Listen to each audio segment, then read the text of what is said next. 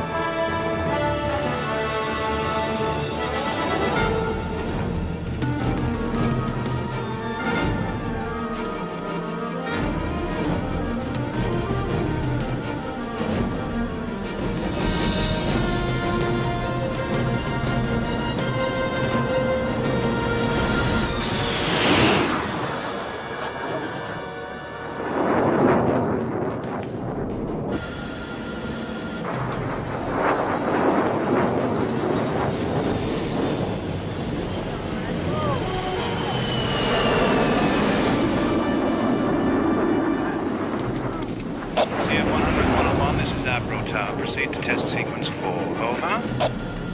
Avro Tower 101 into test sequence 4. Maximum climb at full throttle to 40,000 feet.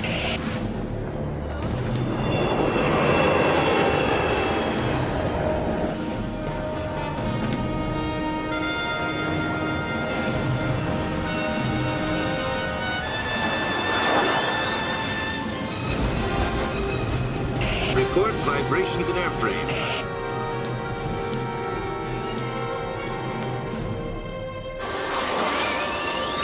Still together at 40,000, we'll try the other side of the hill.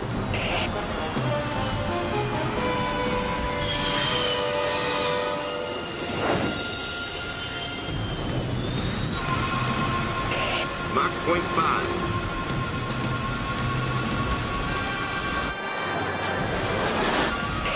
Mach 0.7, increasing throttle.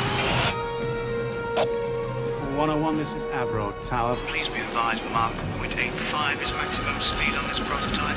Reduce throttle, please. 101, over. Mach 0.83. He's trying to go supersonic. 101, this is Avro Tower. Reduce throttle immediately, over. Mach 0.89. Flight Lieutenant, cut throttle and pull out now. Mach 0.95. Mr. Woodman, do you read? This is Avro Tower.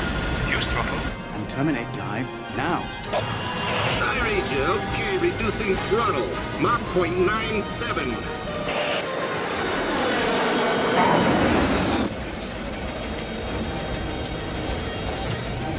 Avro Tower. Tower, we've got a problem. Signs of structural failure, controls non-functional. Initiating emergency procedures. Preparing to exit aircraft. 101, keep us advised. Number 1, I advise your canopy bolts have failed to fire. 101, do you read? 101, can you respond? Over.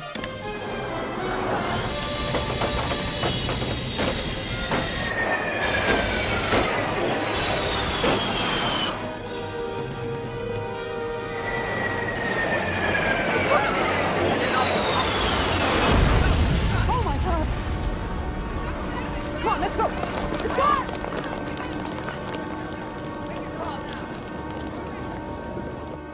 Bloody hell. Emergency, we have a code red. Just head for the smoke, June. Anybody see a parachute? Hey, look! It's the pilots.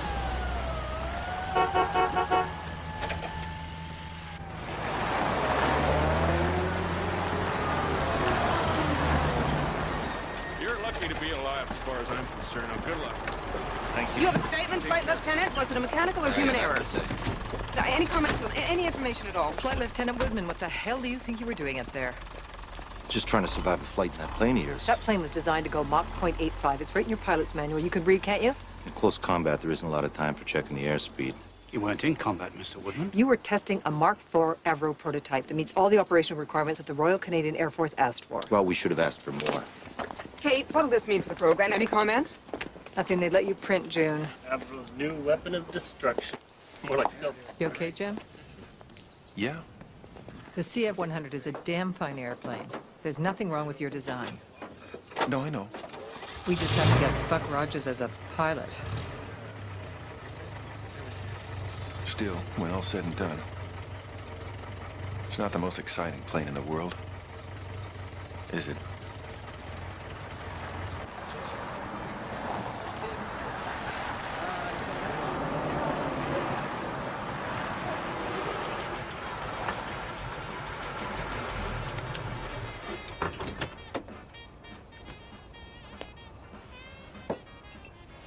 Hey, kid, how they hanging? Oh, not too good, Ruby. Heard the news. Prototype dug a trench, eh? Yeah. The bad news is the pilot got out alive. You'll straighten it out, Kate. Yeah. The CF-100's not such a bad old crate. Thanks, Jill. You remember in 42 the nightmare we had putting together that first Lank bomber? That thing was so big, we never thought we'd build anything that huge. Yeah. Old Sir Roy Dobson brought in that team of British engineers to inspect the first one. We all hoped they'd get their asses torpedoed on the crossing. Remember that? He went over every inch of that thing. He was poking his cane into one thing after another. We were all quaking in our boots. I mean, he was the designer after all. And finally he finishes the inspection and he looks at his engineers and he says, "About our Lancaster. Now that, gentlemen, is the way to build a bloody aircraft." Sure could use another day like that. Night. Night.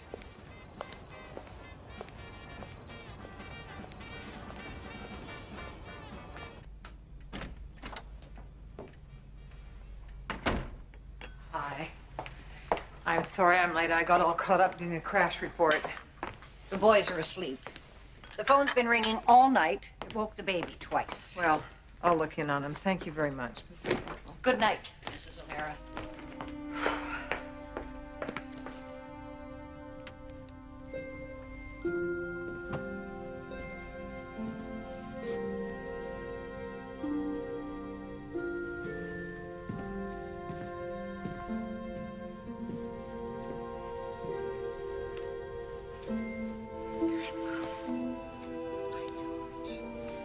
The radio said your plane crashed.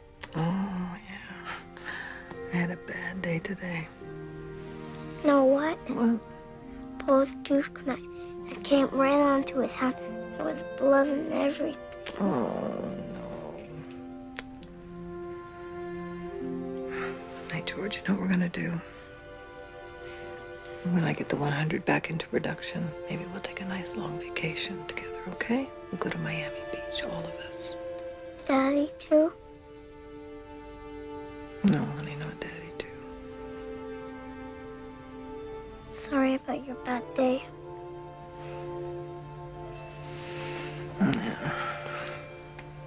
Today I figured out that I spent the last 4 years building a boring airplane. Good night, sweetheart.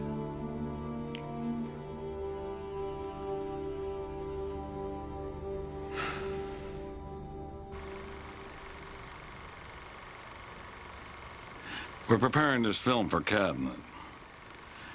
This is a Tupelo Bear from the Ticino Air Show. Built for bombing runs across the Pacific. Yes, sir, but we can handle that. Yes. But this is something you haven't seen. The Ilyushin IL-22 bomber.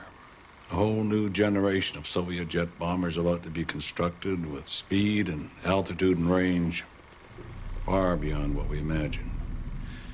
And they're going to build thousands of them. And they won't be coming across the Pacific. These bombers will be able to fly over the polar ice cap right in our back door and drop a nuclear payload on any North American city they choose. We're going to have to defend nearly 2 million square miles of Arctic. We need a new interceptor. Correct. Here are the operational requirements the committee has compiled. We need to find a company to design and build her. I want you to go to Boeing, North American, Hawker Siddeley. 5-to-1 weight to thrust ratio? 2G turn at Mach 1.5 at 50,000 feet with 0 loss of speed or altitude? The thrust of a rocket, a weapons bay bigger than a B-29, and the handling of a 2-seater Cessna, and they think this is possible? It's what we need. So this is going to be one hell of an aircraft.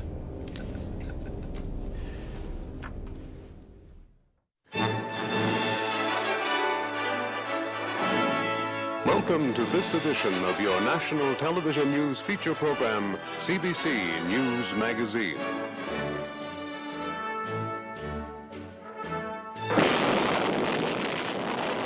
In tonight's story, we look at the American Civil Defense Program and its response to the threat of a Soviet nuclear attack. Is Canada ready? We must learn to live in a world where we have the hydrogen bomb and the enemy of freedom has the hydrogen bomb. If the communist bloc does attack, our radar sites and observers will sound the alert. Giant bombers will take to the air. Jet fighters will scream aloft. Fighters will account for some of the enemy, but some will get through to your home.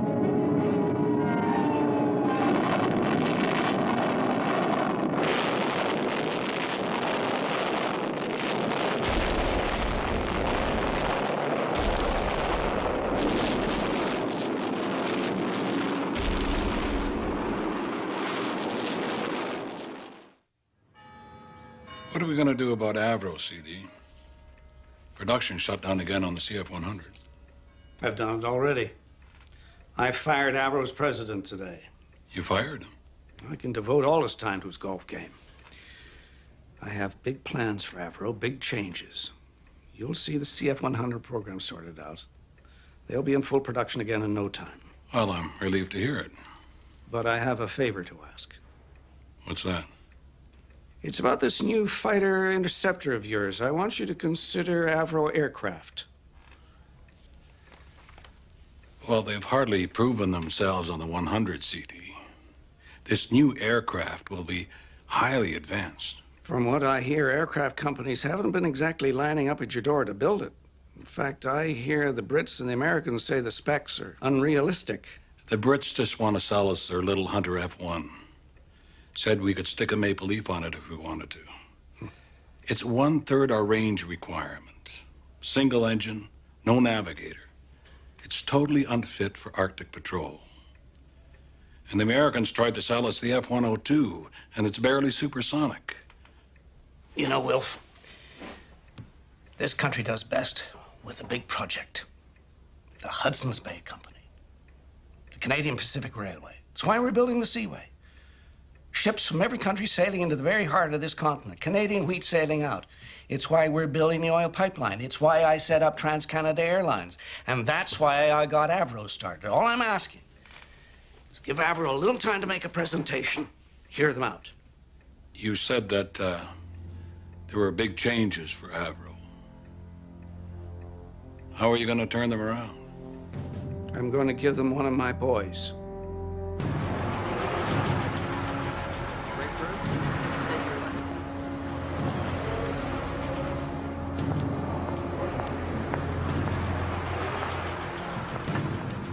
Chief Engineer Floyd, excellent organizational man with a devoted team. The designer, Chamberlain, erratic. The contact in Manchester used the word brilliant. Welcome to Avro, sir. I am Fred Spine. How do you do? This is my personal secretary, Claire Connors.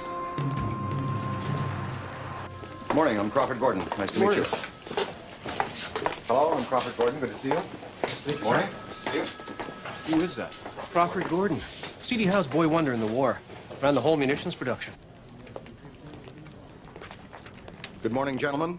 Madam, I'm Crawford Gordon. Please sit down. Mr. Gordon, I've assigned Chief Engineer Floyd here to make a report on the crash. James? Oh, well, we'll have a full report on your desk by the end of the week, sir, but we think the basic cause of this crash... Thank you, James. I'm confident that the problems with the CF-100 will be solved and we'll be back into full production very soon. Oh, thank you. And this company, Avro, has the capability, the brains, the tools to accomplish anything we set our minds to. You've shown it in the past. You built the Anson, the Lancaster bomber, the jetliner, first passenger jet in North America by several years, designed and built right here. There's no lack of ability in this company. What you need is leadership. That's where I come in. But today I want to talk about the future of this company. With the advances in metallurgy, electronics, hydraulics, we're on the threshold of a whole new era in aircraft design where almost anything is possible. I see a future that will take us farther than anyone has imagined, speed and altitude, into the stratosphere, maybe even to the very edge of space. And here is the first step. These are the operational requirements for a new aircraft which has been secretly tendered by the Royal Canadian Air Force. It's a highly specialized, high-performance fighter interceptor. Do you know where they've gone for bids? To the Americans, to the Brits.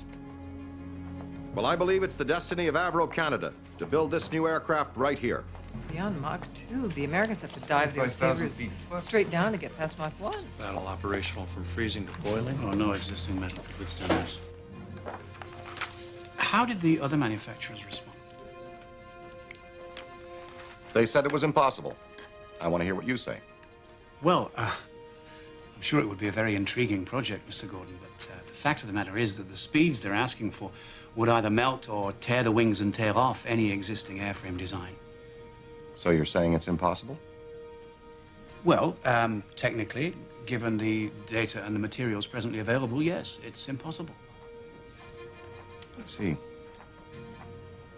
Well, I'm disappointed. I guess I was wrong.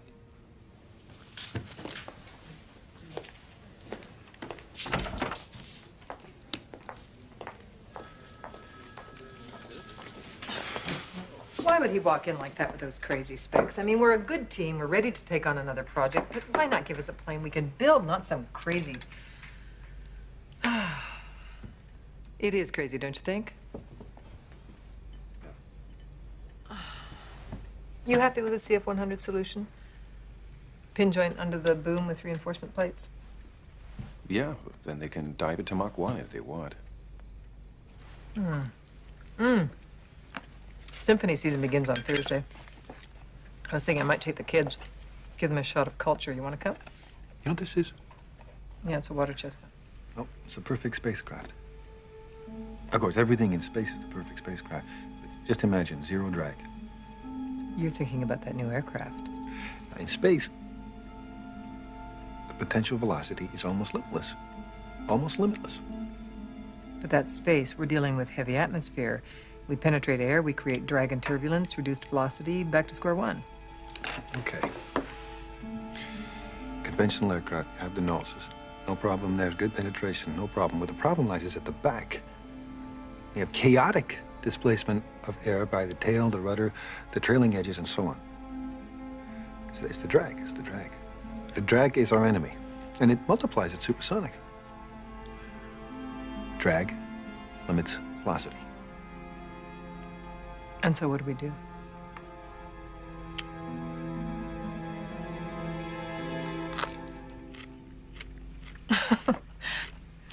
Well, how do we control it? How does it fly? I don't know.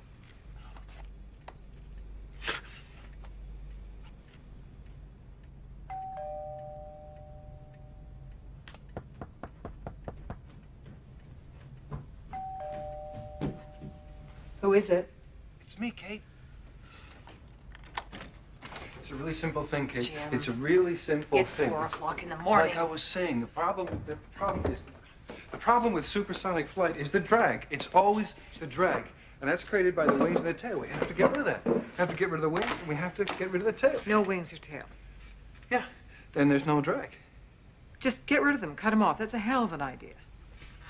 Oh, Jim, please. Charlie's going to be up in 2.5 hours. I don't have time for this.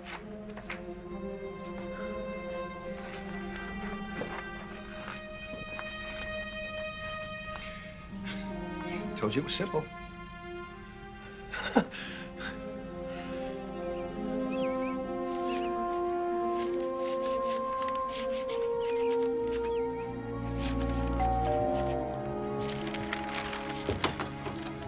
Come in. Honestly, Kate, couldn't this have waited until Monday? Just come. Just come and have a look at this. What? You'll see. Are we crazy, or is this the perfect supersonic design? It's certainly different, I'll give you that. Well, you see, the wings and the tail become part of the fuselage. You know, this could well withstand double supersonic. Of course, the wings will have to be extremely thin and, of course, extremely strong. Well, that means lightweight alloys. At these speeds, we're going to need hundreds of pounds of pressure. We'll need powered hydraulics of some kind. What about the wing leading edges? I mean, how do we stop it from melting at Mach 2? Stick in an air conditioner. Air conditioning, the leading edges. Why not? Hey, I was thinking about these specifications that the engines are replaceable in 30 minutes without hand tools. But... Oh, hello. This is James Floyd. Could I speak to Mr. Gordon, please? Oh, hello, Mr. Gordon. It's James Floyd. I'm terribly sorry to disturb you like this. Oh, thank you. Well, you see, what happened is a gang of us got together with some of the lads, and we may have something on that RCAF proposal. Could we meet on Monday? Oh. Oh, no, that's perfectly fine. Thank you. Well, he says we should go round there now.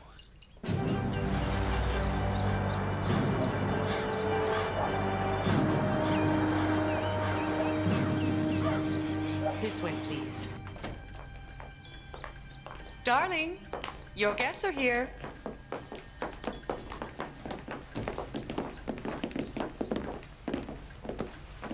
Bring some more coffee, please, and tea. Lots of it. Morning. Morning. Well said. Oh, call me Crawford, James. Yes, Crawford. Right. Young Jim Chamberlain, our aerodynamicist, he's come up with the basic idea for a triangular-shaped airframe, which we think will do the trick. And that'll fly, will it? Yes. How fast? Mach 2. Maybe more. And the engine? Oh, Rolls-Royce. Nothing but the best. They'll have the power that we need. We'll start with test models of the airframe. But you should be aware, Crawford, that this is going to be big. Don't worry about that. No, I mean huge. I mean, there are thousands of parts and systems, mechanical, hydraulic, electronic, electrical, they don't even exist. I mean, this is going to make the CF-100 program look like a Meccano kit. Good. You build this thing, James. I'll get the funding. Jim? Yes, sir? Call me Crawford. Tell me a little bit more about this new airframe design. We'll need to forge our own alloys. We'll need a new CN machine about 3 times the size. For a computer from IBM, that would be like having 3,000 more engineers. I was thinking about the engines, replaceable in 30 minutes. We suspend them from rails. One comes off, the other just slides on. Rails, that's a damn good idea. Sort of. He's quite a lad, isn't he? Our new president. Yeah, definitely, sir. Yeah.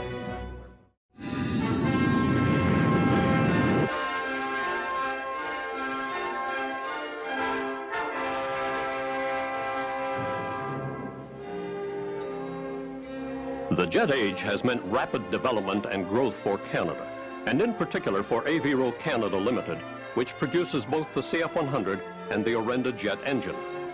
Thousands of new jobs have been created. Young engineers who used to head for the United States are now finding good opportunities in Canada.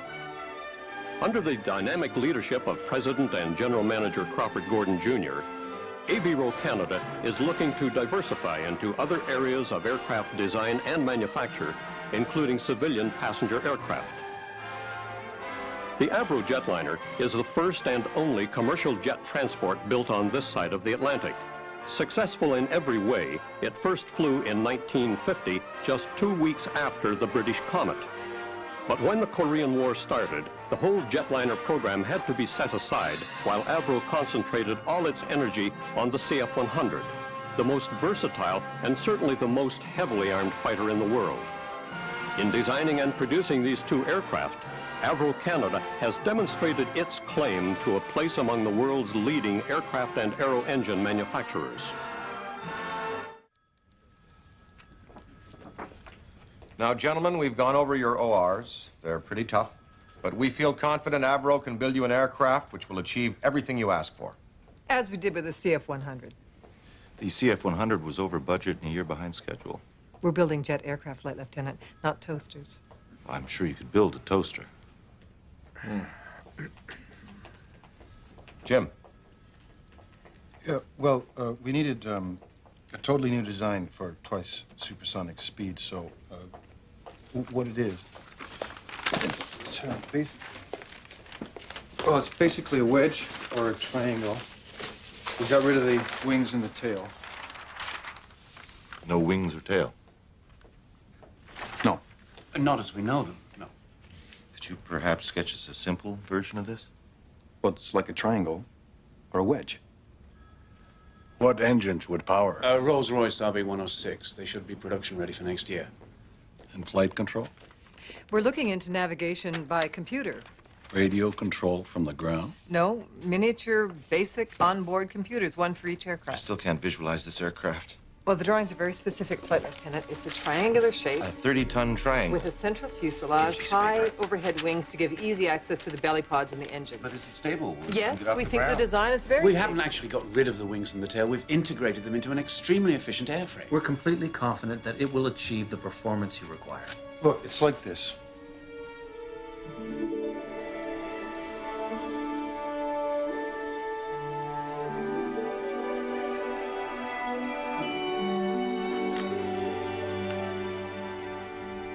There. Like that.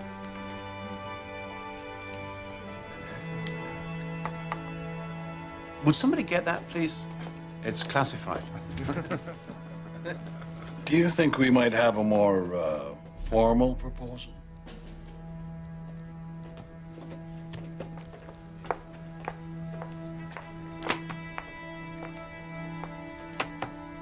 I don't know, sir. Boeing, Hawker Siddeley, Gloster's, North American, they all think this plane is impossible. How can we expect Avro? Listen, Jack, I like the idea of building our own aircraft. In the war, we built Hurricanes, Ansons, Lancasters. But when the Japanese were massing in the Aleutians, we couldn't get a plane for love nor money. The Brits had them all. We patrolled our coast against enemy subs in cloth-wing biplanes. A lot of good men, friends of mine, never came back. I swore I'd never let that happen again. This Wilf Curtis doesn't seem to be one to dilly-dally around. He'll give us a good chance to show what we can do. In any case, it was a very impressive demonstration. Floyd, Smy. Why was I not invited to the meeting? You airframe boys want to keep all the glory for yourselves. You know perfectly well why, Edward. Mr. Critchley, manager of the Orenda Engine Division. You have your hands full with the CF-100 program. We're using the Rolls-Royce RB-106. You've called for a minimum £20,000 thrust per engine, correct? Yes. Rolls may get £12,000 if they're lucky, 14,000 tops. Their design will never do 20,000 in a 46-inch hole. But I have a design that will. Marrying an untried engine to an untried aircraft, it's just not done. He's right, Crawford. We have enough on our plate as it is. Besides, the lads at Rolls have assured me of the £20,000 rating. And development's on time and budget. To start a new engine program now would be just too risky. It'd be too risky not to.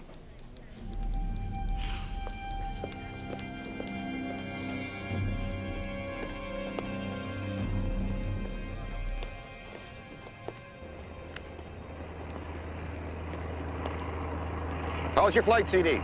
Adequate. What's your assessment of this Avro team? Well, they're an eager bunch, capable of anything if you push them a little. There's one young chap, Chamberlain, truly a brilliant mind. Have you seen it? The Interceptor? It's quite impressive. Looks like something out of a comic book. You sure it'll do the job? Well, that's what they tell me. Of course, the model tests will confirm all that. Once we get a model that achieves the performance required, Curtiss will order it to production. We'll need 100 million to start. To start, 100 million. We need metals that don't exist. Electronics that haven't been invented yet. Hydraulics, pneumatics. We're building this aircraft from scratch, CD. It'll be the most advanced in the world. Cut the crap, Crawford. This isn't the war anymore, and there are limitations. I want a responsible budget you stick to this time. You hear me? Yes, please.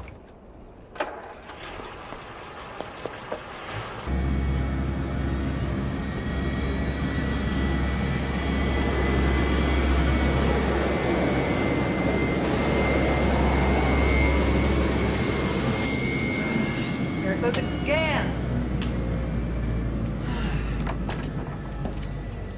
Mach 1.28, it loses its stability. All right, let's go over it all again. Supersonic air is compressed. Compressed air is unstable. Unstable air over flat surfaces and straight lines hitting the wing roots causes a shockwave effect and extreme turbulence.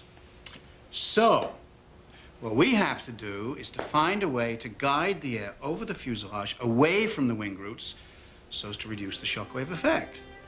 How do we modify? Where do we begin? Wait.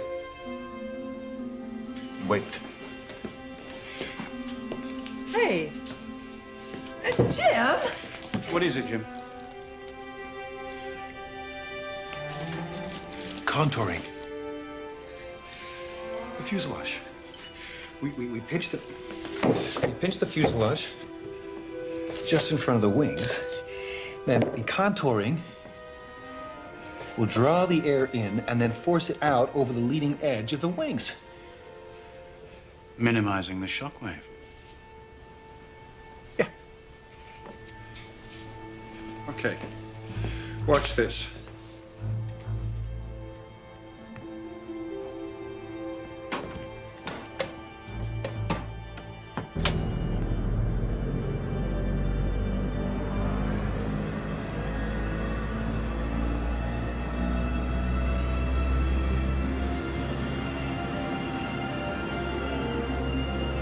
Delicious, refreshing, and aerodynamic.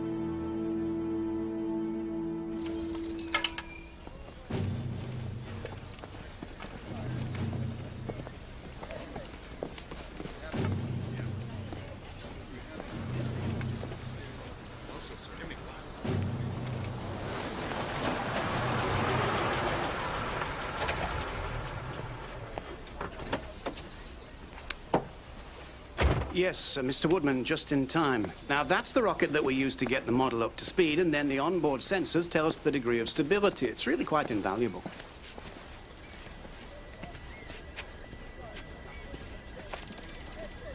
All set to go? Yes, sir. Countdown commencing. 5, 4, 3, 2, 1. Ignition. 1.5, 0.9. Wing temperature 190 degrees. 1.2. 1.4 and stable.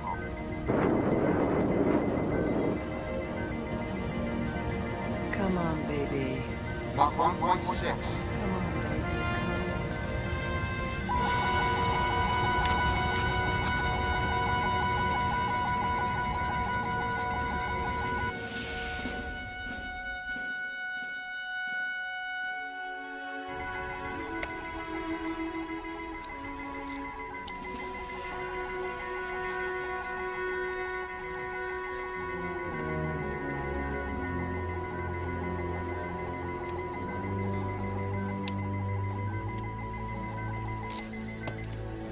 What was the last stable speed?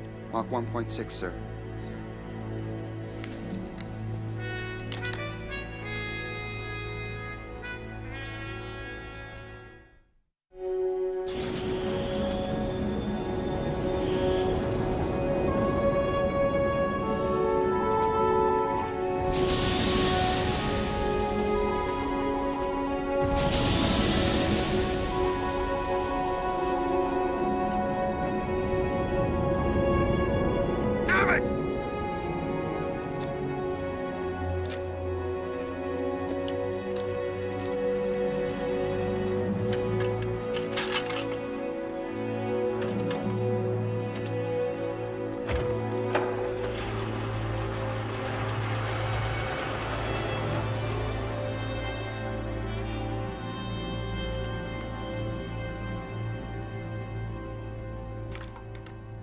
Today, U.S. Army officials confirmed the secret detonation of an H-bomb at Jacobson Army Base in Nevada. The mushroom-shaped cloud was visible by viewers as far as Madison, 20 miles away. Sources refute claims made by the Soviet Union that they are developing an H-bomb with twice the Okay, power. kids, it's time for bed. In national news, the Progressive Conservative Party of Canada has elected a new leader, John George Diefenbaker. The small-town Prairie lawyer has assumed the leadership of the official opposition. Mr. Diefenbaker has pledged to fight for benefits for farmers, fishermen, and the elderly, and to fight against the spending policies of the Saint Laurent government, particularly those of the man dubbed Minister of Everything, Mr. C.D. Howe. That prairie fool, he knows as much about running a country as a dog knows about his father. He stands up in the House, demands that I explain every detail, justify every expenditure, every program. Every bill we bring forth is sent into a debate. I think everybody knows he's a buffoon, CD. Nevertheless, I must defend programs and expenditures. I've put $100 million defense dollars aside for the production of this plane. But I have many hands out, and I can't hold on to it much longer. I put you in charge of Avro because you get results. I hope I wasn't wrong. You're never wrong, CD. We're making great progress here. We'll solve our problems. I don't want promises, Crawford. I want results. And I want them by the end of the month. Of course, boss. All right. What do we got? Okay, we know that everything's fine up through Mach 1. We're just wasting our time here.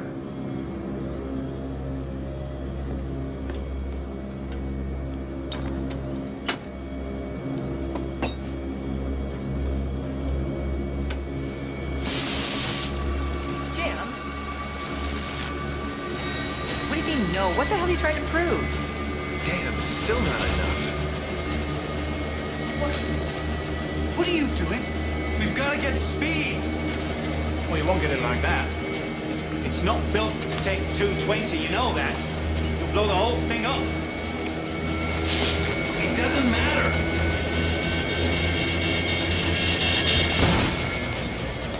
You're not going to get more speed out of it now, are you? It's useless.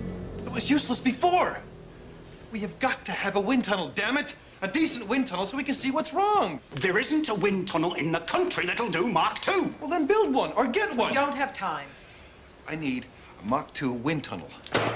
Or we can forget the whole thing. Oh, now that's great. That's just great. Maybe I can help you. I could get you into Langley Air Force Base. Their test tunnel goes up to Mach 2. You could? Well, that'd be wonderful. Take it into the States?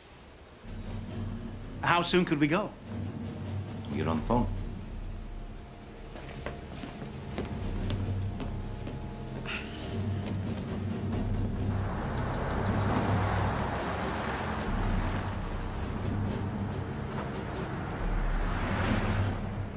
Very well. Shall we proceed?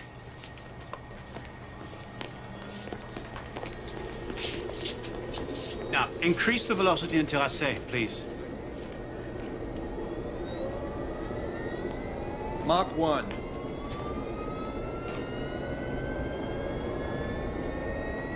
Mach 1.3. No, slowly, please.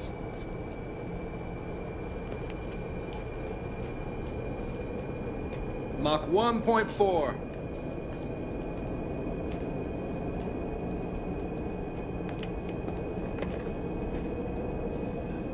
you should come and see this. Mach 1.5. Mach 1.6. Okay, let's all watch for it now. 1.7. Increase velocity to 1.9, please.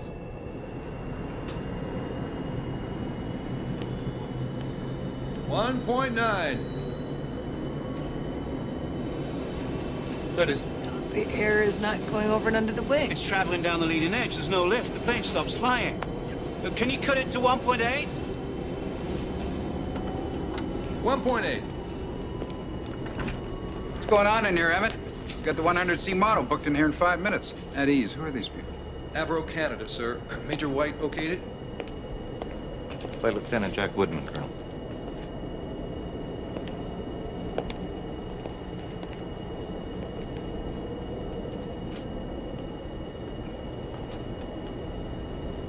Well, that's pretty the slow thing I ever saw. We've never gotten a model stable over Mach 1.3. You gonna build it? We plan to. Where? England? No, sir. Up in Canada. Toronto? That is, if we can get her up to our requirement, past Mach 2. Past Mach 2. Yes, sir. Well, keep me posted. Come down anytime. And if there's anything I can do to help out, let me know. Thank you, sir. I will.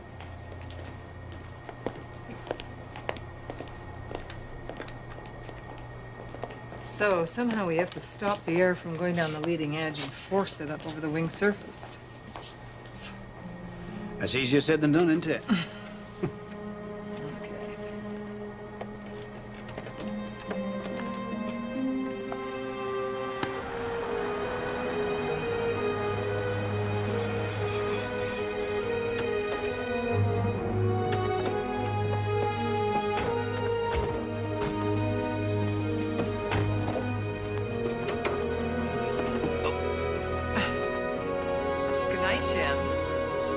Mr. Woodman, I'd really like to thank you for all your efforts in getting us into Langley. Yes, thank you. Oh, you're very welcome. I just hope it'll help. At least now we understand the problem. Good night. Good night.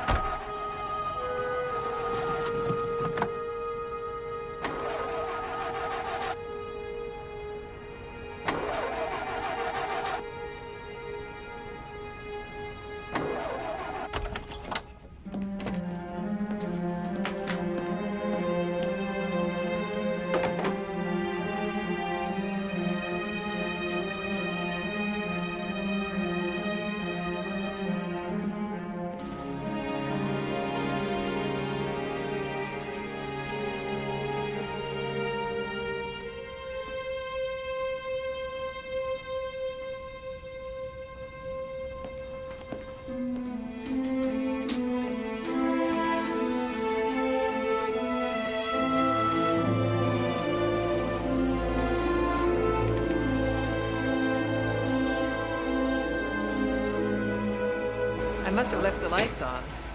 I don't know why I don't carry those things.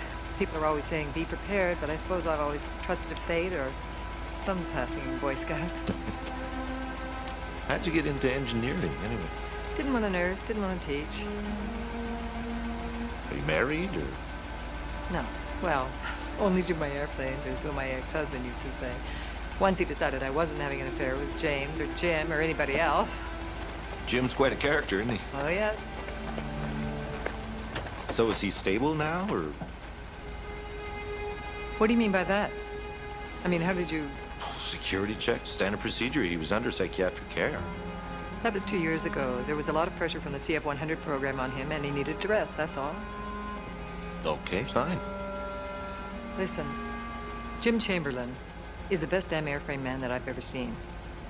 And he is fine.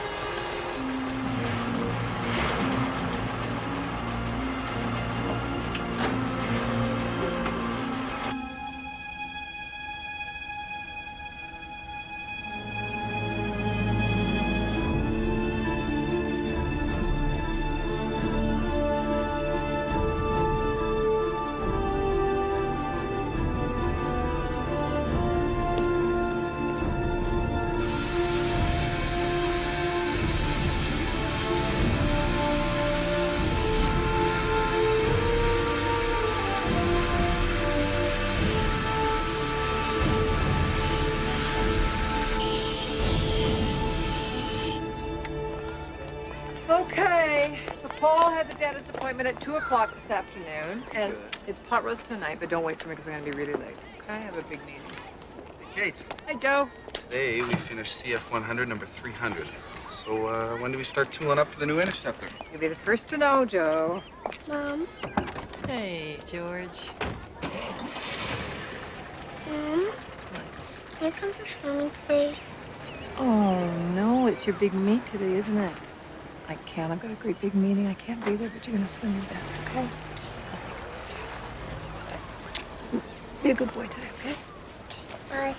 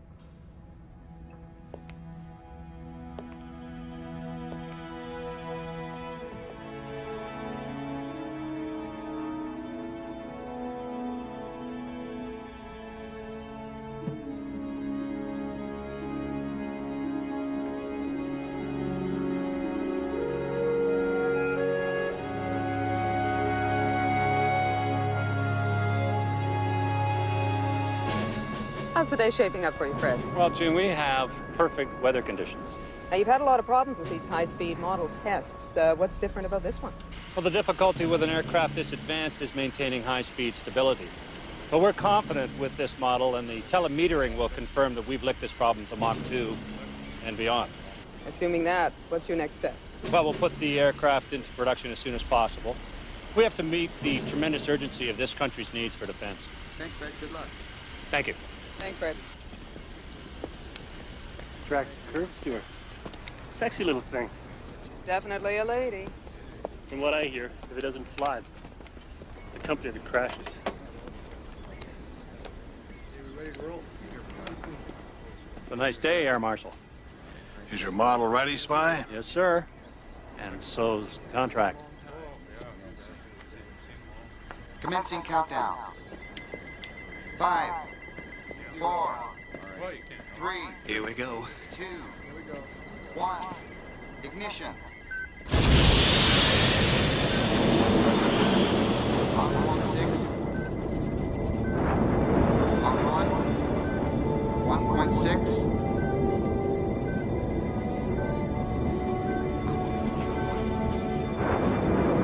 Mach 2. Yes.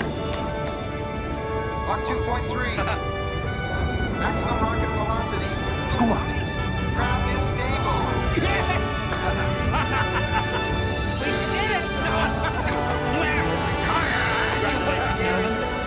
You have an aircraft.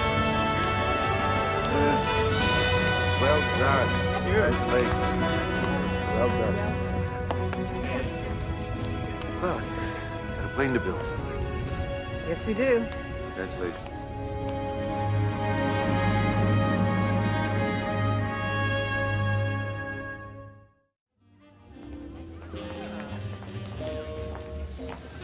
How are you going to deal with the thin wing? You're going to need some kind of self-supporting infrastructure. Honeycomb. Just honeycomb the whole damn way. No time for a prototype, so we'll use the Cook-Craigie method. We'll go straight into production, and then we'll have hand tooling on the first aircraft. Look! Chamberlain, you duck bugger! Gee, one of these days, you're gonna hurt somebody. Terrible. Here he comes.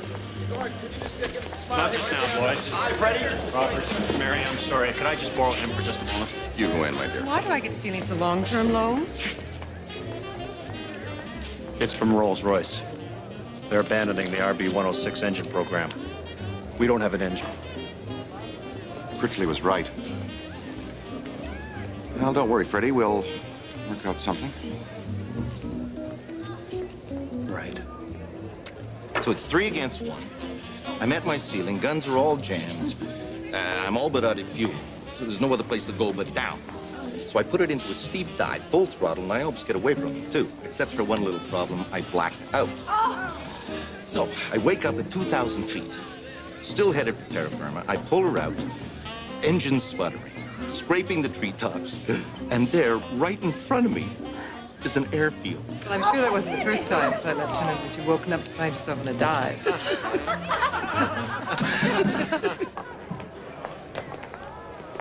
My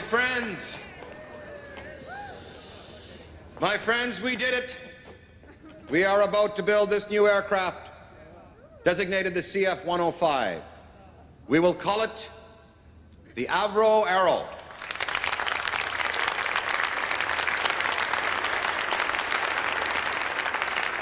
And it will be the most advanced supersonic fighter interceptor in the world. We have been contracted by the Royal Canadian Air Force to put this new design into full production as soon as possible.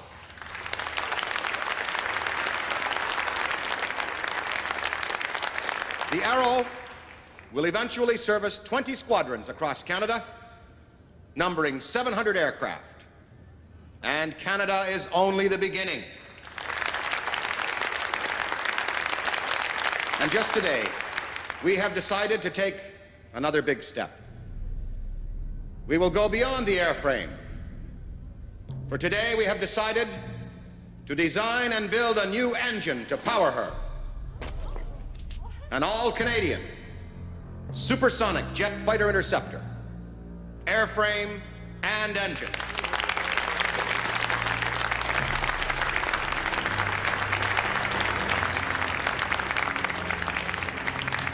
Now, this isn't my plane, and it isn't Avro's plane. This will be your aircraft. From the designer to the riveter to the guy who sweeps the floor, the Arrow belongs to you. And to show you that I mean it, I am giving each one of you a bonus of Avro stock. Wait now. Don't cash it in. Hang on to it. Hang on to it. Buy more and I'll make you rich. Today, we've opened the door to the future. And the future is unlimited.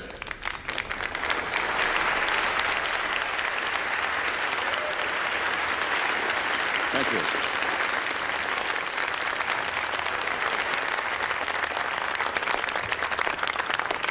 So, holding out on me. A new engine program. Whew. So tell me, what are the specs?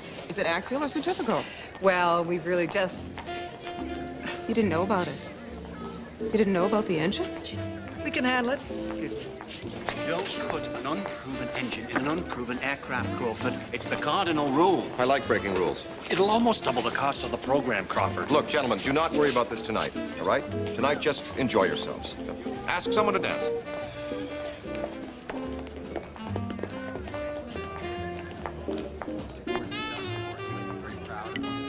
He's such a good speaker.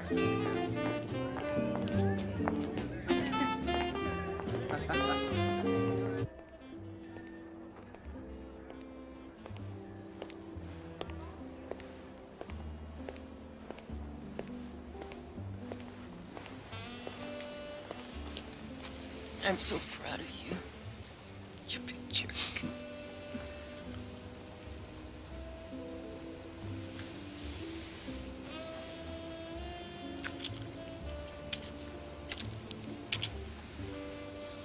I have something for you.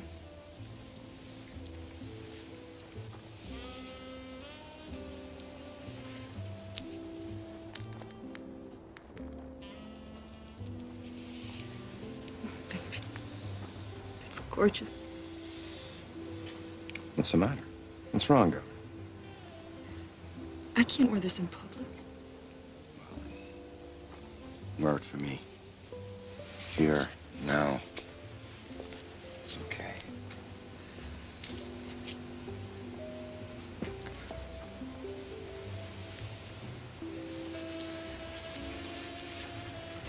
Can't stand being this close to you all day.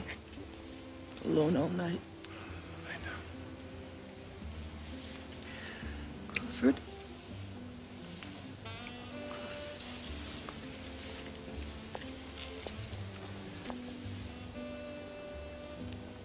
I don't think I can do this anymore. Listen, sweetheart. I've made a decision. I'm gonna talk to her about a divorce. Tomorrow. Tomorrow? I promise. I'll take care of everything.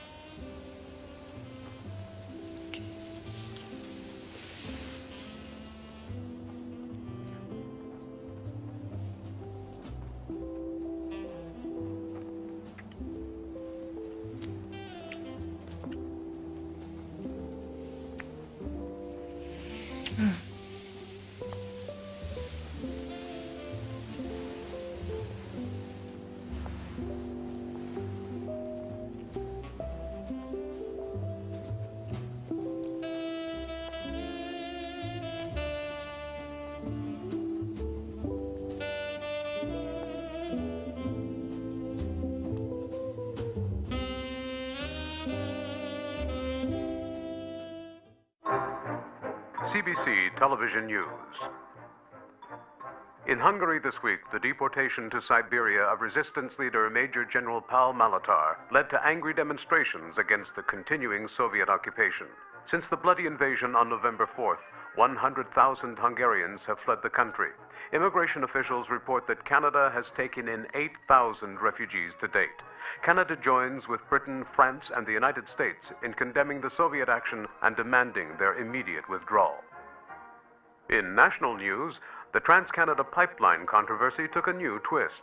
Today, in the House of Commons, after 4 days of heated debate, Minister C.D. Howe invoked closure on discussion of the subject. The government bill to continue funding the pipeline will be put to a vote tomorrow and is expected to pass. Opposition leader Diefenbaker accused Minister Howe of taking democracy hostage and promised to make this a major issue in the upcoming election.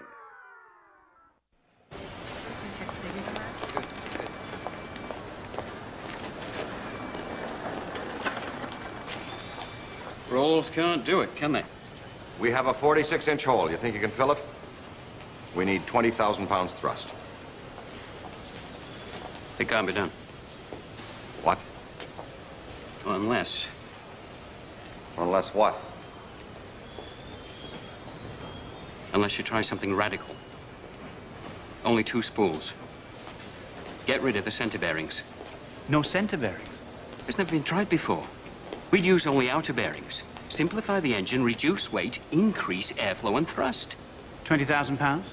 More. How soon can it be finished? It'll be ready when it's ready. You should have come to me in the beginning. Now you've wasted all this time. Without me, you airframe boys have got nothing but an oversized paperweight.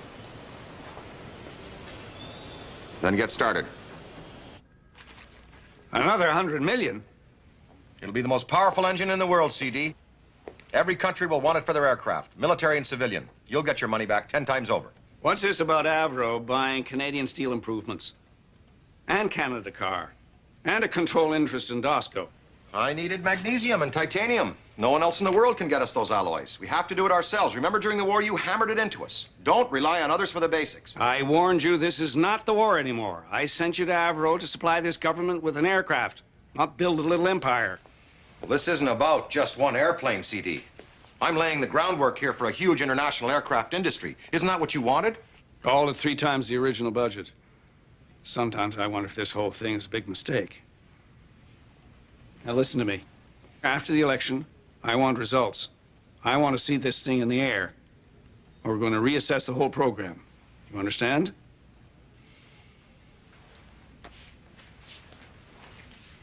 Can I have the engine?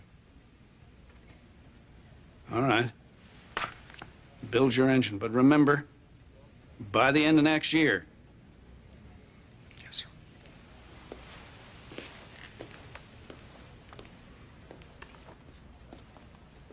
There's one other thing, Crawford. How's Mary? Mary? She's well. Good, good. It's a fine woman. Did business with her father, you know. It's a good family. Crawford, we're given the gift of privilege. With it comes moral responsibility. Set an example. It's a good marriage, keep it. Put your mind on business. Frankly, CD, I don't see where this is any of your concern. It's a weakness, Crawford. You can't afford it.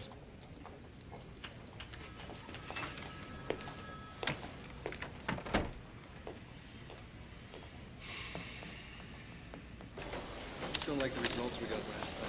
Let's run those numbers through again. All right, sir. I'll try. Let's just go through the sequence this time, okay? See if that makes any difference. See if you can... Yeah, start there. It's ridiculous.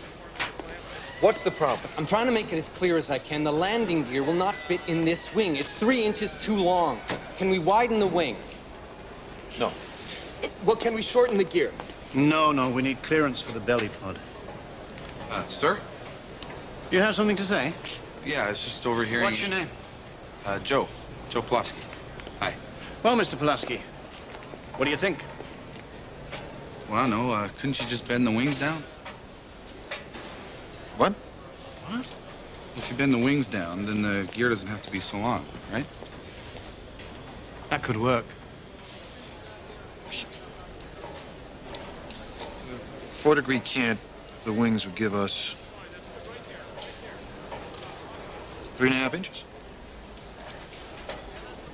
Yeah. Let's cant the wings and shorten the gear. That won't affect the flying characteristics.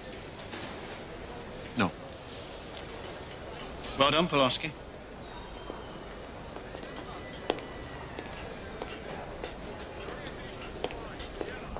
$10 degrees to starboard, sir. 10 degrees bank. No, 10 degrees, you're yawing. Sir, you're yawing. Good. Trim that up. Watch the airspeed. You're close to stall.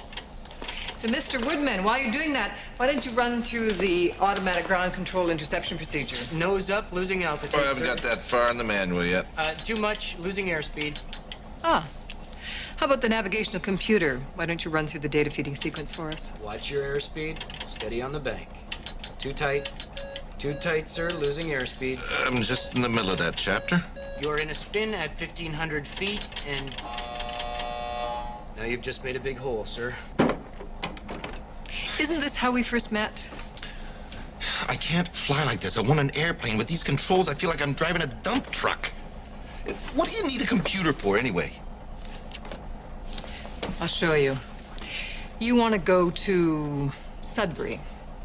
You switch to auto, feed in the coordinates, set the throttle and Mach number. You're in Sudbury in 9 minutes. And when you get there, you better know where you're going next, because while you're making up your mind, you're going to be out over the Arctic Ocean. This isn't going to be like any other fighter plane, Mr. Woodman. This is going to be a rocket ship. You have to be thinking 30 miles ahead of her all the time to stay in control. No seat-of-the-pants prop jock stuff is going to cut it here. You need to know her inside out, every system, every control mechanism, every nut and bolt.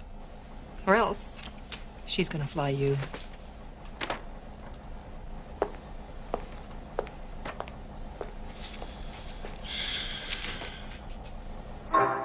Prime Minister Saint Laurent told reporters today he is confident of another win at the polls based on his government's record of accomplishments.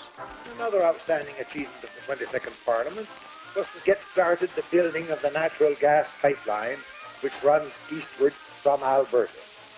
This tremendous venture, of such significance to so many millions of Canadians, was only made possible by patience, persistence, and finally successful government action. After a debate nearly as long as the pipeline itself, and quite as full of another kind of natural gas. Opposition leader Diefenbaker, visiting Winnipeg today, continued his attacks on government spending and declared if elected, he will, quote, break up the Bay Street monopolies and give everyone a fair deal.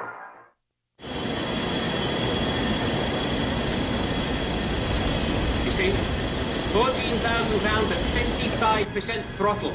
I told you, when we fine-tune the blades, it'll be the most powerful jet engine in the world. It'll put out enough thrust to drive the Queen Mary. We want to use the Indian theme. Call it the Iroquois engine. You say it's practical for other applications? Of course. We'll power almost any aircraft. Bombers, passenger craft, even trains. Those airframe boys don't even know if that plane of theirs will fly. This engine is where Avro's future lies.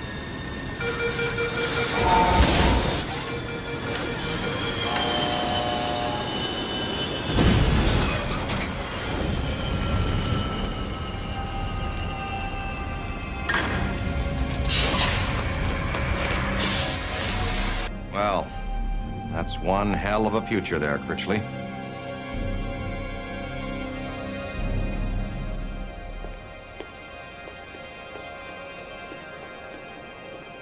I need that damn engine, Freddy, so keep on top of it. The Americans have the J-75 engine, Crawford. Now, it doesn't have the power. I don't want an American engine. I promised this country an all-Canadian aircraft, and that's what they're going to get. All right. All right. Give us your vote. How are you? Excuse me, who are you? John Pallett. I'm the new Progressive Conservative candidate for this riding. This is the workplace of honest men. It's no place for a conservative politician. Get out. I have the right to campaign here for Mr. Diefenbaker. No one here wants to know what you or that prairie blowhard have to say. Get off my property. Goodbye, Mr. Pallett.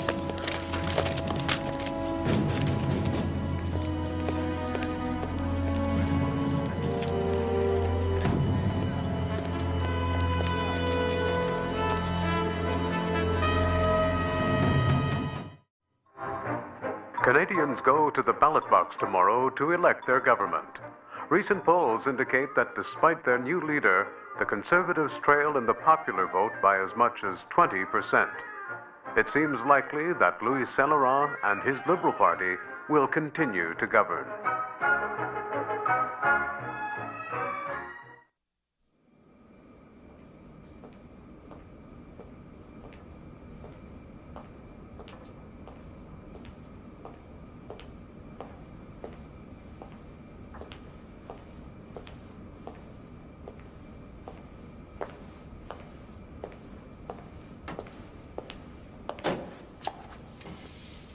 Hi. Hi. What are you doing here? I was just an old seat-of-the-pants prop jock doing a little homework. What are you doing here so early? I like to come here sometimes early in the morning, just before the shift starts, and, well, just look at her. It's wonderful when beauty and technology can come together. Yeah. What do you think of my navigation system? Well, it's not bad. I do have one big problem, though. With electronic controls, I won't have any sense of feel. What do you mean, feel? Like, when you're in a car, you can feel the road. With this, everything's electronic and hydraulic. Well, at Mach 2, you couldn't do it manually. You'd need hundreds of pounds of pressure. Yeah, I know, but with your system, I won't be able to feel the flex and stress in the airframe and the control surfaces. I should be able to feel that through my hands. Well, it's just not that way anymore. When I fly, I'm part of the plane. I want to feel wing load and G-force. I need to feel the level of stress in the airframe or an over-control during a given maneuver, and I could tear a wing off. It's not possible. You just have to figure out a whole new way of flying. You don't need a pilot, you need a computer operator.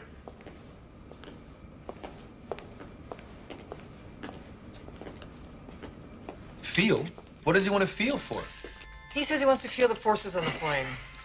My hand like a... Honey, what I was saying was, I'm not just a working stiff No, anymore. G-forces, I'm wing a load. shareholder in the company now. I think that makes sense. No, it's completely unnecessary. Spades.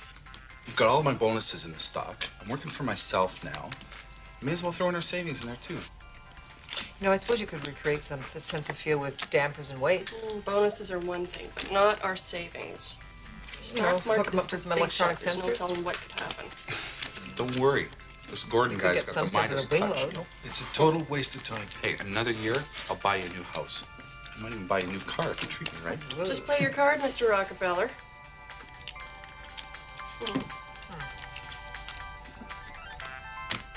And now the CBC News. Listen. In a startling upset, the Conservative Party will form the next government of Canada under John Diefenbaker. let me say to you this night. God help us, ladies and gentlemen, that is our new Prime Minister. Man's never been east of Saskatoon. The man's never been west of Saskatoon.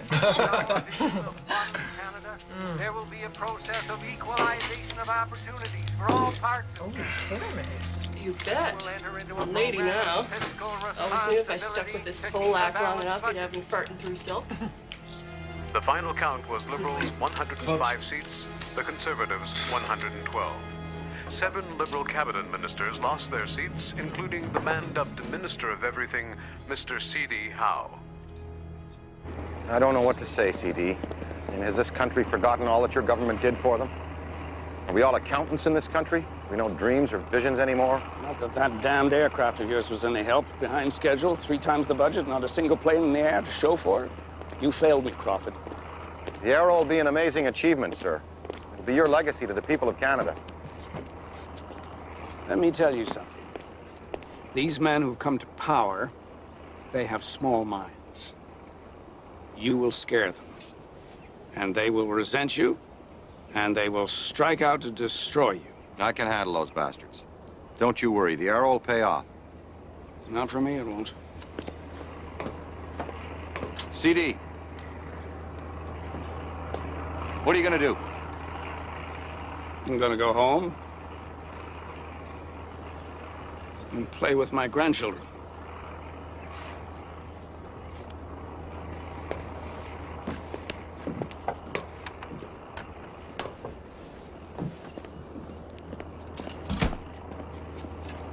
All clear. Well, you know, governments come and go, but Avro's here to stay. We're going to show them just who we are. We've got to go after these international markets. Now, the Belgians bought a couple of squadrons of 100s. We'll give them a deal on the Arrow. Who's that American colonel? Colonel Fairchild Luther. Right, Fairchild. Invite him up here for a visit. We've got to find a buyer for this engine. Try the French and the Italians. We should meet with the new government, see which way the wind blows. Well, I'll tell you how to find that out. Ask them for more money. How close are we to a fully assembled Arrow? 4 months. Freddie, I want a rollout of a fully assembled Arrow in 2 months. Crawford. I want people to know what we're building here. I want them to see the amazing potential of this country. Give me Air Vice Marshal Curtis, please. Thanks, Dole. You're welcome. Turn starboard, 30 degrees of bank. Turn port, 40 degrees of bank. 30-degree climb. Good. I'll have a little surprise for you. Turn starboard, 30 degrees of bank at Mach 0.75. Turn port 40 degrees and increase throttle. Do you feel? Yes. I feel the wing load. That's good. Real good. Well, of course, it's just simulated here. It'll be a lot better once you're in the air, but that's the feel you were talking about, right? Yes. You delivered, Miss Ayer. Thank you very much. Welcome, Mr. Woodman. We wouldn't want you snapping a wing off now, would we? Daddy, go faster! Go faster, Daddy! Now, Crawford. Daisy, has your lunch ready? Come out and get dry. Better go now. Let's play after I'll that. take Crawford, aren't we waiting until 7 o'clock anymore? Well, I have to be at the plant. Go over some cost reports with Freddie. I'll be late tonight, Mary. I've thought about what you asked, Crawford. I've thought about it a great deal. But I think you know my answer. We'll both have to deal with this situation in our own way. But I warn you, if you leave, Crawford stays with me.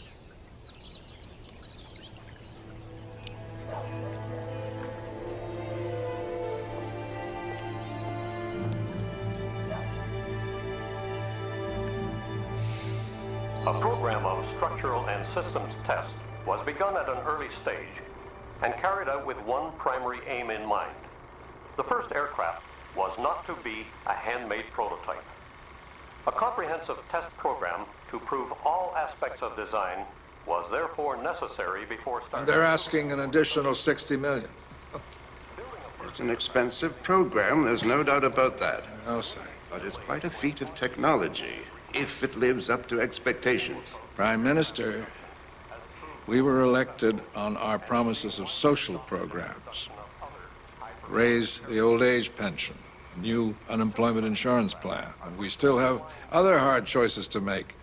The Arrow is an example of everything we've campaigned against. The government funding huge liberal programs at runaway costs. The newspapers are saying we're already wasting more money than the liberals. Don't forget the Soviet threat. The Russians can fly over us unopposed and drop nuclear bombs on our cities. We have to defend ourselves. The main problem with Avro is Crawford Gordon. He's got them building a new engine and a new airframe at the same time. It's a little like wearing two left shoes. Maybe distinctive, but it's not too bright. There were occasional delays, and sometimes adjustments had to be made to keep the whole project rolling smoothly. Let's give them 45 million. But I want to see all the information on the Arrow program from the very beginning. And John? Yes, sir. That's your constituency. Ask some questions. I want you to see what you can find out about their operations. Yes, Prime Minister. To the Western Hemisphere.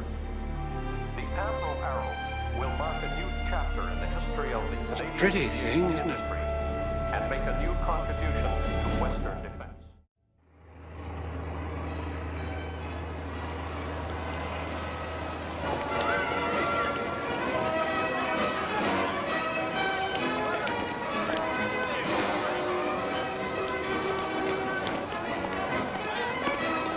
There's a feeling of anticipation here today, ladies and gentlemen, as we await the rollout of the first Arrow.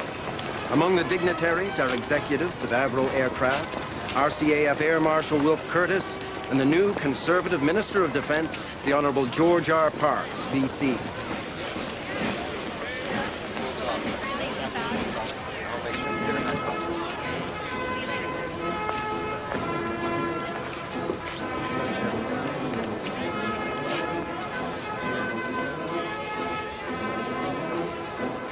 Almost 50 years ago, the great Canadian pioneer, John McCurdy, who is with us on the platform today, flew the Silver Dart, the first aircraft to fly in Canada.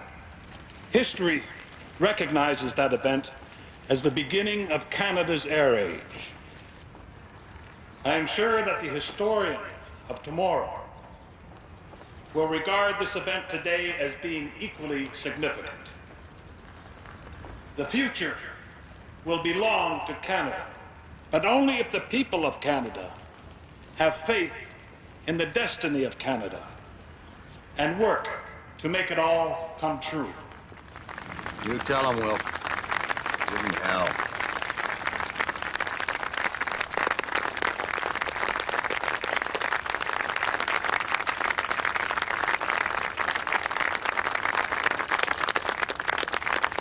I should like once again, in my capacity as Defense Minister, to commend the efforts of those who have contributed thus far to the development and production of this airplane. Through your efforts, you are making a direct contribution to the defense of the free nations of this world, and so to the well-being of us all. I now have the pleasure of unveiling the Avro Arrow, Canada's first supersonic aircraft, a symbol of a new era for Canada in the air.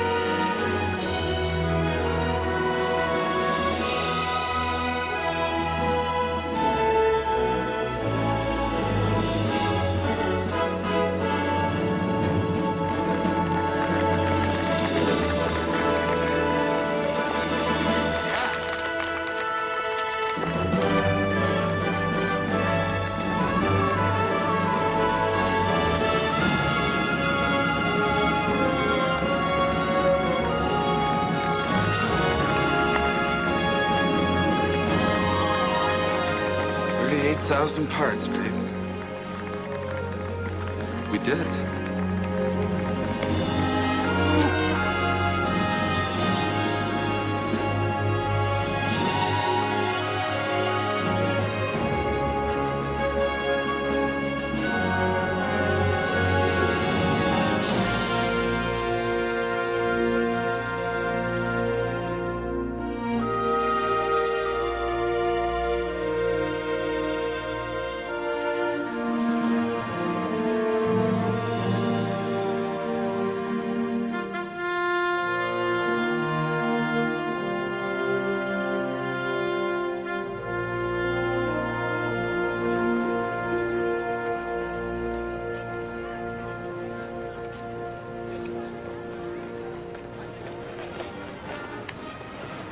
Congratulations.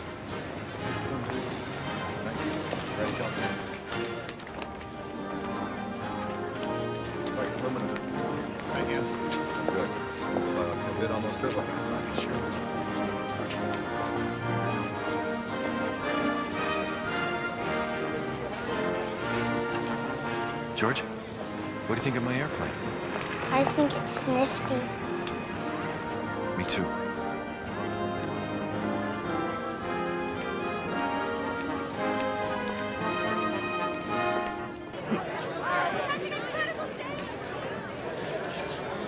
So, do you think Crawford got what he wanted? Oh, I'd say so. I told the press no more than 2-inch headlines. We have to save something for the first flight.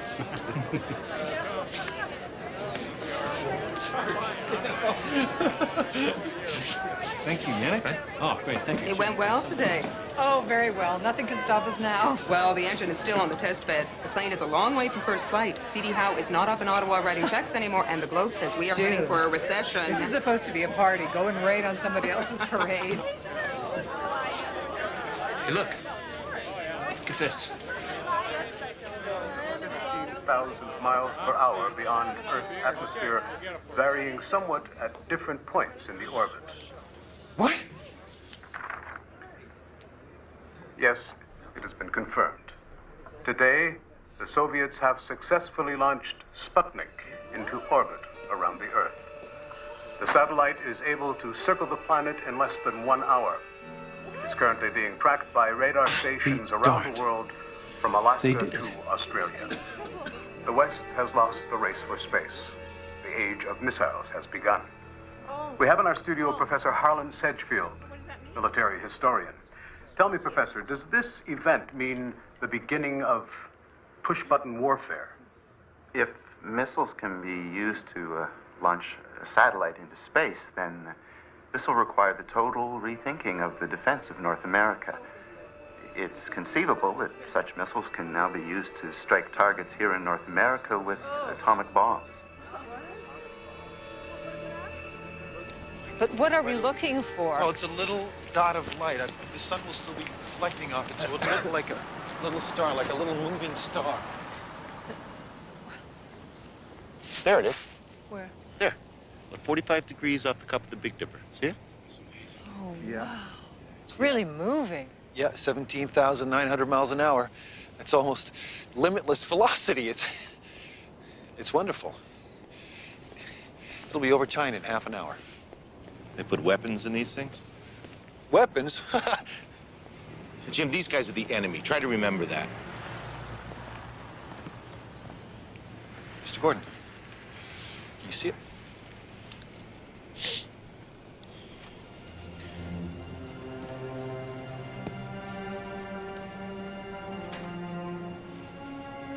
Freddie.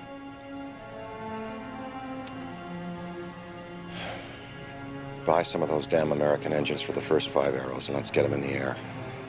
All right, Crawford.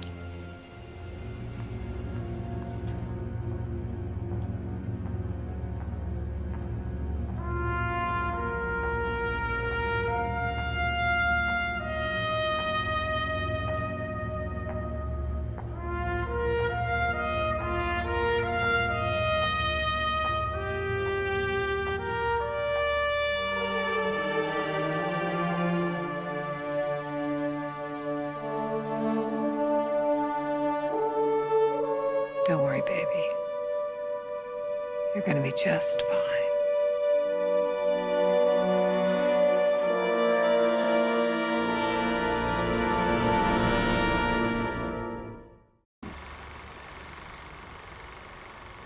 This is the Soviets' new Soyuz rocket. Well, what does this new threat mean to us? The Americans want us to buy their Beaumark missiles. Should we stay with manned fighter interceptor aircraft or buy those missiles? Or do both? We're still assessing the threat of missile attacks, but we do know that the Russians are building more bombers than ever. And the Americans tell us that their missiles can defend against Soviet missiles or bombers, and at half the cost. The Navy needs a dozen new anti-submarine frigates. The Army needs 200 new American tanks. With respect, sir, we can't trust the defense of North America to missiles. The Beaumarks are still in development. They're completely unproven. So is your airplane.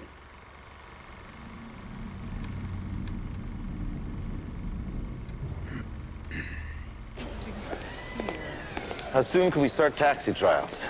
Patience, Flight Lieutenant Woodman, a few days.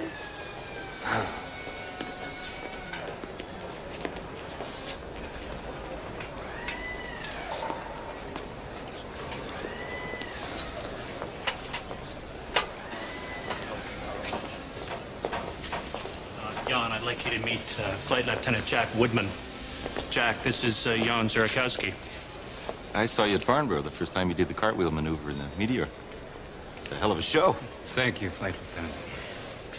What brings you to Canada? Jan is going to test pilot the Arrow for us. Jan, I'd like you to meet Flight Control Engineer Kate O'Hara. How do you do?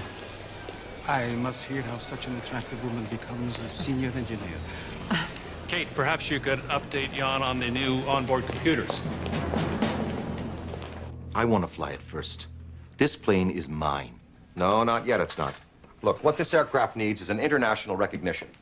Now, with Zurakowski's reputation, if he endorses it, I can sell this plane around the world. But I know the control procedures, the backup system, every goddamn nut and bolt. So will Zurakowski. Zurakowski's gonna go by the book. He's in no hurry. It could take him weeks or months to prove the Arrow's capabilities, and I don't think we've got that long. I could fly it today. Look, I have no doubt that you can fly the aircraft, Woodman. Absolutely no doubt at all. But the fact of the matter is that I need to sell this aircraft outside of Canada. And what it needs is the endorsement of a big-name pilot. So, Zurakowski flies.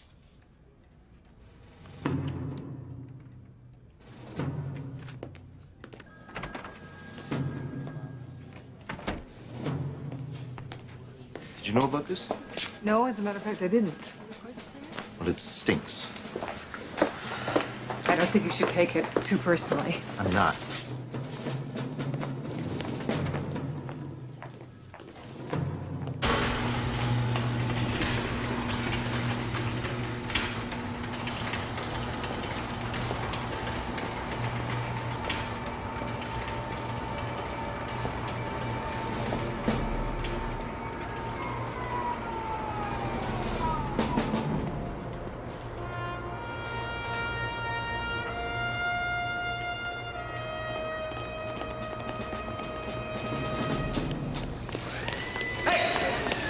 Hey, Phyllis, Zura's gonna take her up. Come on.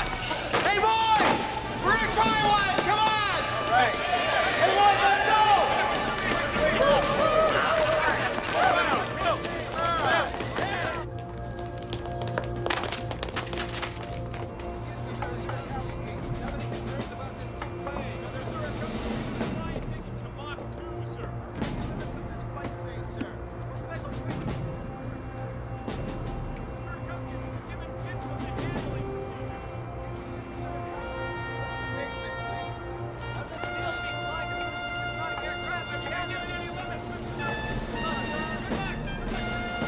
Okay, strap.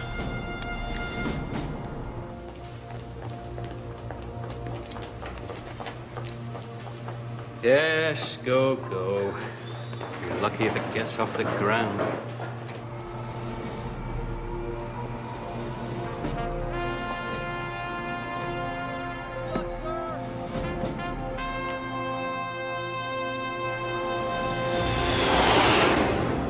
They're Avro Tower, this is Chase Plane 117 entering a left-hand circuit at 1,000 feet, standing by.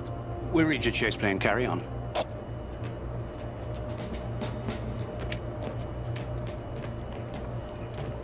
Morning. Morning. All right. We know it works on paper. Now we step into the unknown. Arrow 201, this is Tower. Do you read? That's affirmative, Tower.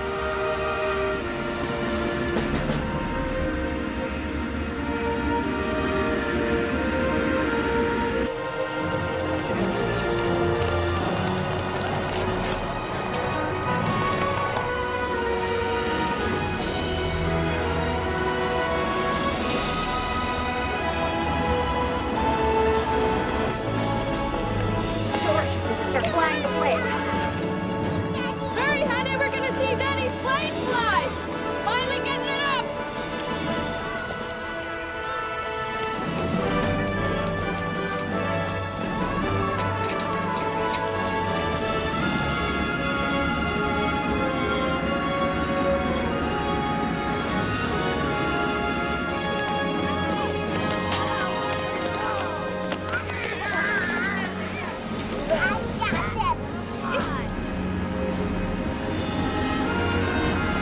The huge gleaming white craft is positioning itself now down at the end of the runway. His pilot Jan Zurakowski runs through his checklist.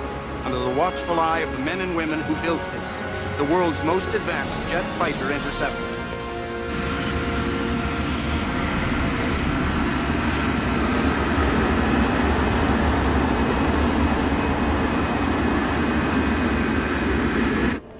Arrow 201, this is Avro Tower.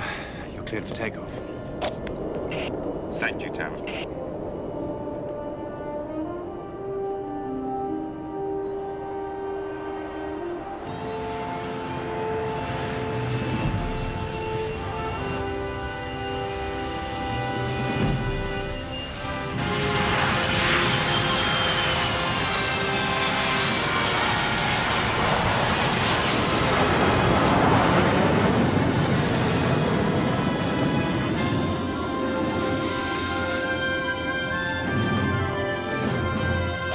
Arrow 201, this is Tower. How is it, Zora?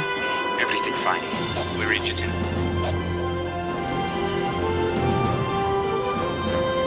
She's stable, steady as a rock.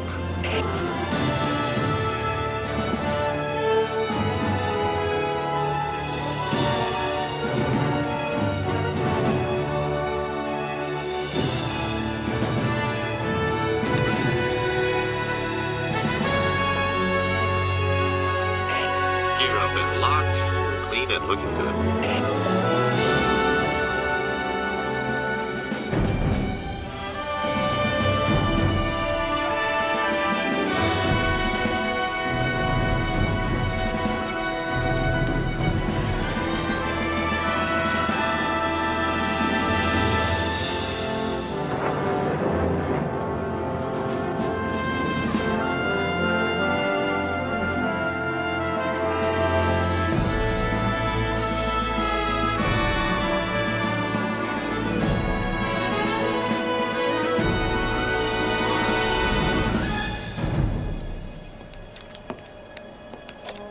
Jan, how does the flight control system feel?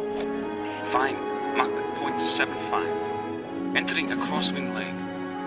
Everything fine.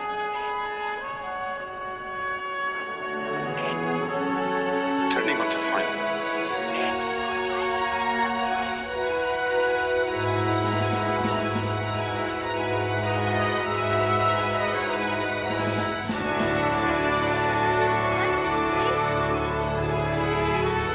Setting up for touchdown. Gear is down and locked, looking good.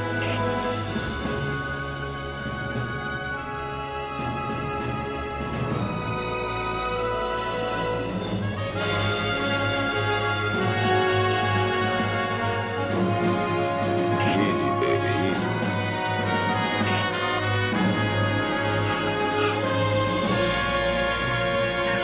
Leader, touchdown. Congratulations, buddy. Thank you, Commander. We're on our way.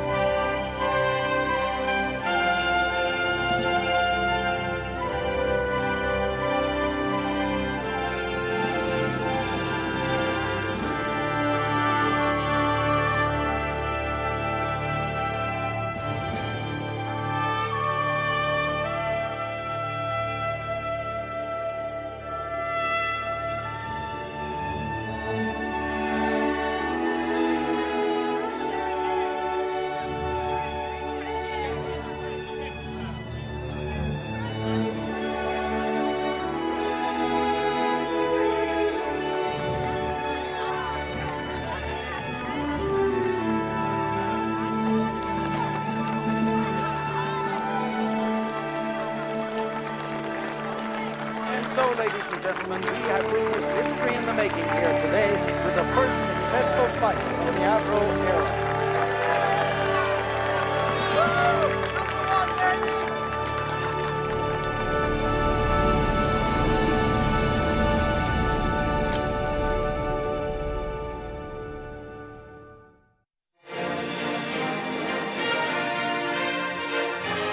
With the first 5 Arrows off the assembly line and flying with an almost flawless record of testing, everyone is eagerly anticipating a new generation of Arrows with the more powerful Canadian-designed and built Iroquois engines.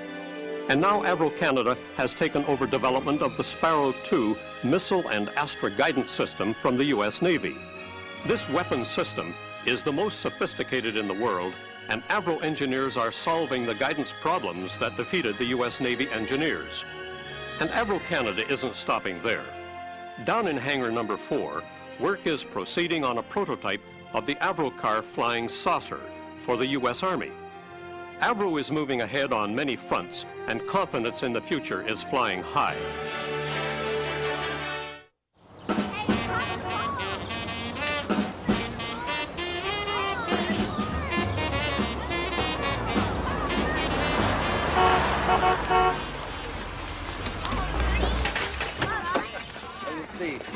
Hey, don't smudge it, huh? Ruby! Hey, Ruby! What do you think, hon? Biggest piece of sheet metal I ever saw that doesn't fly. Oh, it flies, baby. It flies real good. You can't afford this, Joe. Betsy was just fine. Did you sell some stocks? Didn't have to. Took out a loan. The bank just loves an employee of Avro Canada. Come on. Kiss? You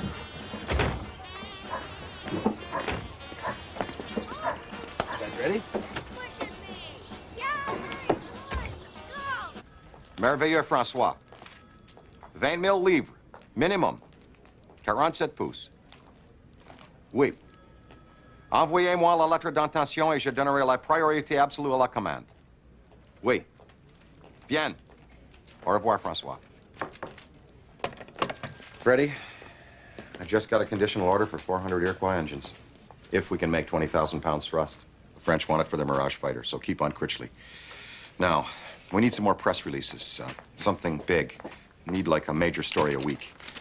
Are we missing any angles here? Well, it never hurts to play up the Canadian aspect. Zero's been great for the international recognition. But we've got a Canadian plane, a Canadian engine, and I think it's time for a Canadian pilot. I know the Woodman would kill to get up there, and I bet we can get Colwood to do a feature story. All right, let's make Jack happy. All right.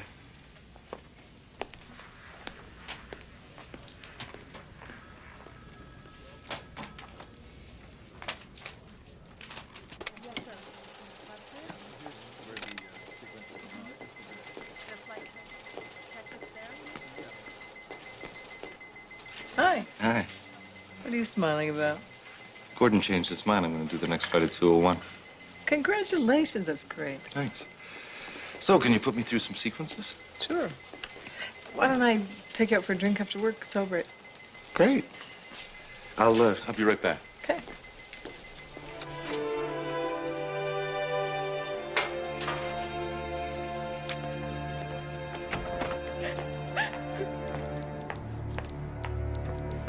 Man.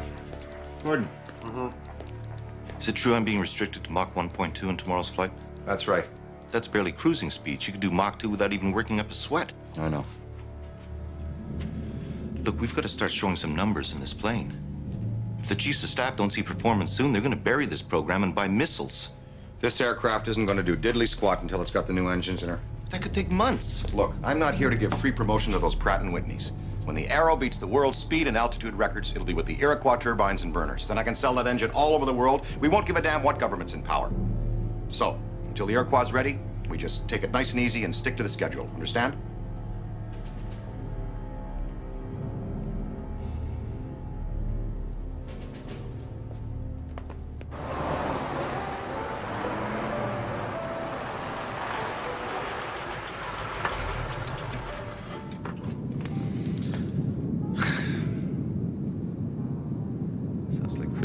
Iroquois up and running again. Doesn't bother your kids? No, they're Avro kids. They sleep better when the test engines are running. So do I, for that matter. Huh? That's the night shift shutting down. Lights go up, the water pressure goes down. Everybody's showering. And the traffic jams at shift change, they're just terrible. Nobody minds. This is Malton. It's the hottest little town in Canada right now. All the churches and houses and restaurants going up. All because of Avro.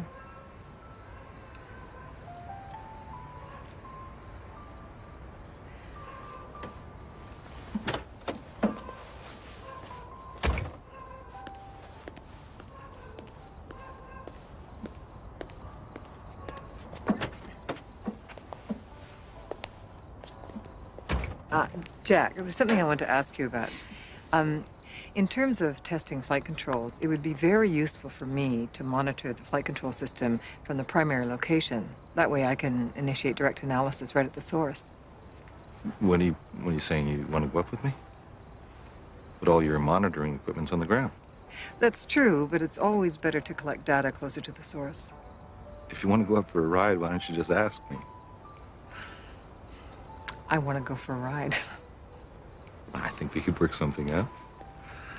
Most people would be afraid. I'm not. You sure? I'm sure. You really want to put yourself in my hands? Thought they were supposed to be on the controls. Oh, there's no telling what might happen up there. I'll take my chances. So, I'll ask James to give me clearance for tomorrow's flight. Tomorrow? Why not? I hope this got nothing to do with the drinks. I thought you were beginning to like me. But Kate, it's my initial flight. It's going to be dangerous enough without exposing a passenger to it. I'm hardly a passenger. I don't think you should take this personally. I'll take you up another time. If I'm up there, it's going to speed up the testing process. I thought that's what you wanted. I'm sorry, Kate. I can't take you up this time.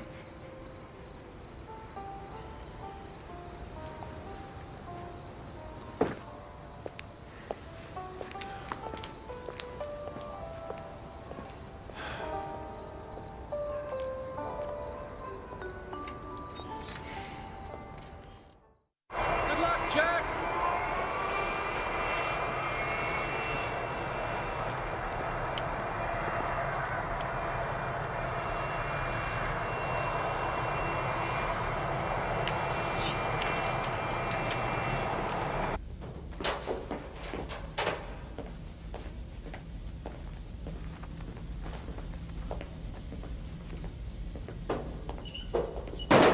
I told you I didn't want a passenger. Avro still owns the plane. Crawford gives the orders. I'll refuse to fly with you. Sure, Zura'd be happy to go up. Look, Kate, I'm gonna push this plane today, see what she can do, and it could be dangerous. But if we don't start putting some big performance numbers up soon, this whole program could be at risk. You've got a job to do, and so do I.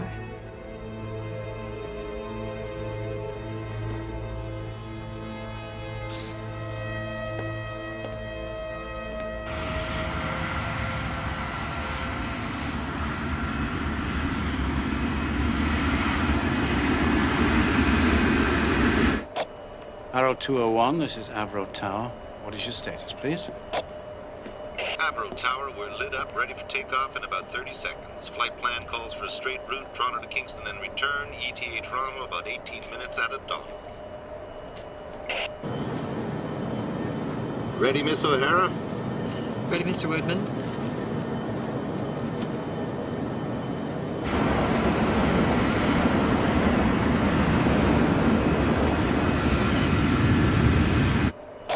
Arrow 201, you're cleared for takeoff.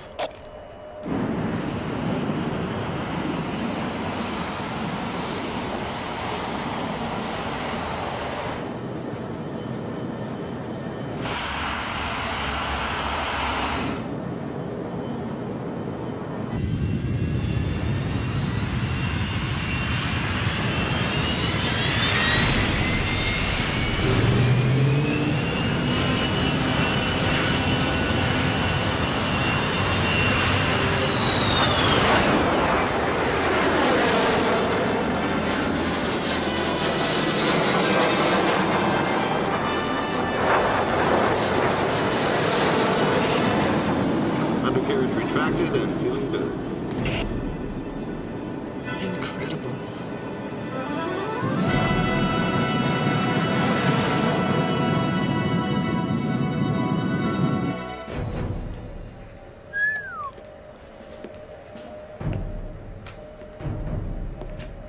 Are you using the Hughes weapon system on this rig?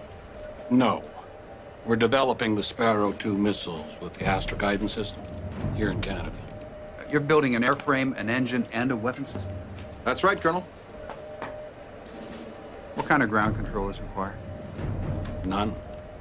You can't expect any ground control over the high Arctic. The computers will make each aircraft totally self-sufficient. They'll find the enemy, lock in, and destroy before he gets over the ice cap.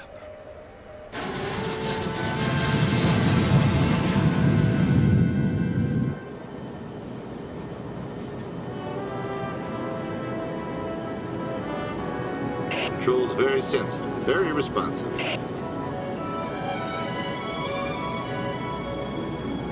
Can I switch to auto mode now? Auto mode? We just got up here. Well, let's see if the computer will take us to Kingston. I'm switching to auto override. I'm dialing in the Kingston coordinates. Set. Hey, look, Ma.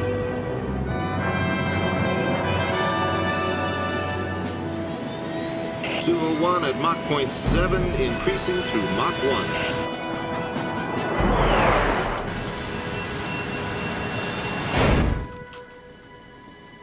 What happened?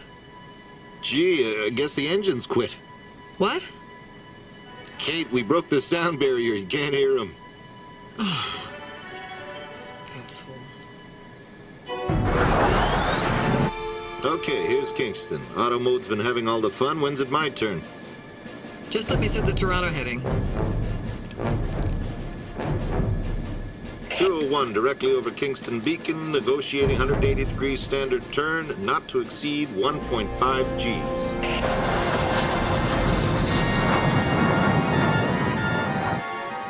.242 degrees, straight to Molten. Okay, now I'm going to take over. Disengaging auto mode, manual override.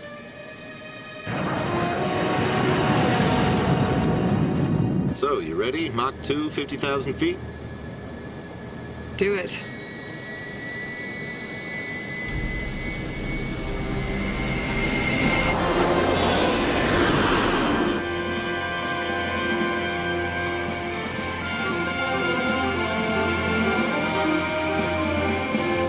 Arrow 201, Arrow 201, this is Avro Tower. Do you read? What is your position, please? Arrow 201, Arrow 201, this is Avro Tower. Please continue on course.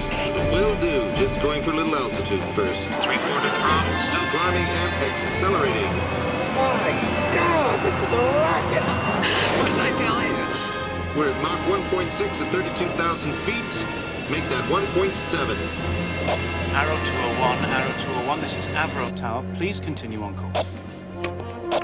Woodman, this is Gordon. Cut back your throttles. That's enough. Gordon, I can do Mach 2. I can take the world speed and altitude record right here, right now. Let me do it. I said no. If you break the records, those Frenchmen will buy the Pratt & Whitneys. We can kiss that engine contract goodbye. We wait for the Iroquois in 206. We're so damn close.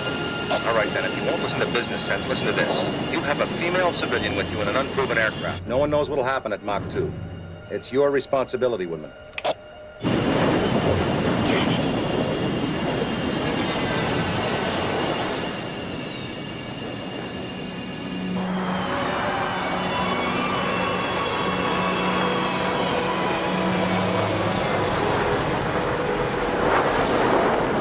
Mach 1.9 and a climb at 3/4 throttle.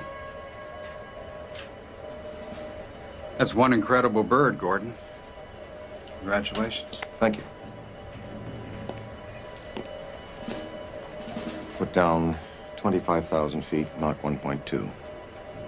Well, we did 40,000 at 1.9. 25,000, 1.2. So, I can't believe the flight's almost over. Well, Still got a little fuel left. Avro Tower. Will limit speed and altitude, but request permission to extend this leg out over the lake. Engineer O'Hara has requested some tests in the flight control system.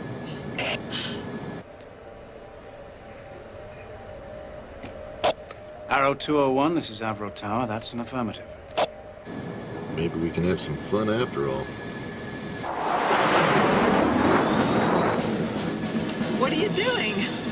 Ever been to Buffalo? Where's he gone? Arrow 201, come in, please.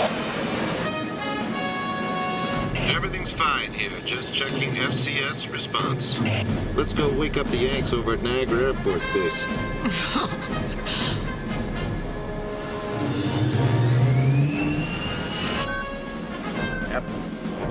Captain, look at this.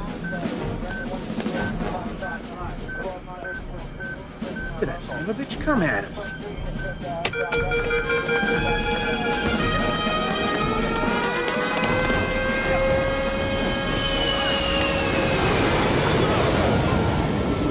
What the hell was that?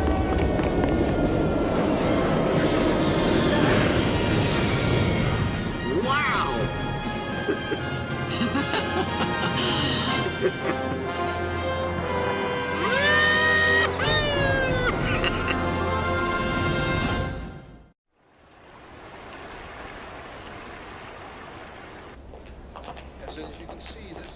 Speed, altitude, practical design. I think anyone can appreciate the superiority of this Canadian aircraft. I've never seen anything like it. And I recommend strongly we purchase several squadrons with this aircraft when they become ready for service.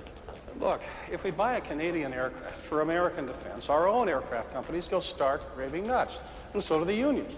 The last thing they want is competition from up north butting into their markets. You know, this Arrow is supposed to be a top secret aircraft, yet the companies release scale model kits. Soviet agents are lining up at the toy stores. Sir, with all due respect, my priority is to provide my men with the best possible aircraft in the world. Why are the Canadians building military aircraft in the first place? I thought they built canoes. You know, they should have bought those surplus Beaumark missiles we were trying to sell them. Whatever happened to that deal? I'm telling you, we'd be fools not to have these aircraft for ourselves. It's not going to happen, Colonel. There's something I'd like to ask you, sir, on another point of business. When is the CIA going to share open and frank information on this U-2 spy plane of yours? What spy plane? Look, the sky is my territory. And sooner or later, you're going to have to deal with me. President Eisenhower has assured the United Nations there is no high-altitude American spy plane. I can only hope it's because he doesn't know. Are you going to brief me on the program or not? I can't help you, Colonel.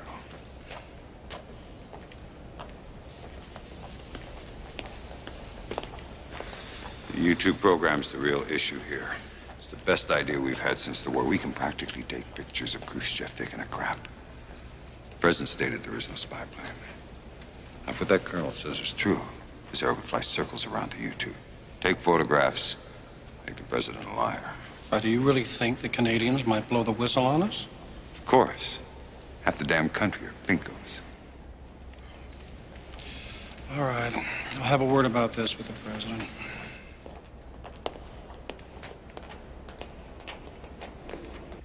We're still waiting for your aircraft to achieve operational requirements. We have no doubt in the aircraft's abilities. You said that you could fly your aircraft to 75,000 feet. This report says you only made it to 25,000 feet. I don't care what the report says, Minister. I flew the aircraft to 45,000 feet. And you only flew to Mach 1.2. I terminated a climb at Mach 1.9. Minister, this aircraft will fly to 75,000 feet and at Mach 2.5, but the testing will take a little bit more time. We'll hit peak performance with the new engines. They're 28% lighter and 34% more powerful. And when will these new engines be ready?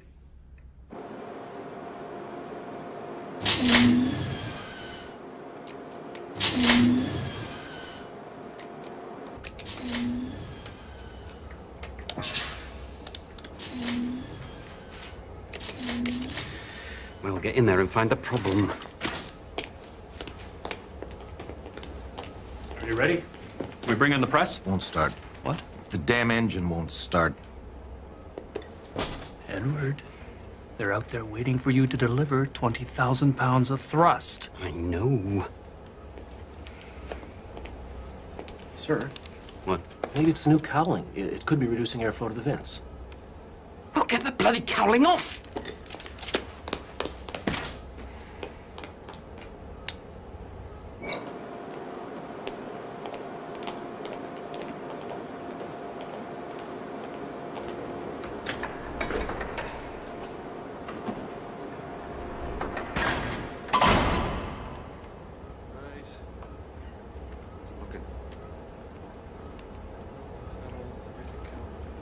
Go ahead, Mr. Critchley. We're ready here.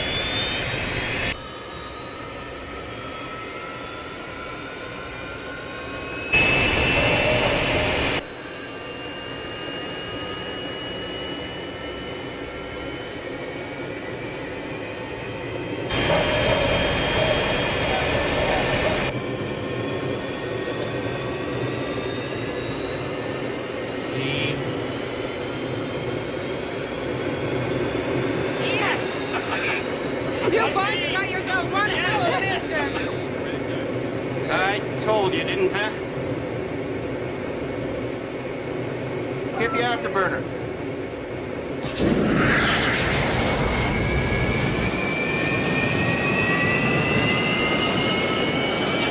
Extraordinary! That is extraordinary!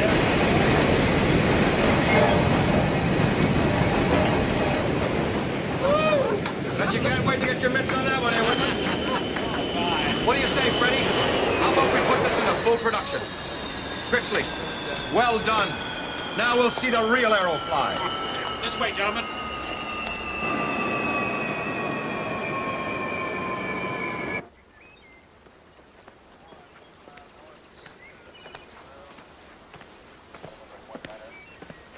Does the president have his mosquito lotion?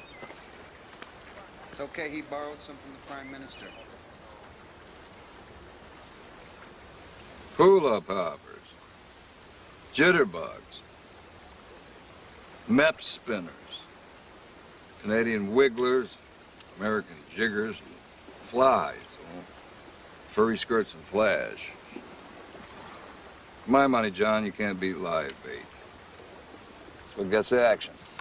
I won't argue, Ike. Makes sense to give the fish what he really wants.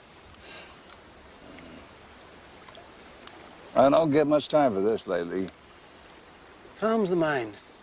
First time in months I haven't thought about the national debt. Right. Just our luck. To be in office during a recession on a Cold War. And that Sputnik didn't help matters. Oh, well, ours will be up there very soon. Twice as big, 10 times more sophisticated.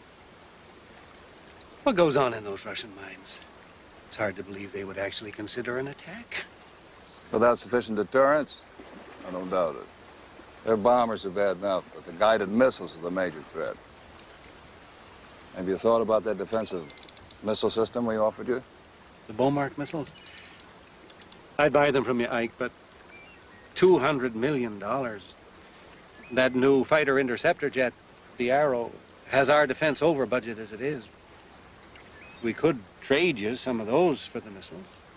A fighter jet? Nope. We scrapped 2 of our own fighter programs. You scrapped them? Yep. Obsolete. Future's missiles, John, missiles. More dependable, cheaper, too. Of course, you're air chiefs. I won't tell you that.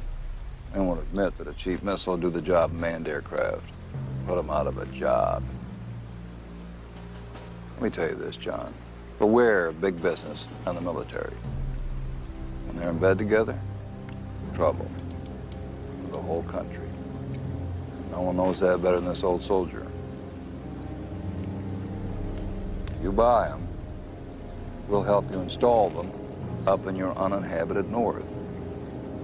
Soviet nuclear bombers will be brought down safely in the high Arctic. If you don't,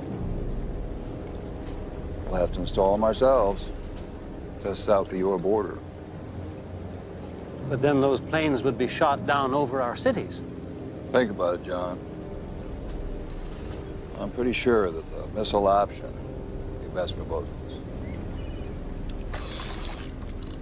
See, what did I tell you? Live bait.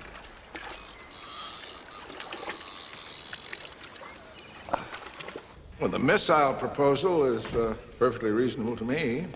What will that mean to our Arrow program? We can't afford both. No, I shouldn't think so.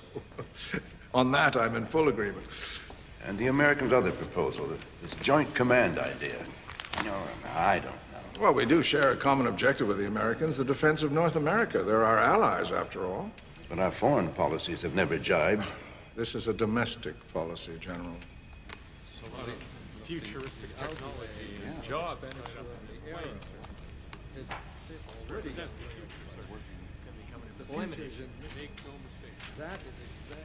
Perhaps, in the interest of national security, any further performance figures on the Arrow will not be made public. We'll determine what the Canadian people need to know about its capabilities. Yes, Prime Minister.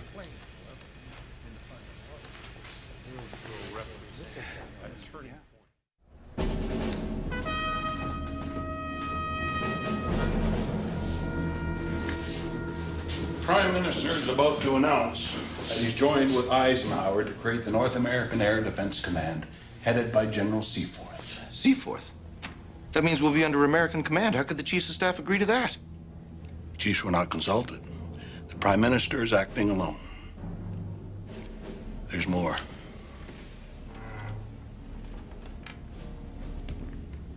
The government has ordered a feasibility study into replacing fighter interceptors with unmanned missiles.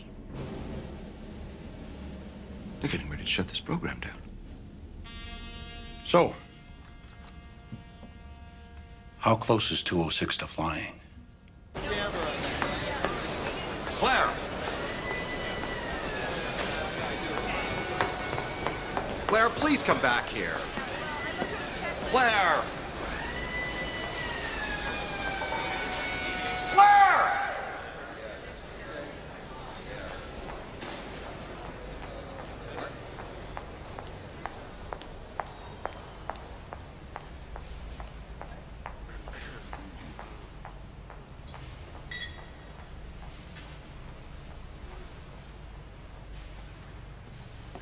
I think we should consider a third shift. Just let me talk to her, please. Well, I'll talk to the unions about reduced overtime. Just tell her I only need a minute, right? Campaign to encourage stories in the newspapers. I know. And I thought I know, a but promotional film just for a minute, schools please. would be effective. Well, for God's sake, don't mention any more about that flying saucer. I said I know that. There's also a toy God damn it! that wants to put out another Arrow model kit. Good. We need good workers like you. How about you, sir? Hi, I'm from North American Aviation. What's going on here? This joker here is from North American Aircraft. He's offering us jobs in the States. How'd you get in here? What makes you think any of us would want to work for you, huh? We're building the most advanced aircraft in the world here. Yeah, but for how long? That's enough. That's enough. Hey, Now easy. Easy. That's enough. Escort this man off the property. Rest of you people go back to work.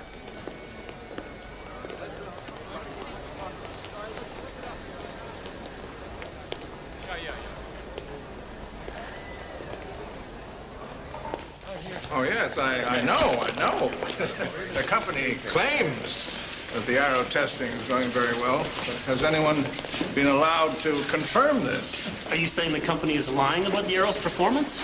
Well, now this is off the record. I mean, there's been a secret report. The Arrow is not turning out to be the aircraft that we'd hoped it would be. It's unstable at high speeds, 25,000-foot ceiling, fuel boiling in the wings. And the price per plane has skyrocketed to $12 million. I'm afraid, as pretty as it is, we've got ourselves a lemon. Tell us on the record. Yes, sir. What can we tell the Canadian public here? I want to know what is going on. Okay. Well, first, the Arrow is a liberal program. Conservatives would love to see it fail. Then there are the Americans. They'll have a hand in this somewhere. Their aviation industry would never let them buy Arrows. So if they can't have it, we can't have it either. Then there's Crawford Gordon. He's got enemies everywhere. They're all in control now. Plenty of long knives, and Gordon's their target. Well, what about the people? I mean, don't they understand what's going on? You have to write stories that let the public know what we're doing. The Arrow is a wonderful success. In this country, that's the problem, Kate. It's too much of a success. Well, this is a lie.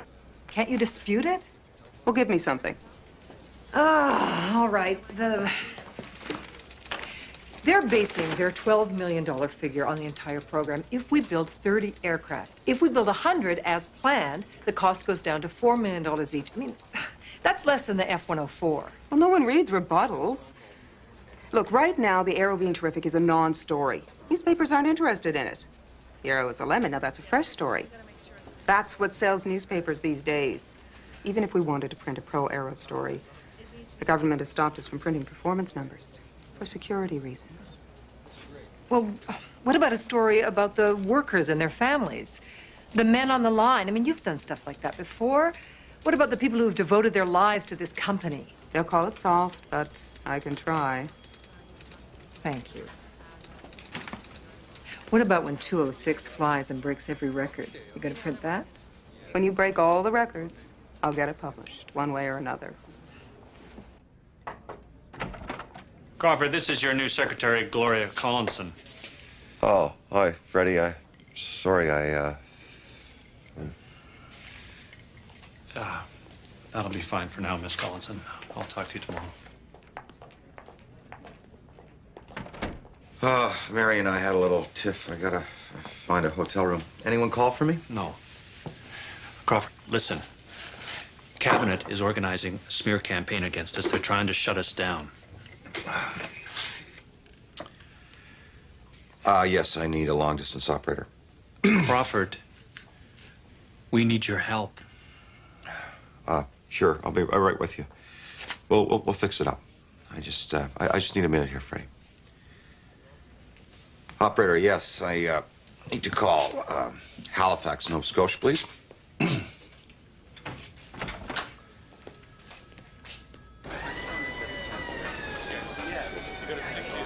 This engine doesn't fit.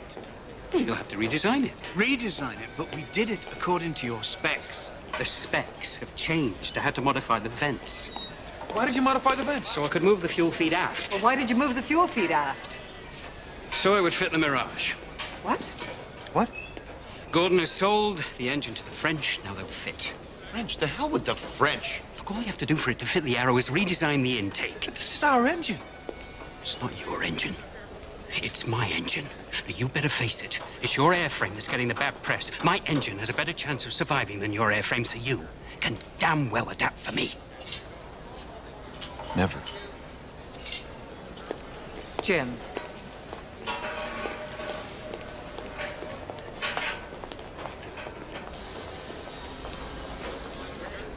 Jim, I know it's a pain in the ass. I would like to strangle Christie myself, but we do not have time for this. You can modify the intake in no time. Can't you just be reasonable and have a conversation with him? Talk to him, Jim.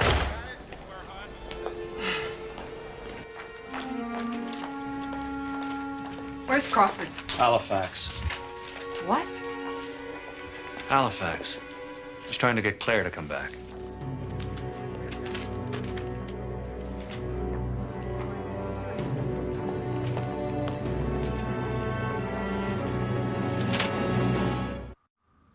We have determined the new Canadian Defense Program will include the purchase of Beaumark missiles installed at 2 bases in Canada.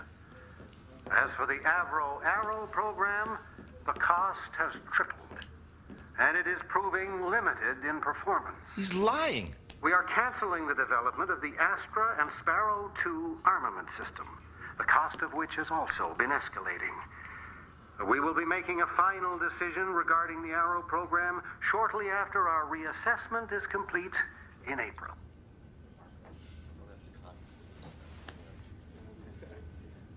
We have until April. We don't have a weapons system. Maybe I could talk to Colonel Fairchild. Maybe through NORAD he could give us a discount on an American arms package.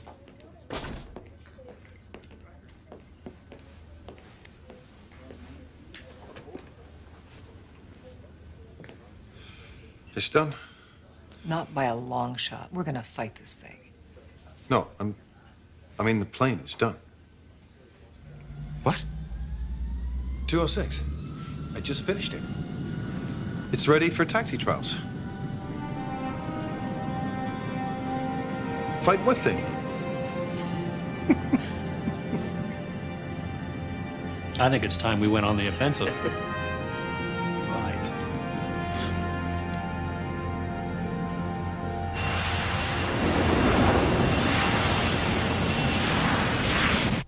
I'm telling you, I have flown this aircraft and it will meet all expectations. This secret cabinet report is all lies.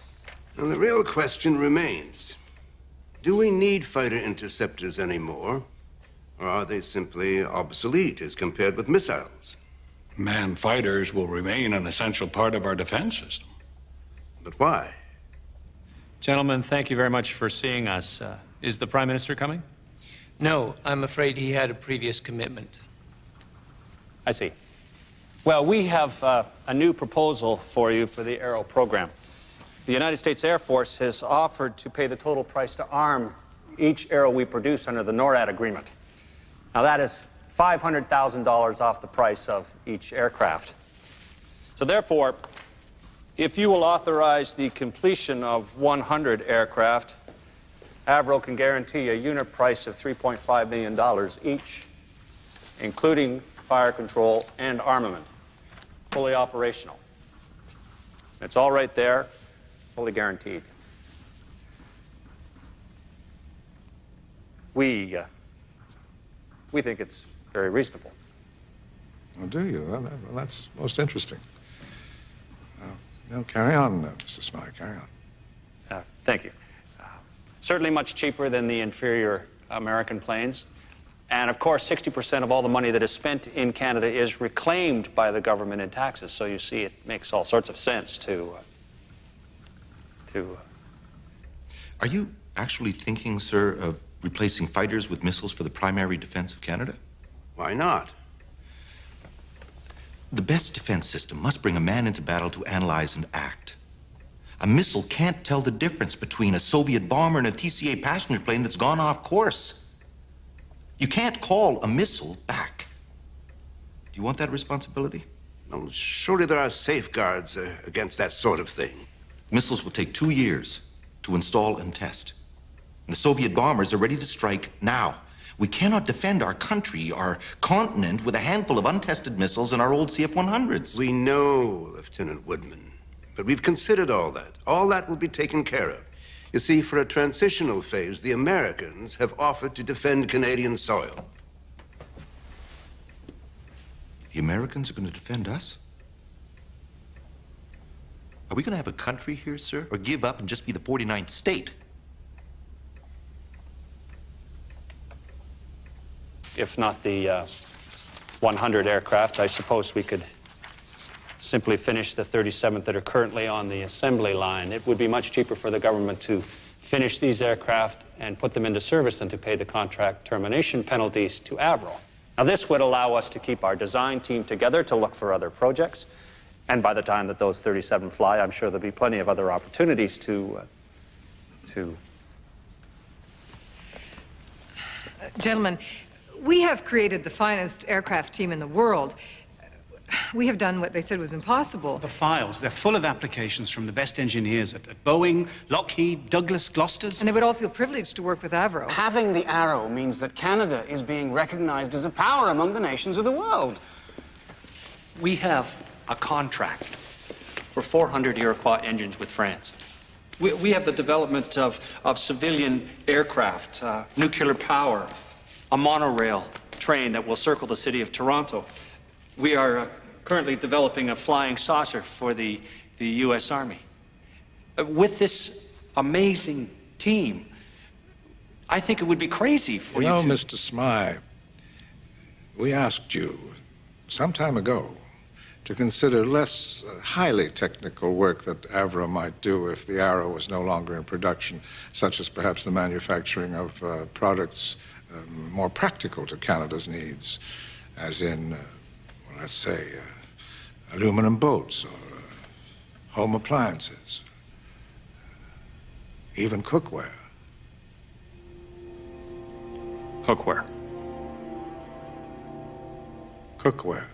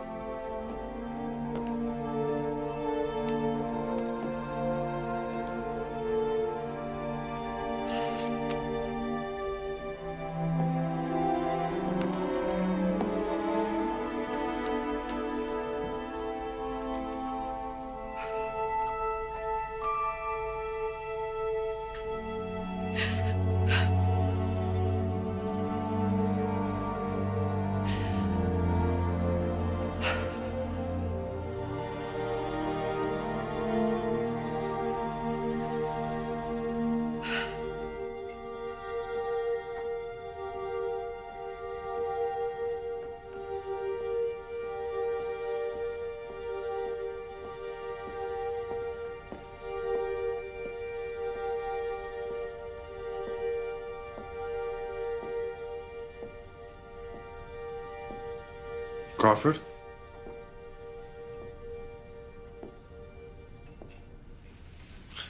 I had to look all over for you.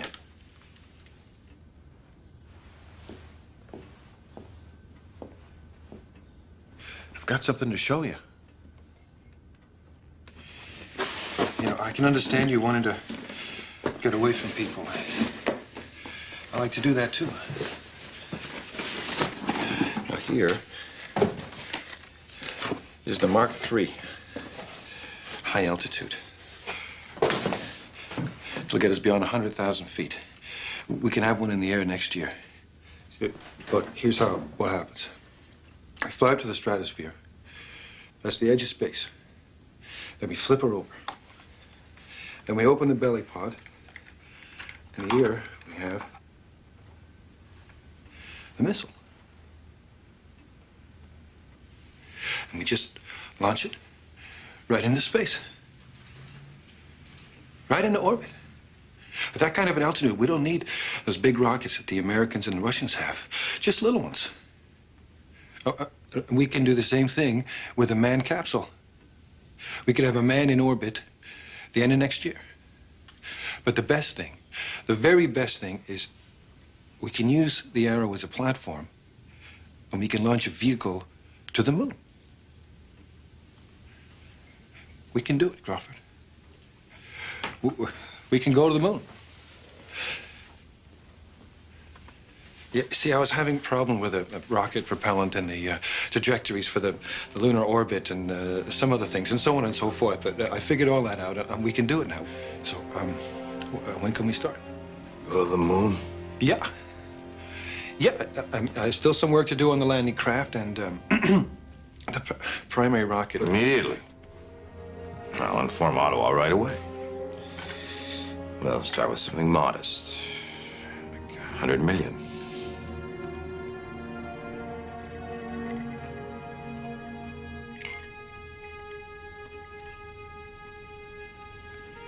Don't you remember what you said? Anything we can dream, we can do. You said that. And this is only the beginning. And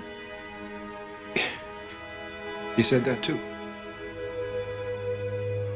This is This is only the beginning. Only the beginning. Well, I better go. I guess I better get going. You rest up and come back soon. We need you. Well, goodbye, Crawford.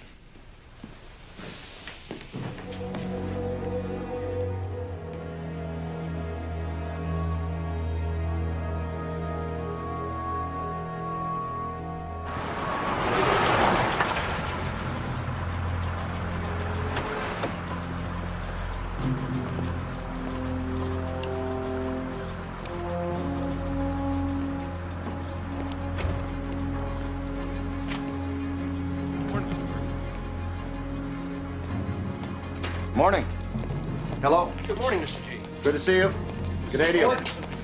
James, great to see you again, sir. Tell the boys in assembly. I don't know why. There's everybody on the show. Good morning, Kate. Crawford, we were just discussing Cabinet's decision to go ahead with the Beaumont missile purchase. Yes, but remember, Freddie, governments come and go. Avro is here to stay. I said the future is unlimited. We're not going to let some gang in Ottawa destroy what we created. Now, all right, there's a lot to do. What is the status on number 206? Well, we should be able to get her in the air in a couple of days. Good. You and Jim make sure that happens. Kate, I want you to go and see your friend June and coordinate a formal press campaign based upon the records that number 206 is about to break.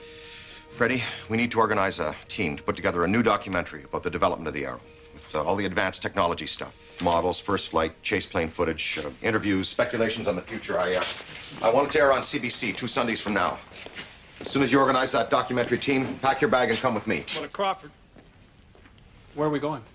Somebody's got to take on that son of a bitch in Ottawa, and I'm just the one to do it.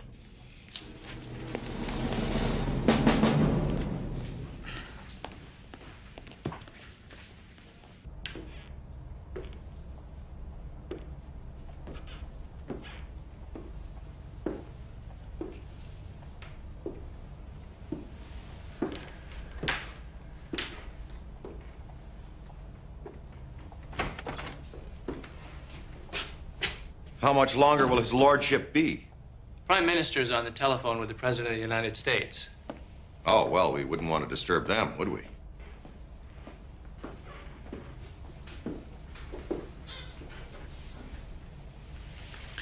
Now remember, Crawford, all the performance reports that James prepared is in the file I gave you. And we have matched every operational requirement so far. Also, there's the financial reports. We're a little bit over budget, but not much compared to the Brits Hunter or the Yanks F-104. Crawford, you need to give him the employment numbers.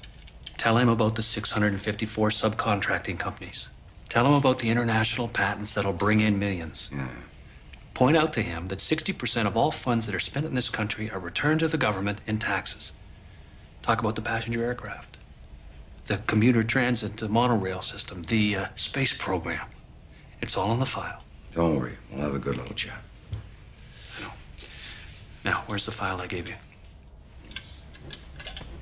Oh, damn. I must have left it on the train.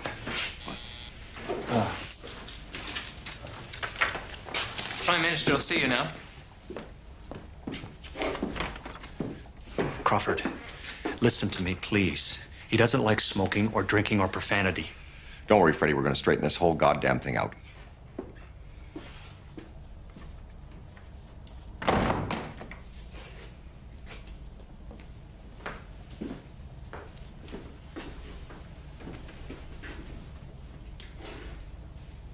You cannot shut down the goddamn third largest employer in Canada. I will not let you. The Avro Arrow has become a multi-million-dollar make-work project. You really don't understand, do you? You know, it's politicians like you who would keep this country from greatness. If you have no respect for me, have respect for my office. I am the Prime Minister of Canada. And I demand that you personally guarantee that the Arrow program will not be canceled. If you don't lower your voice and stop pounding my desk, I'll call security and have you thrown out. You've been spreading lies about my airplane.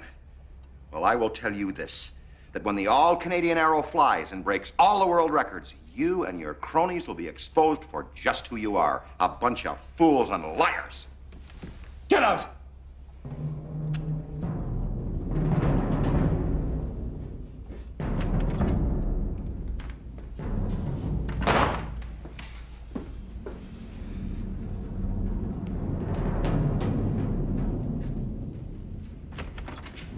Goodbye, Mr. Gordon.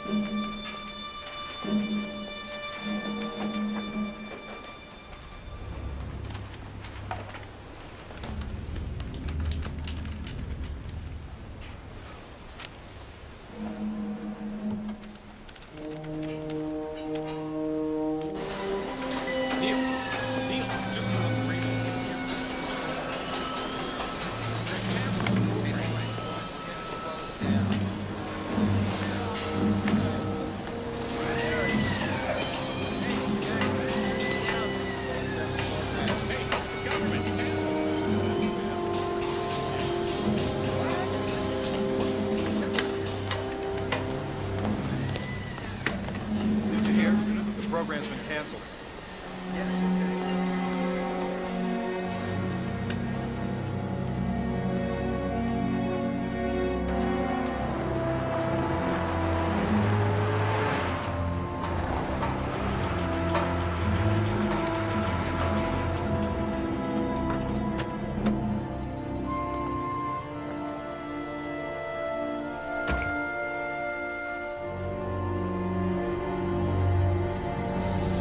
Attention.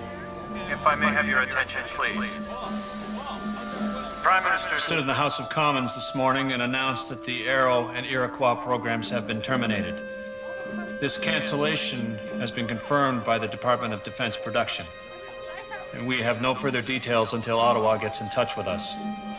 We ask that you remain calm and continue your work. And later today, you will be informed as to our future. Thank you.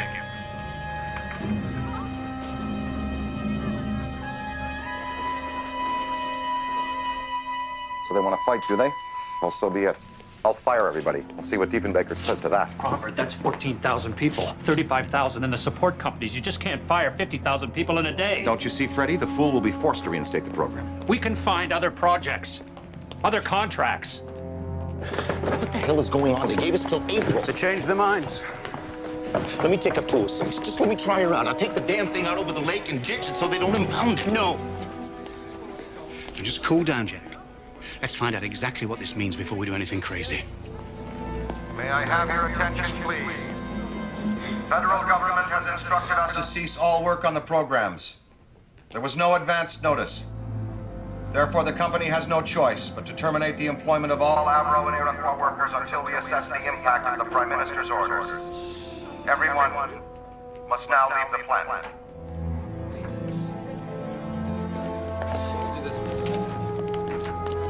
What are you doing? What are you doing? You can't take this. Come on, put it back. Put it back. North American Aviation. We've got a job for you in California. How about you, sir? Hi, I'm from North American Aviation, and we've got jobs for all. Boys, let me offer you a card. Boeing Aircraft make the finest planes in America. We need some workers for our city. Bloody traitor. Screw you. I'm going to California. You're a quitter. That's all you are. You're just a quitter and a traitor. That's it. A quitter and a traitor. That's all you're ever gonna be. They did what? We'll offer to buy any that are operational. To hell with orders.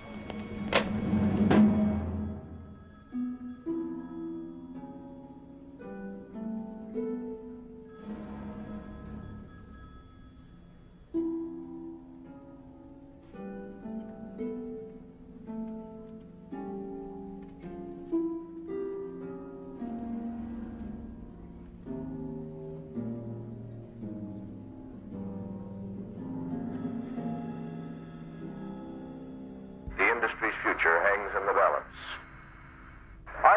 situation demonstrates how much aircraft production depends on government policy. The industry is trying to ease that dependency, but there's little chance of maintaining its present size with commercial orders. Avro, in particular, has not. Work went on until the last shift. In fact, it was almost time for the final whistle when the 15,000-odd employees of Avro and Orenda were told not to return.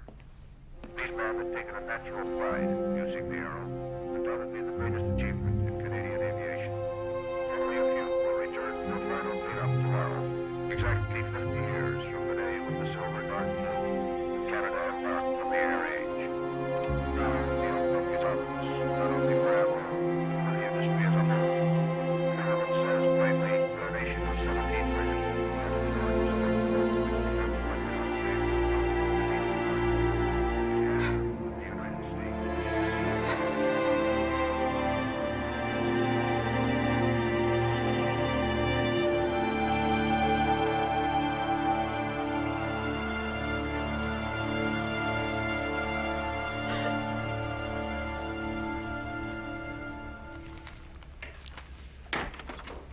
I thought the press was on our side. He's firing thousands. I don't think we have a choice, Mr. Prime Minister. For now, we'll have to reinstate the program. He's told me this was what the public wanted, to cut liberal programs and balance the budget. Well, it's too late now. We can't show weakness. We have made a decision and we can't go back. The workers are all my constituents. They'll throw me out of office. Don't worry, John. We'll always make a place for you in the party. Prime Minister, the United States Air Force wants to buy all completed aircraft with parts. American General Electric has made the same offer, as has the British government. They want them? But the president told me manned aircraft were obsolete. The French government wants to know if they can still expect delivery of 400 Iroquois engines next year for use in their new Mirage fighters. If other countries buy it, we'll look like fools. So what do we tell them? No. No to all of them. Not one arrow or engine will leave Canadian soil. The program is terminated. I want you to get rid of everything. Planes, engines, parts, blueprints, patents, photos, films, everything. Get rid of them. Surely you can't. them all. Yes, I can. You're forgetting yourself, John. I want to be rid of these infernal airplanes. The sooner this is done, the sooner everyone will forget about them. You can't just shut down an industry like a workhouse. History will prove this to be one of the most colossal blunders made by a prime minister in the history of Canada. I am speaking for my brother machinists when I accuse the prime minister of economic treason, political servitude, and moral prostitution.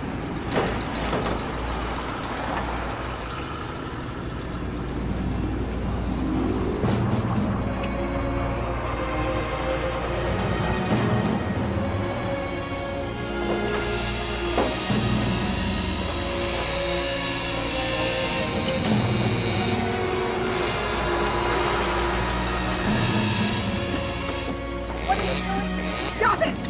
Stop it!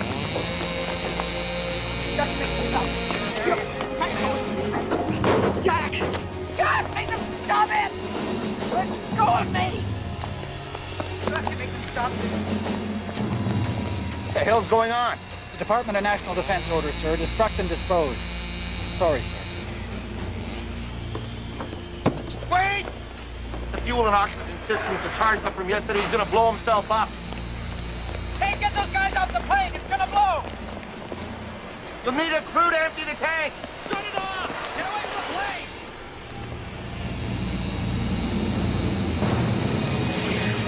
This is restricted airspace, you know. I could lose my license. Come on, right over top!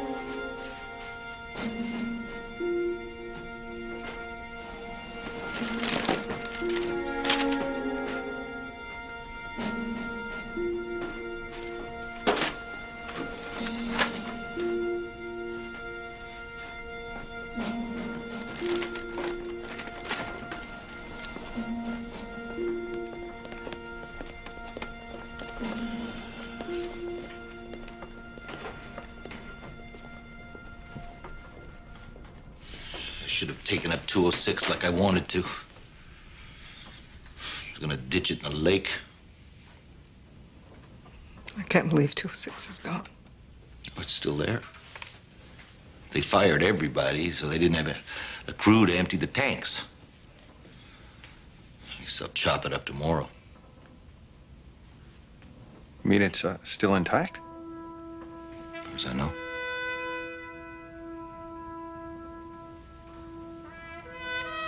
And it's outside? Fueled up? Yeah.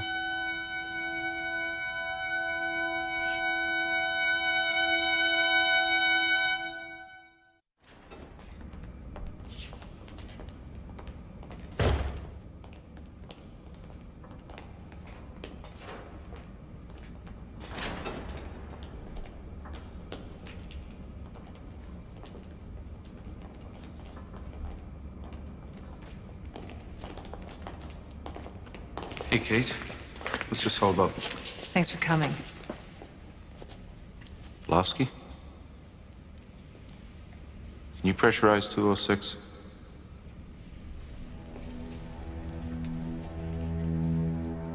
You bet I can. I want to come with you.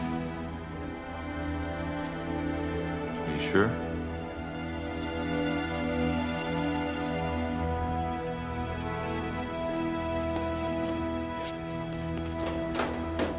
I've never actually gone right up in it.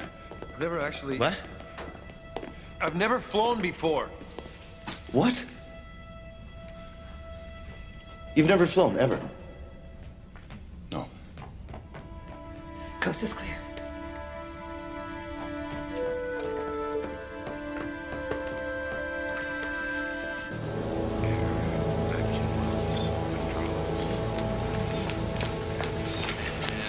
That's it. We are done. She's all yours, sir. Jim, you go on up. Good luck. Thank you very much. Good luck, Flight Lieutenant Woodman. Thank you, Engineer O'Hara.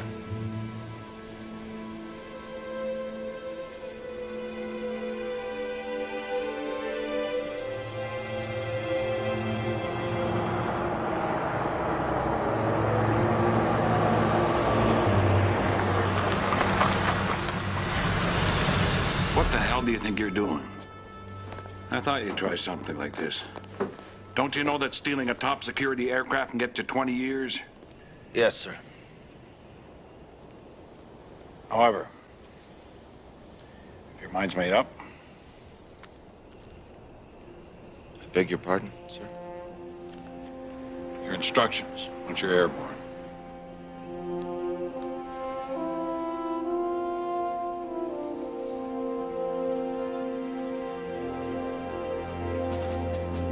You'd better go.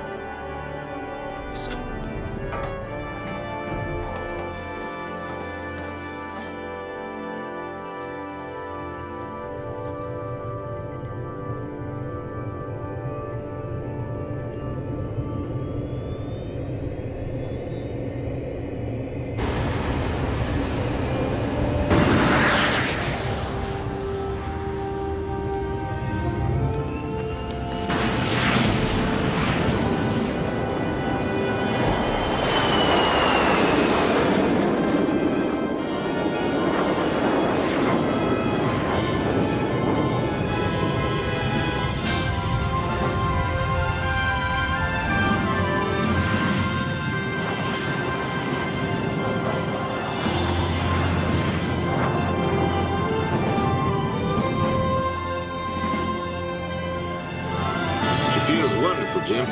Let's see what this little sweetheart can do. 054 degrees.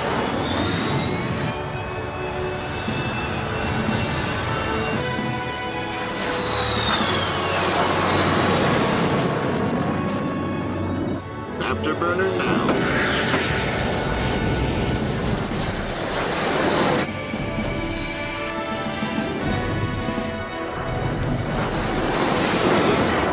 Yeah, we blasted the world airspeed record. Too bad it's not official.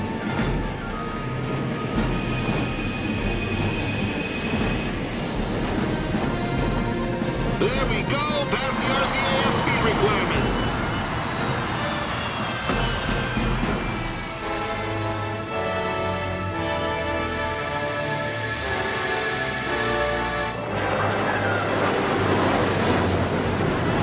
There it is, Jim. 2G turn to Mach 1.5 without losing a foot of altitude. Another RCAF requirement they all said was impossible.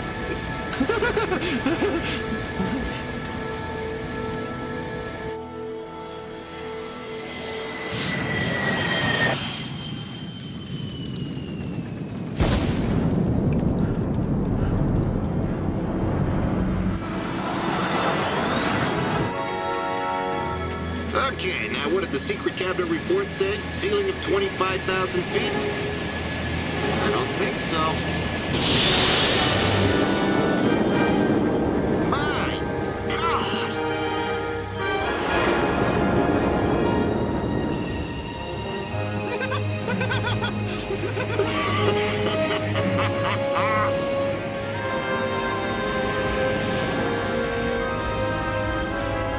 Lost our air, but checked one world record.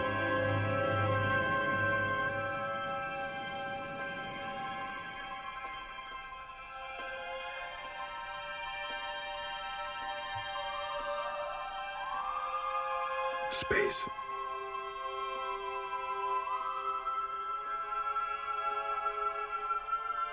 That's right, Jim.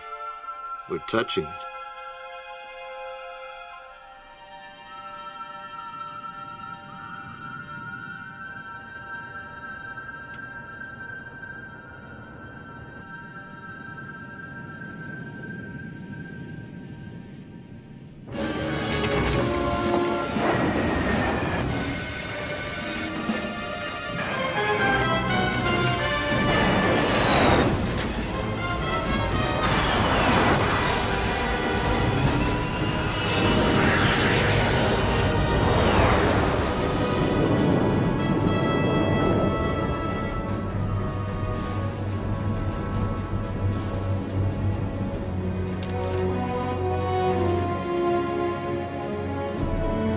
They got a destination for us, Jim. We'll just say goodbye.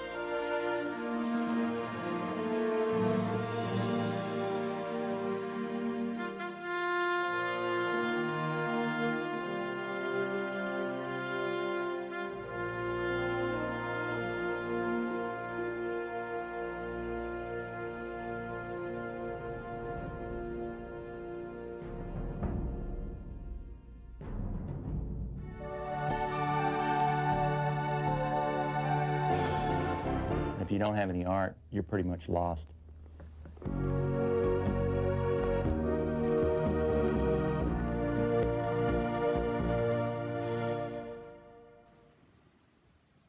Ja, det var filmen The Arrow, det. Jeg lurer litt på det der om de virkelig klarte å stikke av med et fly. Jeg har min tvil om det. De måtte jo nesten ha fått visst det nå, da. Om noen hadde måttet komme frem med det flyet. Det må jo på et museum i tilfelle. Det er tragisk at de ødela alle flyene. I går så viste vi jo en dokumentar i dokumenttimen, men i tilfelle at noen av dere ikke har sett den dokumentaren, så tar vi og viser den nå om igjen, selv om det har blitt litt sent på natten. Så nå kommer det en dokumentarfilm om dette fantastiske flyet.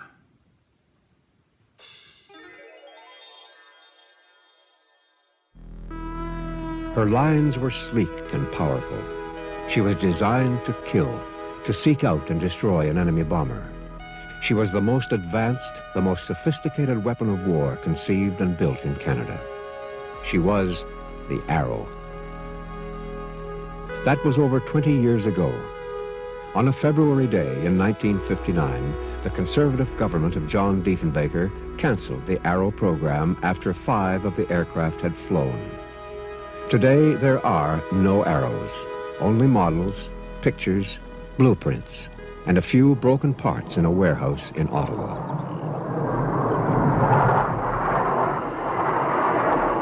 And there is film of the Arrow in flight, smuggled out of the Avro aircraft plant near Toronto in defiance of a government order to destroy not just the plane, but seemingly all evidence of its existence. After 20 years, the Arrow is still remembered, and the questions remain. Why was it really canceled? And why did the government wish to eradicate its memory?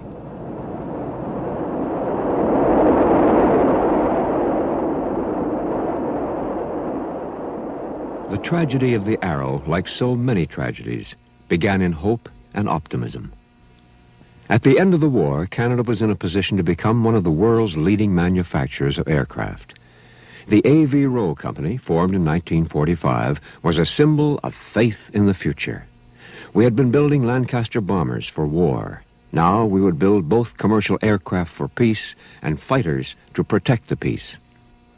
The architects of this policy were a canny Canadian cabinet minister, C.D. Howe, and directors of the British aircraft firm Hawker Siddeley.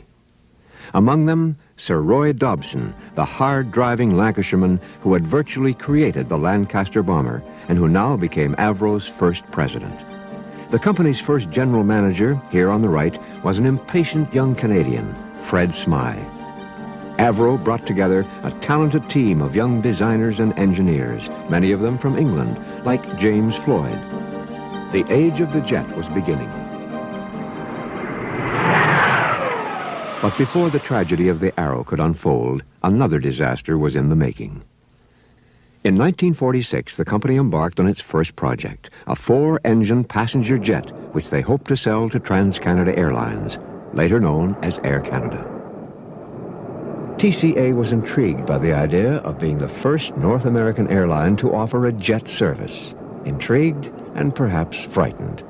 They were troubled by the jetliner. They didn't think they could make a profit on it, and eventually withdrew their support. The company then tried to market the plane in the United States. There was a triumphant publicity flight to New York, carrying the world's first jet airmail, and the New York Times said, "Uncle Sam has no monopoly on genius." Now, National Airlines ordered 4 of the aircraft, with an option on a further 6. It was too late. The Korean War had started, and C.D. Howe ordered Avro to put its whole production effort behind a new fighter for the RCAF. Howard Hughes leased the plane for 6 months and used it as a personal toy. In 1957, the same year Boeing captured the market with its 707, the jetliner was broken up into scrap.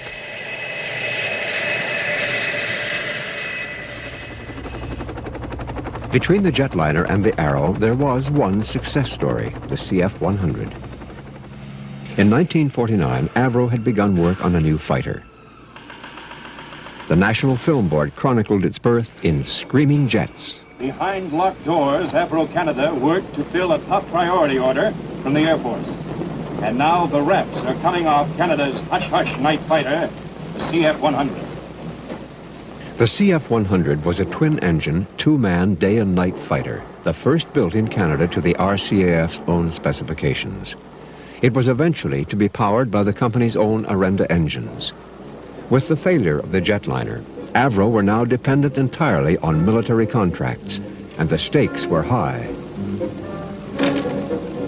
In the expectant stillness of the hangar, the men who built the plane are tense with excitement. Each man wonders, had they miscalculated somewhere, or will it scorch off beautifully into the sky?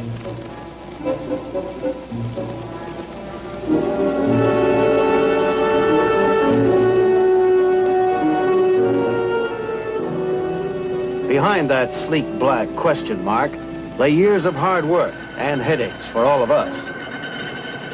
And there were a few headaches to come. In 1951, the CF-100 was still a long way from its successful future. But it did bring into the company a handful of brilliant test pilots. Spud Potocki, a Polish air ace.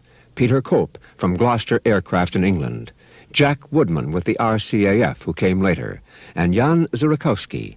These were to be the only 4 men to fly the Arrow.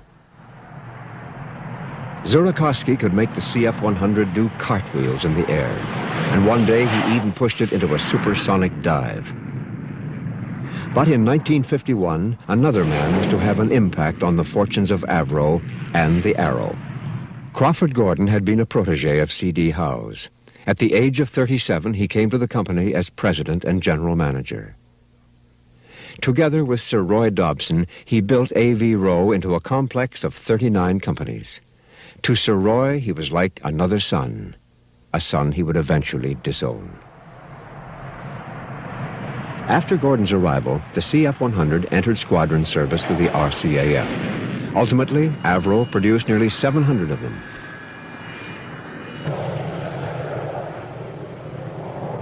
But already the Air Force knew it needed something that would fly higher and faster to keep pace with the new Russian bombers. And in that knowledge was born the Arrow. In 1952, Avro came up with design studies for a new Delta Wing aircraft. The CF-105 was to be a supersonic, twin-engine, 2-man interceptor, capable of engaging the enemy at 50,000 feet and carrying missiles and rockets. It was a whole new concept in fighter technology, and it pushed Avro's design team into finding solutions to problems never faced before. Jim Floyd was now Vice President of Engineering in charge of the overall design of the plane. Problems were legion on the Arrow. We had a problem, for instance, that the wing skin temperatures at 50,000 feet, where the aircraft was to have its combat capability, were 40, 50 degrees higher than the boiling point of water. Yet inside of the wing you had the fuel which was cooling it down, so the differential temperature was trying to distort the wing. and we had to tailor and design the wing so that that distortion was compensated and didn't affect the aerodynamic capability of the aircraft. There were to be no prototypes. Avro was going straight into a first batch of pre-production models, and testing was elaborate. Scale models were fired by rocket into Lake Ontario to test aerodynamic qualities. The CF-105 was now called the Arrow. We had to be dead right first time. There was no flying a prototype, finding the problems on it, then reflecting that back into the production drawings and issuing modifications. You had to be right, and yet you had nothing to fall back on, no real experience to fall back on the design of this aircraft. As the program developed, there were some unanswered questions that were to have a crucial bearing on the Arrow's fate. The RCAF had not completed studies on the weapon they wanted the plane to carry. Robert Lindley, chief technician, came up with an unusual solution. One feature of the Arrow, the weapon bay, you may recall that the whole weapon bay would lower out of the airplane and go back in again.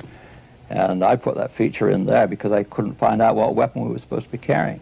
So I said, okay, I'll solve the problem, you know, I'll make a detachable portion and take your time, make up your mind. When you're ready, we'll put it in there. And it was a nifty feature, I guess, in the end, but that's really why it was done.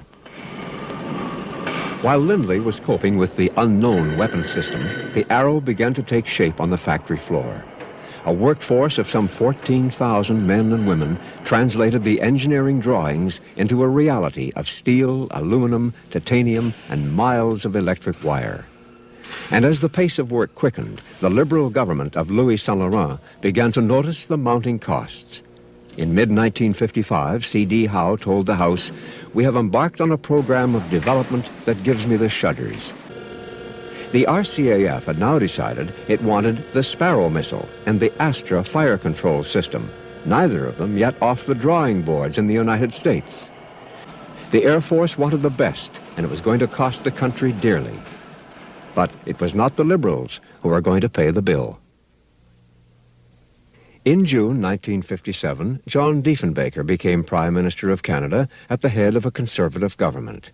And suddenly, Avro, created by the Liberals, found itself without friends in Ottawa. The Arrow was already a financial problem. Now, with hundreds of subcontractors dependent on the program, making everything from landing gear to delicate flight instruments, and with thousands of employees on the payroll, it was a political problem as well. On October the 4th, 1957, the Arrow made its first public appearance before an audience of dignitaries, Air Force officials, and workers. The Honorable George Perks, Minister of Defense in the new Conservative government, told his listeners that the coming missile age did not mean that the era of the manned airplane was over.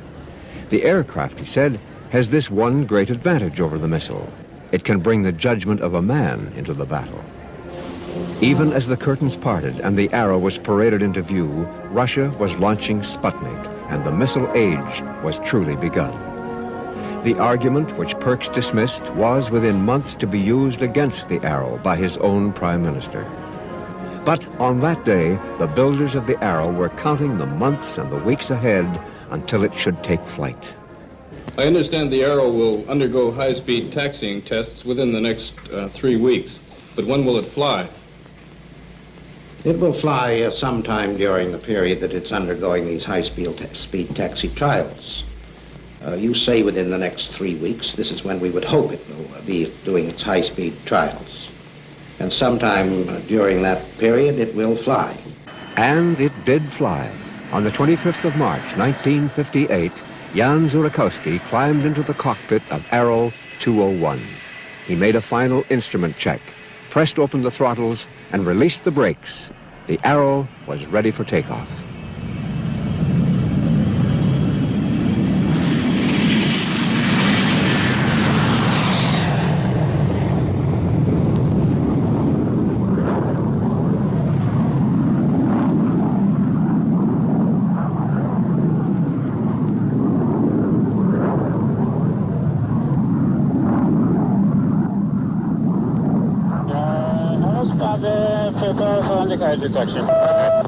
I am coming in to take photographs. Stand by it.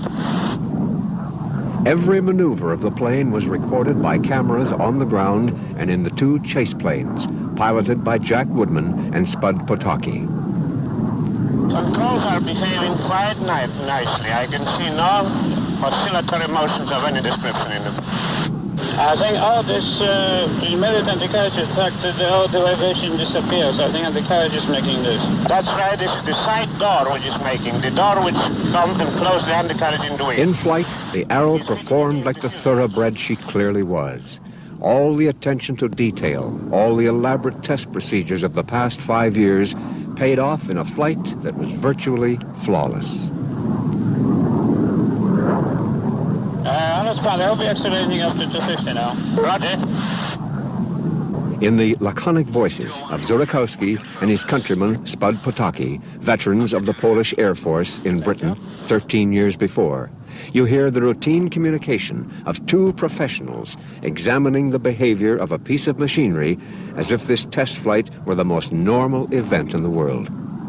The engines are behaving quite nicely. They are occasionally giving you a bit of a black puff of smoke coming out of them, Jan, but otherwise I can see there is no problem. That is Roger, Jan. As far as I can see from the back, no condition has changed. Switching out the dampers now. Fuel readings, please, 201. The wind is northeast at 10, the altimeter is 020. On that first flight of 35 minutes, Zurikowski took the plane to 11,000 feet. On succeeding flights, it was to reach easily its target of 50,000 feet at nearly twice the speed of sound.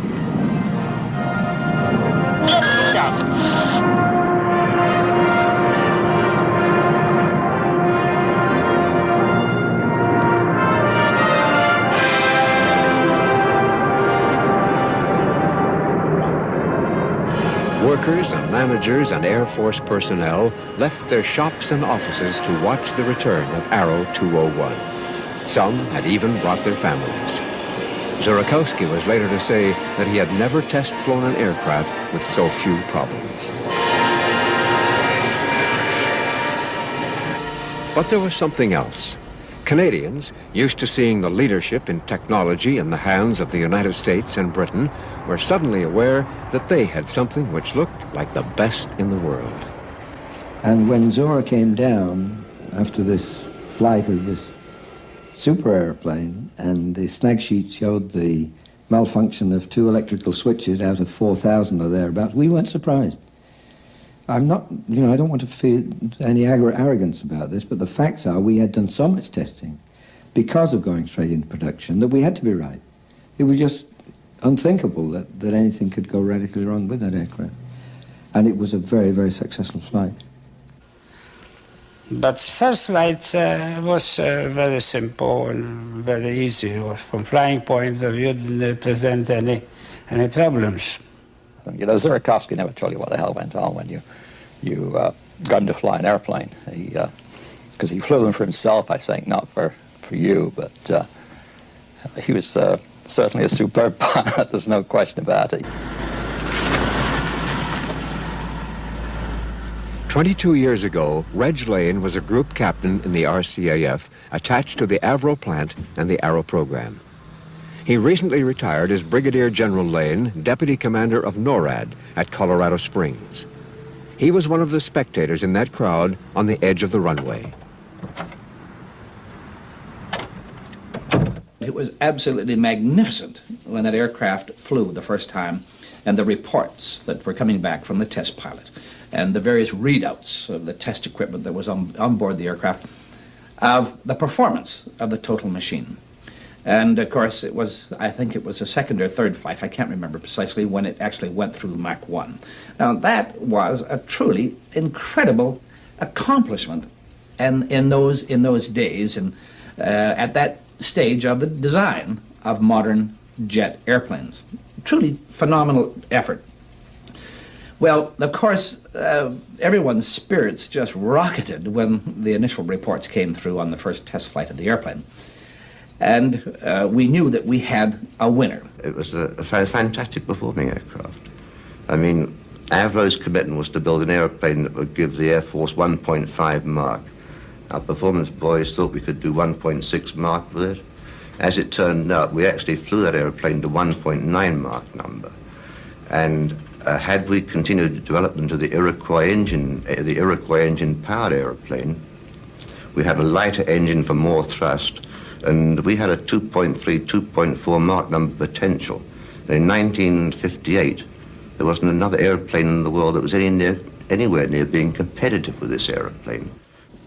The project was just had a lot of national pride. You know, you just go home at night and people want to hear about it. You tell them about it. I remember Bob Royce had a garage down the road from the airport. And he used to call me up. He said, taking off today? And I'd say, yeah. Take what time? I said, oh, I don't know, probably about 10 o'clock. And he'd be out in front of the garage with his people. He wouldn't serve anybody no gas, waiting for the airplane to take off and go over a gas station. For the airplane, this is what everybody wanted, you know. It was something they could look at and say, hey, that's what we did in this country, and I think it was terrific. Through the summer of 1958, Arrows 201, 202, and 203 chalked up 57 flights, totaling some 61 hours. Each flight provided valuable lessons about the plane's capabilities. 204 made 6 flights beginning in October, and 205 flew only once on the 11th of January, 1959. But by that time, the Arrow was already under sentence of death. In the summer of 1958, General Perks and Finance Minister Donald Fleming had made an official visit to NORAD headquarters in Colorado.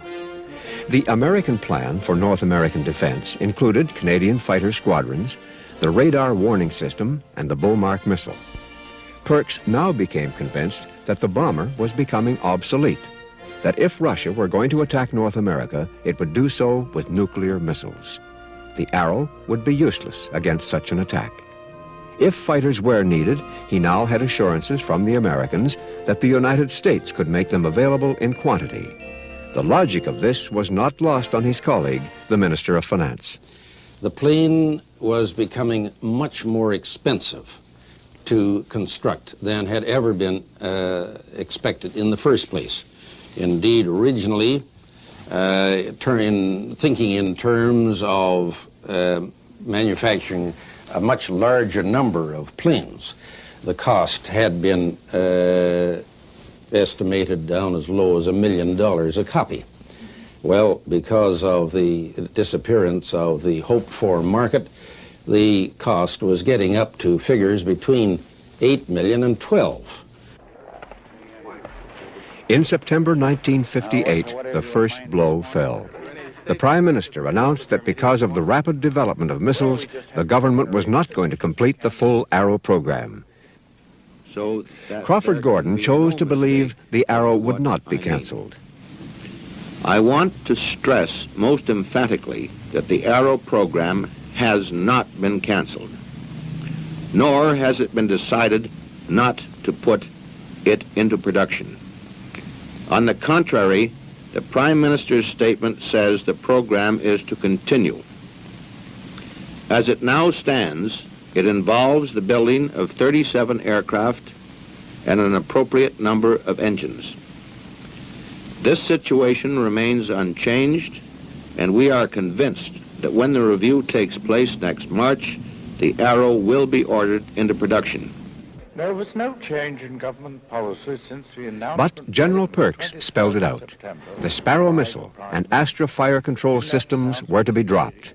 Work would continue on the 37 pre-production models, and that was all. Everybody in the country buried the Arrow. They said it was all finished and so on, but we weren't prepared to accept that, and we went about our business to try to find out. We spoke to the political people in Ottawa on the one hand and the military on the other, and got two completely opposite. Now the company mounted a desperate campaign to reverse the decision. Fred Smyth went to Washington to see the Assistant Secretary of the Air Force and extracted from him an extraordinary commitment. The U.S. Air Force was willing to fund the missile and fire control system, as well as supplying test facilities as a virtual gift to the Government of Canada. And he authorized Smyth to communicate this to the Minister of Defense Production, Raymond O'Hurley. On the next day, I went to Mr. O'Hurley with a letter to this effect. And I stood there while he read it. And that was the last we heard of that. No trace of that letter can be found in the National Archives. We have independent corroboration that it existed, but no evidence that it was ever seen by the Minister of National Defense, for example. Indeed, Mr. Perks later denied that there had been any offer of financial help from the Americans. If an air of mystery hangs over many of the decisions in the Arrow story, it is because so many files are either incomplete or closed to the public for a 30-year period. In any case, it appears that the letter would have made no difference. The government had already made up its mind. February 20th, 1959. For the thousands of people who were thrown out of work that day, it would be known as Black Friday. More than 20 years later, the memories are still fresh and painful. Well, about 9:30 in the morning, one of the fellows in the office telephoned his broker, just an ordinary inquiry on some stock prices. And toward the end of the conversation, he said, so by the way, how's Aero Canada doing today? Now you have to bear in mind that there was a tremendous feeling of pride of working at Avro Aircraft and Doranda Engines at that time. People really enjoyed it, and they bought stock in the company in the hopes that they would, succeed while the company succeeded. And at any rate, the broker said, no, let's see, Aero Canada. Oh, just a minute, there's something coming in over the ticker tape. And he waited a couple of minutes, came back, and he says, we've just got a thing over the ticker tape that says that the Canadian Prime Minister has just announced in the House of Commons that the Avro Aero and Doranda Iroquois programs are to cease immediately. And that was the extent of the thing on the ticker tape. So the guy came back off the telephone, sort of quite shaken, obviously. Be about 10:30, just after 10 in any event. As I stepped out in the hall, coming running down the corridor, very white in the face, was Joe Morley, who was my vice president of sales, followed by Alan Hoare, who was the DDP representative in the company. And Morley said, the Prime Minister has just announced in the House of Commons that the Arrow, the Iroquois, have been canceled. 2 hours later, around noon or after, Mr. Plant came on the loudspeaker system and said that everything had been canceled, every single contract the company had on the Arrow and on the Iroquois engine. And he read the telegram, or cable, which was sent. And he said that under the circumstances, and with no other contracts to fall back on, of the kind that they had been pressuring the government to let them begin and take men off the Arrow to start work on, he had no alternative but to lay everyone off for the time being until they sorted out union priorities, seniority, and what jobs they could salvage that could keep a few people busy, and that they would be called back after this was sorted out. When I got there, all the executives, the ones that were left, were all standing around there with a drink in their hand. This is 10 o'clock in the morning, and some were partly loaded. And Gordon, we were waiting for the telegram to arrive. We'd had it officially over the phone. And when it came, Gordon read it, and he handed it to me, and he said, somebody has got to take on that son of a bitch in Ottawa, and I'm just the one to do it. Mr. Diefenbaker had said later that the abrupt dismissal of 14,000 people was an attempt to embarrass the government. Well, we were only an agent of the government. Anyone with any knowledge of government contract procedure or industrial practice would know that we had no alternative. The men were to stop work then, and they weren't to be paid then. There were no further costs to be incurred as far as the government was concerned. So you tell me what you do with 13,000 people with nothing to do. A sudden decision like this, it's going to cause panic in the place. That's for sure. I mean, whose side is he on? Is he trying to break he's trying to break the country, in my opinion. And $100 spent in this plant brings $65 back in taxes. That's been explained to all the public. He's going to give all those hundreds to the states. For why? Are they backing him? I would just like to say that I feel Mr. Diefenbaker has sold his country and his fellow Canadians down the river to American interests. I just have a couple of words to say to Mr. Diefenbaker. Be a Canadian, buy Canadian. Brampton is probably typical of scores of other Canadian towns. The cancellation created shockwaves in communities around the Avro plant. For CBC News, a young Morley Safer reported on its effects on the lives of workers and their families. Pride themselves on their independence. But in fact, Brampton is dependent on one single industry. Small talk and gossip cover a single topic today, the end of the Arrow. It's probably one of the more emotional sort of experiences I've had in my life, I think, in a sense, because I think partly because of the tremendous personal involvement of everybody who worked there. There was I mean, if you can imagine secretaries walking out from the design floor down the stairs, you know, with tears streaming down their faces and this sort of thing. And it wasn't just a few isolated ones, it was a lot of them, you know. It was a very sort of emotional upheaval, I think. For weeks after that, people would wander into work just at a normal work time, just couldn't believe it had finished. You know, they'd walk around in a daze almost. They'd come in and sit at the boards and walk around just as if nothing had happened.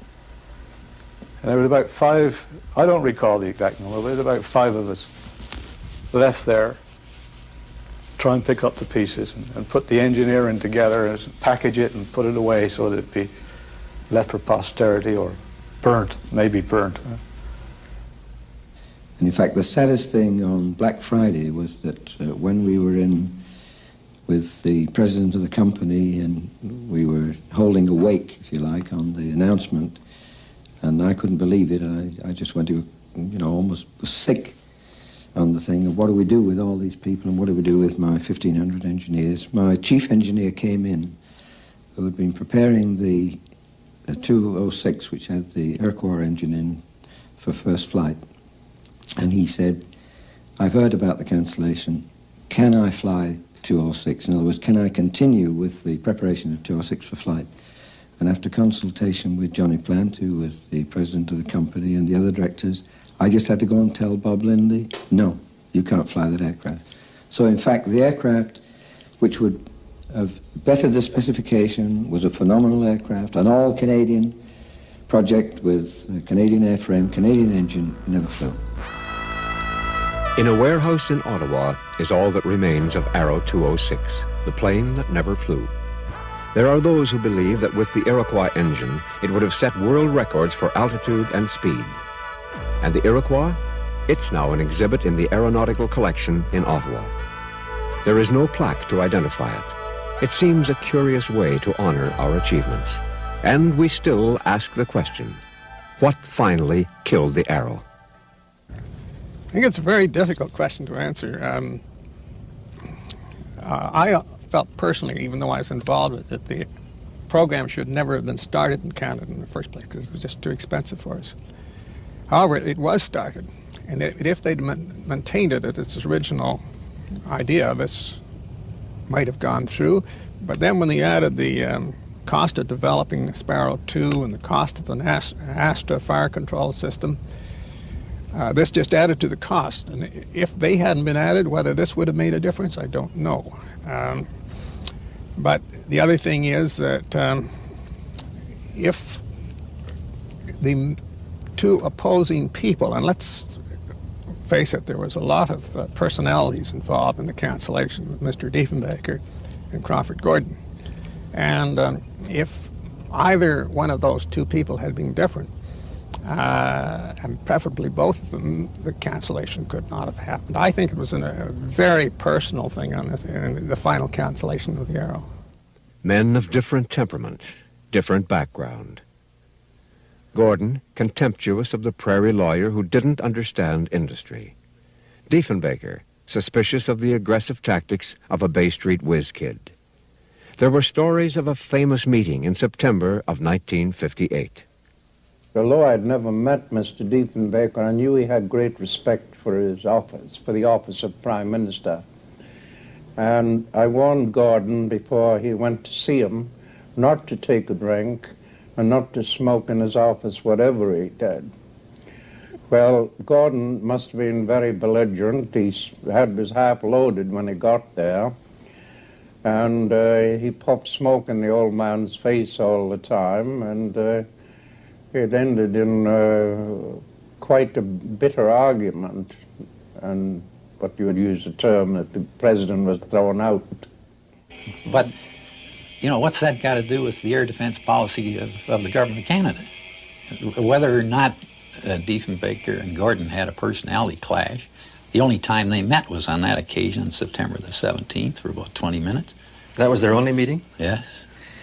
And what's it got to do with the air defense policy of Canada, or the Arrow, or anything else? I haven't any idea the real reason for the cancellation. So many reasons have been given. Mr. Diefenbaker even said that the Chiefs of Staff said he didn't want the airplane.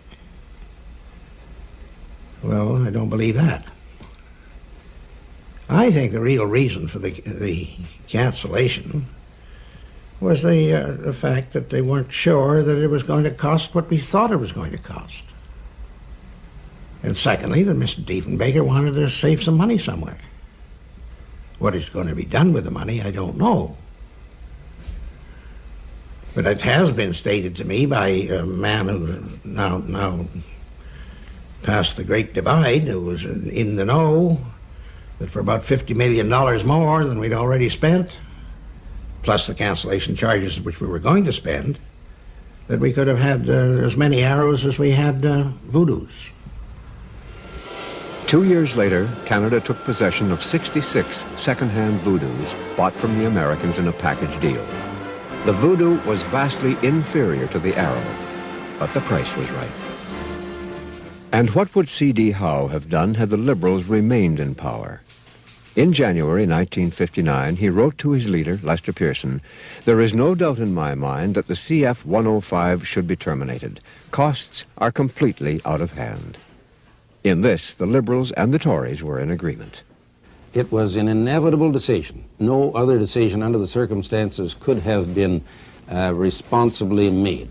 Had we done something else, it would have simply meant taxing the people of Canada to go on manufacturing planes for which there would never be a market outside Canada.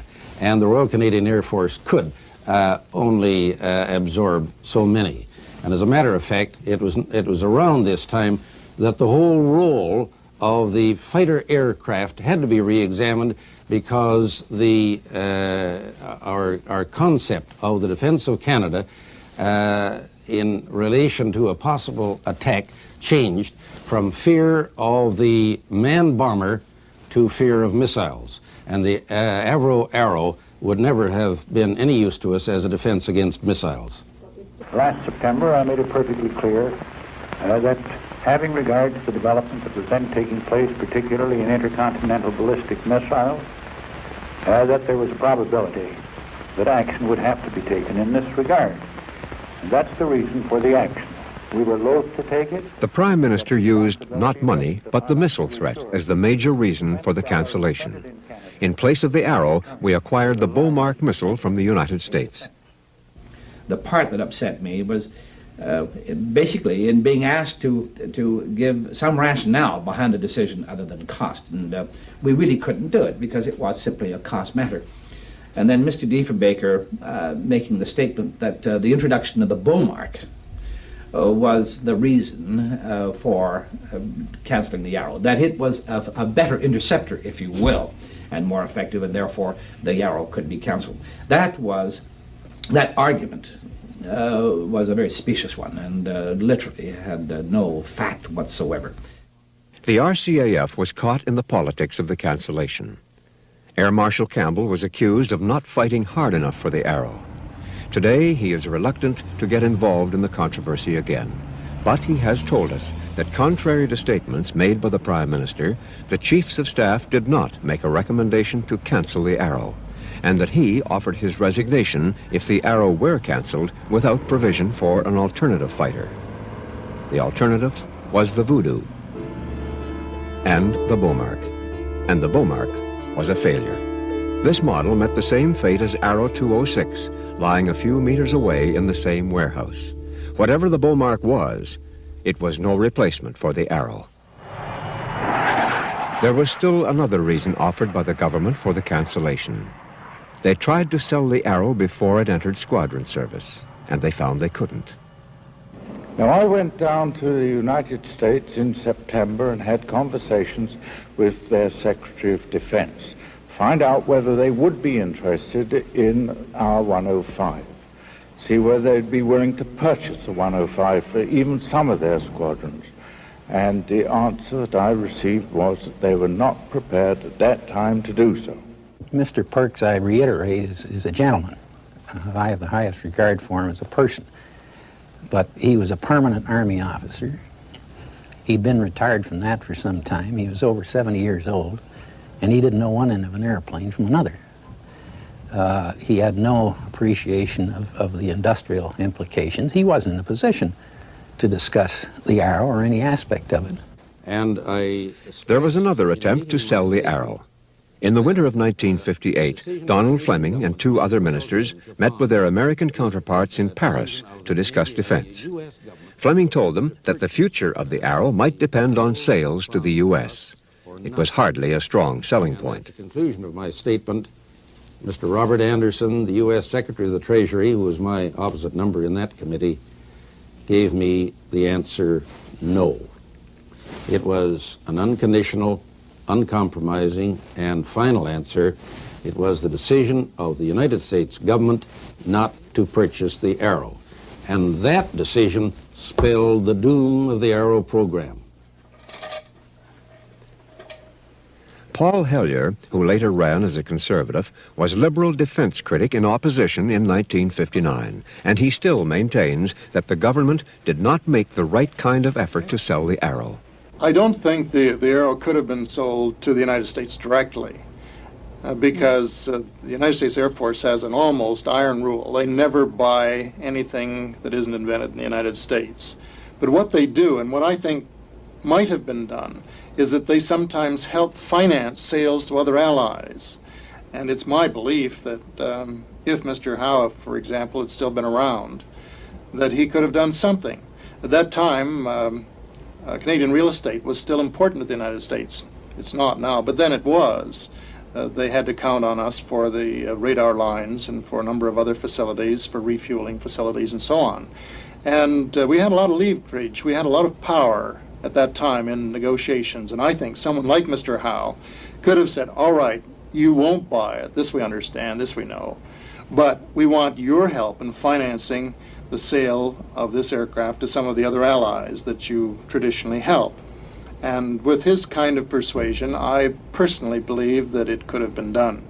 Yes, on balance, I think it could have been sold. When you look at the attempts of the French to sell Mirage fighters or other countries to sell weapon systems, you get the tremendous involvement, not only at the business level, but at the most senior political levels, where a prime minister or a president will go out to sell a program.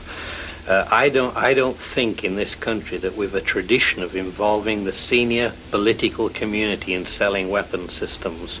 And I think if that kind of pressure had been applied in relation to the United States, where there was a gap in weapon systems that the Arrow could have filled, I think that could have been done. And it's a lesson we still have to learn, that if you're going to sell major programs, then you need major political effort in support of those programs. The Arrow was the most sophisticated weapon system this country had ever created. Its performance, even in the curtailed flight tests, placed it among the best in the world. But the sales effort that went along with it was amateurish and tentative. And when that failed, the Arrow met an ugly fate. In April 1959, Ottawa sent instructions to destroy the 5 Arrows that had flown and all the work on the assembly line. Men who had worked to build the planes were now ordered to cut them to pieces. As to who issued the order, whether it came from cabinet or from a bureaucrat, no one is telling. In Mr. Diefenbaker's memoir, I think he said that he was not aware of these instructions. But I was aware of them because I was the fellow who received them. And like an idiot, I folded. And so I'm the person that issued the instructions to destroy the airplanes. And that's the worst mistake I ever made in my life. Cameramen were not allowed inside the plant to record the destruction. But one enterprising photographer rented a plane and took this series of aerial shots.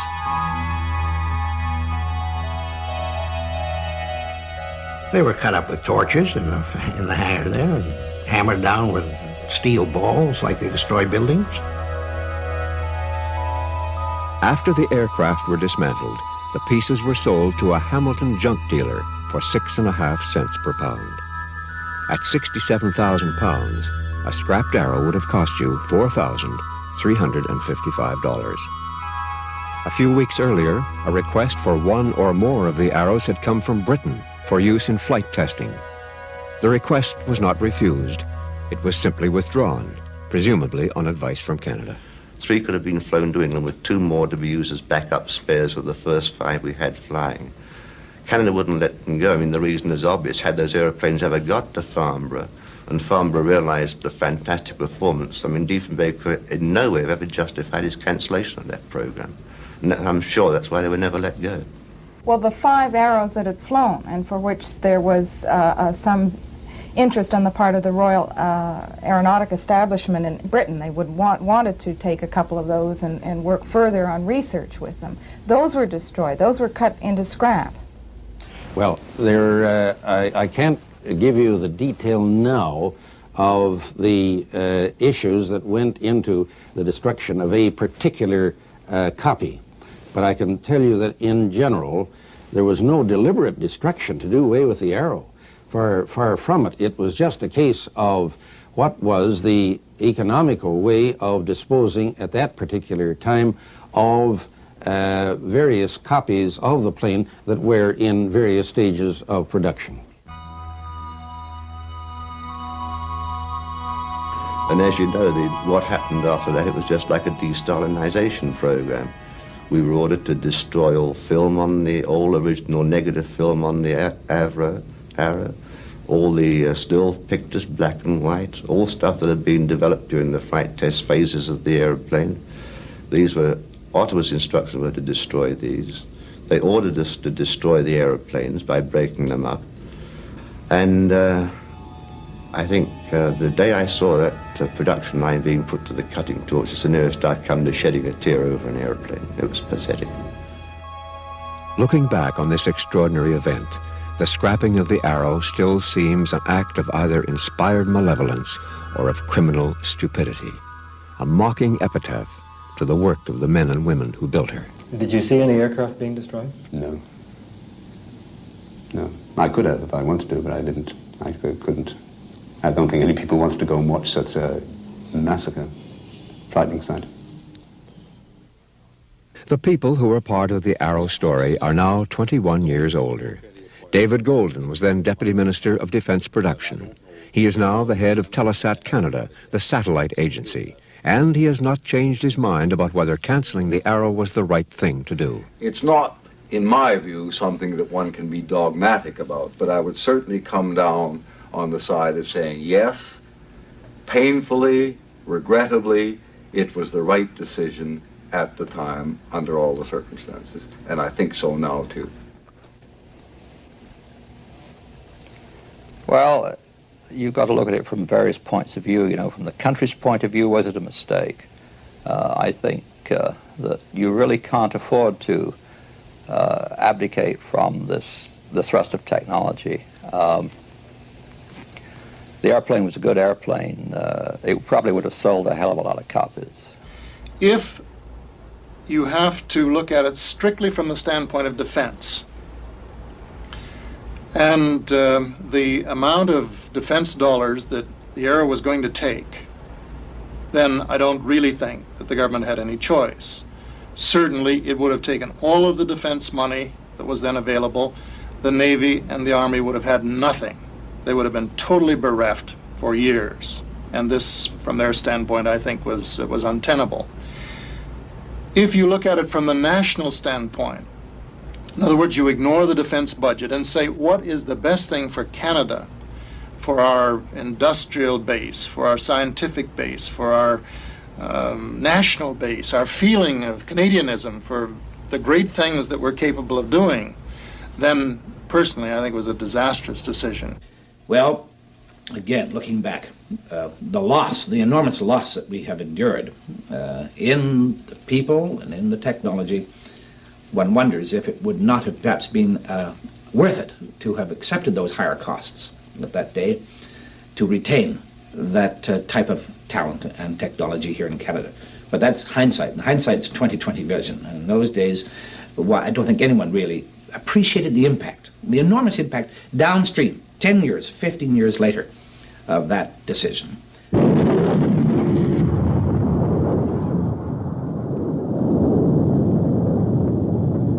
And the consequences? One of them was a shot in the arm for the American Moon Project. A number of top engineers were immediately snapped up by NASA. Brian Erb, a young engineer, developed the heat shield for the Apollo spacecraft. Len Packham, in charge of the rocket test program with Avro, worked on the telemetry system for the first manned rocket launchings. And Jim Chamberlain, chief technician at Avro, was project director for Gemini and is now with McDonnell Douglas in Houston. Engineer Ken Cook went from Avro straight to McDonnell Douglas in St. Louis. He's now a systems engineer on the F-18, which his company hopes to sell to Canada for $2.5 billion. It seems the era of the manned interceptor is not over after all, but it's unlikely we'll ever have another Arrow. Shortly after the cancellation, we signed a defense production sharing agreement with the U.S., tacitly agreeing never again to undertake production of a major weapon system on our own. The question returns. Can a country the size of Canada ever compete in the business of building costly weapons of war? The immediate impression is to say, no, you can't afford them. But when you look at Sweden, which has a third our population and which has an incredibly strong aircraft industry, they have managed to establish a strong defense program, a stable planned program, a very strong aircraft industry. And although they're in some difficulties now, they've done that for the last 20 or 30 years. So it simply is feasible if the planning and the purpose is there over a sufficiently long term. But I think it's a characteristic of Canada. We really haven't learned to capitalize on the genius that we're able to create from time to time in this country. We don't support research and development. We go so far and then back off. Canada can do it if it wants to be in that kind of business, if it wants to build its economy, if it wants to develop that sense of commitment, then we have all the other resources that are available to do it. The manpower, the finance, the marketing ability is all there in a native sense. The end of the Arrow was to be the end of the company. It was also the end of Crawford Gordon. Sir Roy Dobson, wheeling and dealing to keep the company alive, fired the man he once thought of as a son and felt compelled to write a letter to John Diefenbaker to tell him so. It's addressed to the Right Honorable John G. Diefenbaker. It begins, Dear Mr. Prime Minister, I sent word via Mr. Guest that I have asked for and received the resignation of Mr. Crawford Gordon as President of Avro Canada Limited on the grounds that I was most dissatisfied with the way he has been working and with his actions, which could not be considered to be in the best interest of the company or the country. It's signed by Sir Roy H. Dobson, by Roy H. Dobson. 8 years later, Crawford Gordon died in New York. His friends said he drank himself to death. He could handle success, but not failure. And what of the other personalities in the Arrow story? After the cancellation, James Floyd moved back to Britain. In a distinguished career, he saw two of his aeroplanes, both of them pioneering ventures, both canceled. He is now retired, still working as a consultant in the aviation industry and still a Canadian citizen. Fred Smyth bought an office equipment company, got tired of it, and in 1972 moved to Portugal. He is writing a book about Avro and the Arrow. He regards himself as being in voluntary exile.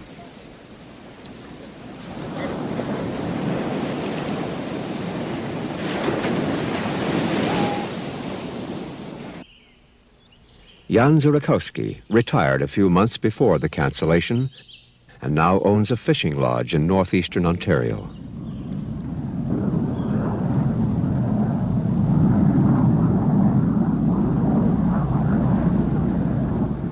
The Arrow is long dead, but the controversy lives on with its memory. People still argue its merits. Was it as good, as great as its supporters would have us believe?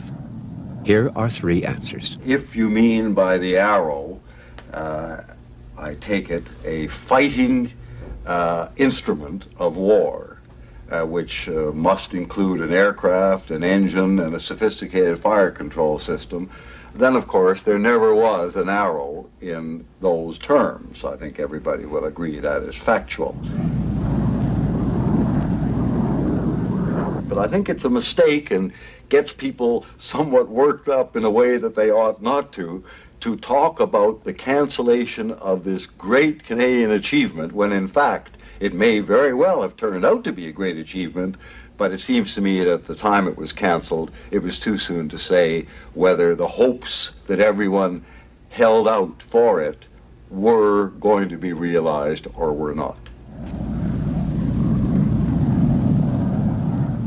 Aircraft nowadays are maybe more sophisticated in this or that, and better engines, better fuel consumption, better pressure recoveries. But there's nothing that I know of that would, even now, today, be an improvement on that maneuverability capability. It was absolute state-of-the-art. It was a beautiful machine, and we probably would still be flying it today. In losing the Arrow, we lost not only a symbol of national pride, we lost a technology and an immense pool of talent. There is one final question among the legacy of questions left by the death of the Arrow. To what extent did American interests influence the cancellation? The answer appears to be not at all. Although American space technology was the great beneficiary when the Arrow was killed, the United States did nothing to bring it about. They didn't have to. We did it all, ourselves. Controls are behaving quite nicely. I can see no oscillatory motions of any description in them. I think all this militant carriage is affected, all the vibration disappears. I think the carriage is making this. That's right, it's the side door which is making, the door which comes and closes the undercarriage in the wing. Is hitting against the fuselage.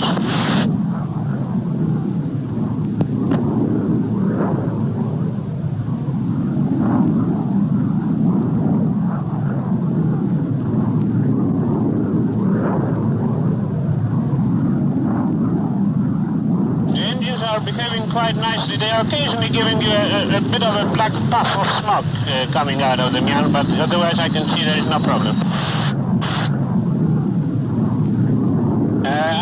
I think it's still got a bit less 1.5 degree. Side slip to right. That is Roger, Jan. As far as I can see from the back, no condition has changed. Switching out the dampers now. Fuel readings, please, 201. The wind is northeast at 10, the altimeter is 020, and number 1 for 32.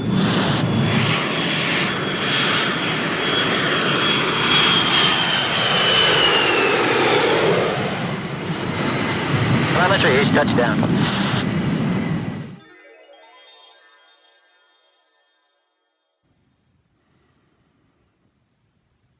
Ja, da vil jeg bare si takk for i kveld, eller i natt. Ønsker riktig god natt. Og velkommen tilbake til Kaffebloggen i morgen klokka 17. Og nye mandagsfilm neste mandag klokka 22. Og nå skal vi avslutte med Luften er for alle. Ha en riktig god kveld. Eller natt. Altså, nå har vi jo kommet i en sånn situasjon at nå må jo noe gjøres da. Hvis vi ikke får konsesjonen vår ganske fort nå, så er det jo ikke noe annet å gjøre enn å begynne med piratvirksomhet igjen. Et godt godt sted, ligger høyt og har utsikt til mange potensielle seere. Hvis vi står overfor en mobil sender, da har vi jo et lite problem da. Og da kan det bli aktuelt, vil jeg tippe på, i ekstreme tilfeller, å tilkalle forsterkninger. Det var jo sånn de jobbet under krigen også, for å finne disse her sabotørene. Like så viktig som plasseringen, høyde er det vel egentlig også å ha mulighet til å komme seg vekk. Kan du kjøre nok der? Ja, kan jeg få kjøre forbi eller kritisert for deg? Det som fremgår denne kringkastingsloven, det er bøte eller fengsel inntil 6 måneder for overtredelse av denne loven. Det ideelle sendestedet, det har mange flyktveier og ligger høyt og høyt. Det jeg tenkte vi skulle kjøre nå, det har ikke det, så det er sikkert redusert.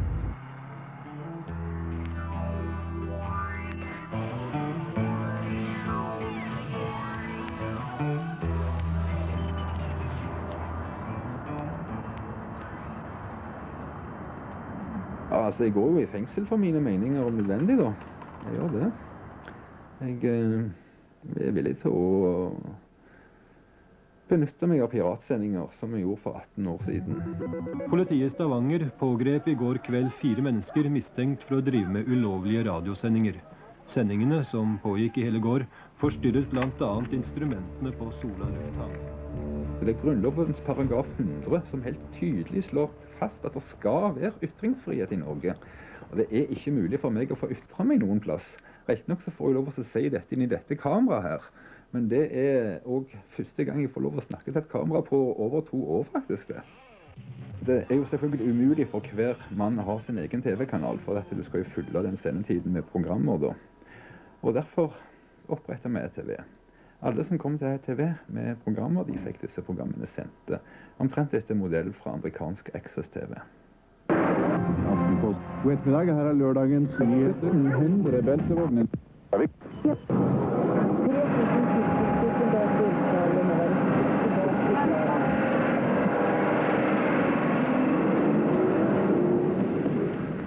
Vi pleier å si det sånn: velkommen til en velfortjent hvil, ETV.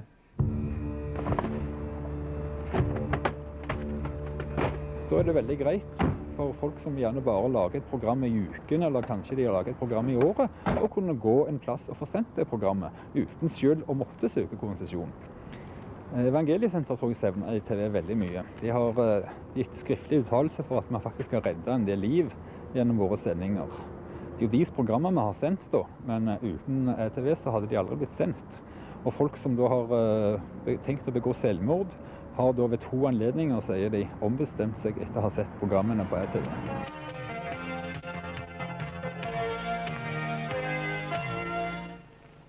En tilflukt for den utslåtte, Evangeliesenteret. Vi har mottatt veldig respons på det. Folk som har sett programmer fra Evangeliesenter TV, og folk som er i nød, har rusproblem, trenger hjelp,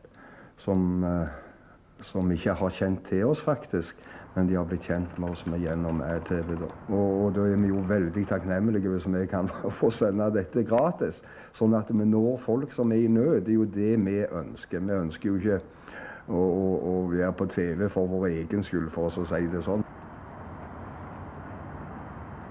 Og her inne, her har det skjedd mye galskap, kan jeg få.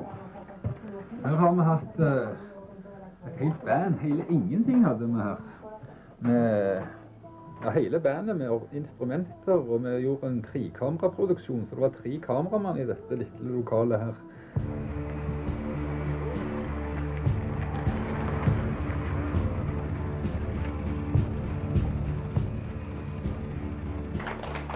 Tusen takk for vakre ord fra Arild, og ønsker de velkommen tilbake med senere anledning. Hjertelig velkommen tilbake.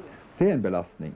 At min seriøsitet skal bli redusert på grunn av at jeg sender programmer som andre har lagt. På grunn av at jeg velger å sende programmer, for det om vi velger en annen kvalitetsstandard enn det NRK gjør.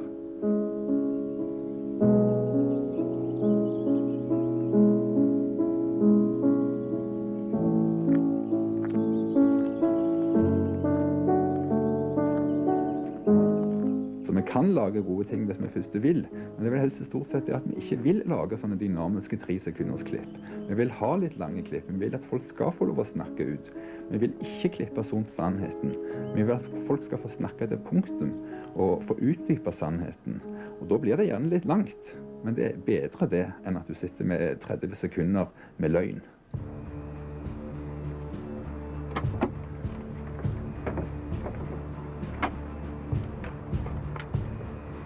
Vi søkte jo konsesjon umiddelbart etter at vi ble fratatt den gamle. Og vi har purret noen ganger. Sist gang for over 1 år siden. Jeg har ringt en del ganger. Det kommer aldri noe svar fra Statens medieforvaltning. Så de trenerer saken og nekter å besvare telefonen.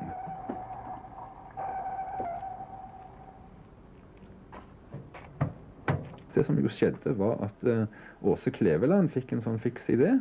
Sa at nå skal det kun være en lokal-TV i hver region. Og da søkte TV Vest, som hadde gått konkurs tidligere, i motsetning til TV, som hadde en relativt sunn økonomi. Det er da selve senderen, som nå tilkobler et vanlig og billig superværskamera. Det er for at den totale verdien skal være veldig begrenset hvis noe udemokratisk skulle skje. Ja.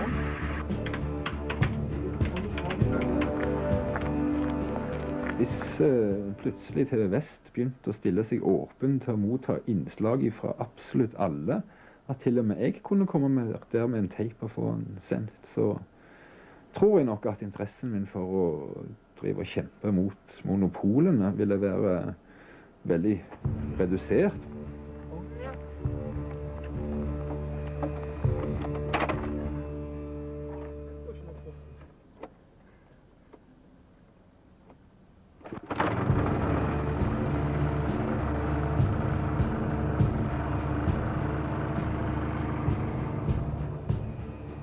Man har noe nok å holde på med for det. Man har så mye gammel teip å gå gjennom og sortere og katalogisere at det er helt utrolig. Pluss at det produserer jo en del innslag fremdeles. Først og fremst for amerikansk TV. Det meste vi produserer nå blir bare vist i statene. En av de som har fått eksportert litt, og er jo Flammehunden Kid. Den er da, dette er fra Aftenbladet, og det er VG. Og Rogalands Avis. Det er suksess i USA. Millioner har sett Flammehunden Kid.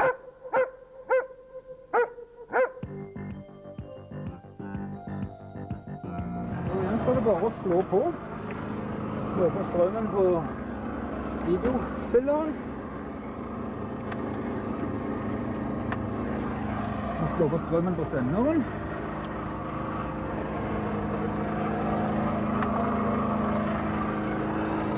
Så kan vi starte et program som har noe å stille inn etter.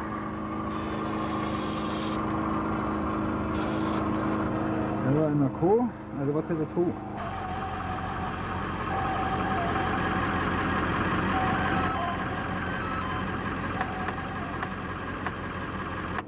TV Norge, og der er TV. Ja, det kribler jo alltid litt i magen. Det medfører jo alltid en viss risiko å sende pirat-TV. Så det er klart, jeg har jo alltid en viss nervøsitet for at noen skal komme og kjøre opp veien her da. Nei, ytringsfrihet er for viktig til at vi ikke skal ta sjansen. Og jeg synes jo at offeret er ikke så stort da. Og det er litt slit, altså. Det er klart det er en belastning, men i forhold til utbytte så er ikke offeret for stort. Straffen er ikke streng, men bøtene er høye, for å si det sånt.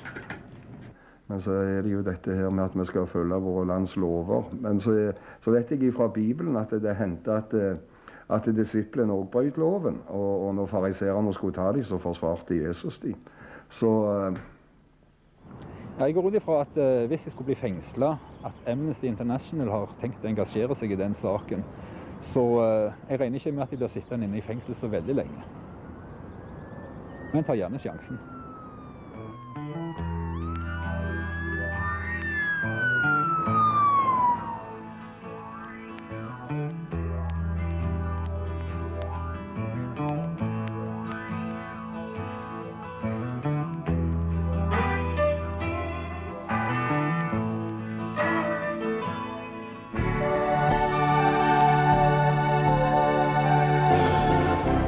don't have any art, you're pretty much lost.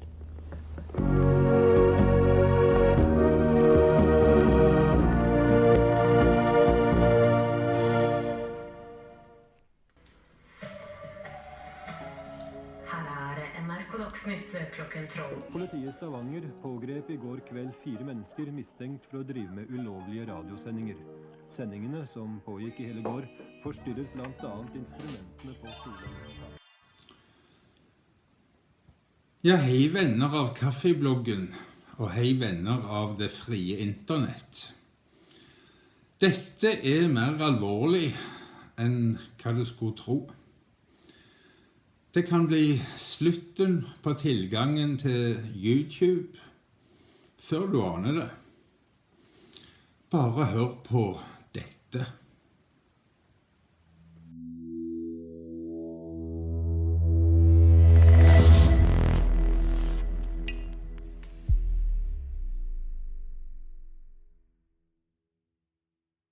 So, is the internet in Europe about to fall to the EU copyright directive? This month, we may very well get our answer, though I've heard conflicting reports on how long it'll take to implement. Nevertheless, we're getting close to a decision. According to Julia Reda, the next copyright trilogue, which is supposed to be the final one, has been scheduled for the 21st of January. The new Romanian Council presidency will try to get a new negotiating mandate from national governments on the 18th of January. Hashtag Save Your Internet, hashtag Article 11, hashtag Article 13. Back in October, YouTube CEO Susan Wojcicki produced a blog post sounding the alarm on the copyright directive. The following is an excerpt. Article 13, as written, threatens to shut down the ability of millions of people, from creators like you to everyday users, to upload content to platforms like YouTube. And it threatens to block users in the EU from viewing content that is already live on the channels of creators everywhere. This includes YouTube's incredible video library of educational content, such as language classes, physics tutorials, and other how-tos. This legislation poses a threat to both your livelihood and your ability to share your voice with the world, and if implemented as proposed, Article 13 threatens hundreds of thousands of jobs, European creators, businesses, artists, and everyone they employ. The proposal could force platforms like YouTube to allow only content from a small number of large companies. It would be too risky for platforms to host content from smaller original content creators because the platforms would now be directly liable for that content. We realize the importance of all rights holders being fairly compensated, which is why we built Content ID and a platform to pay out all types of content owners.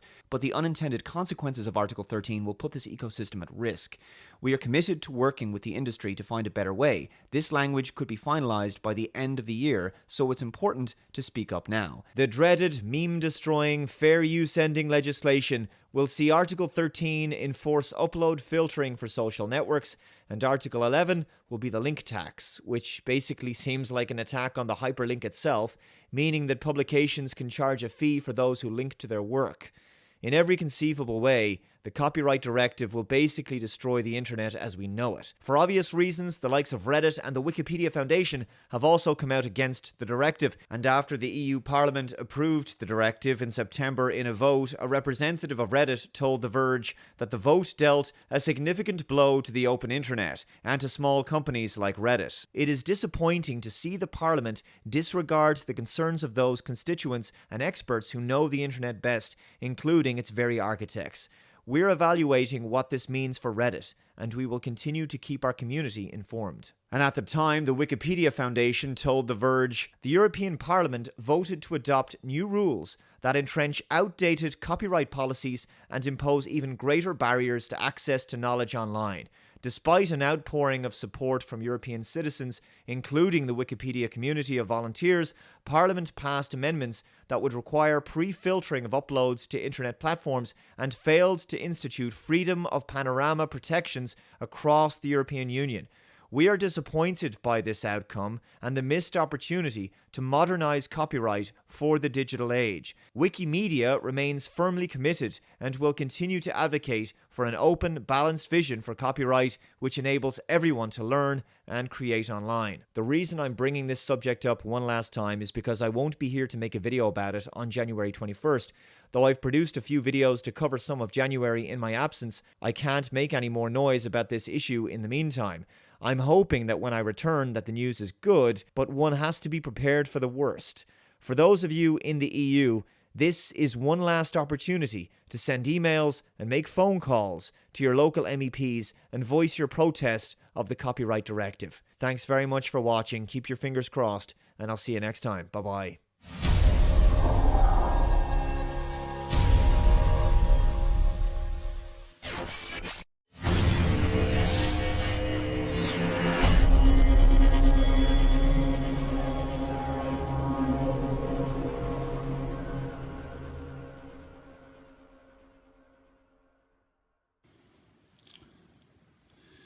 Ganske skremmende, hva? Vi må jo satse på at FNs menneskerettighetsartikkel 19 står høyere enn EUs copyright direktiv. Artikkel 13 og denne linkteksten, artikkel 15, det truer rett og slett ytringsfriheten vår. Det er fullstendig brudd på artikkel 19 i menneskerettighetserklæringene. Takk for at du så på denne ekstra sendingen fra Kaffebloggen.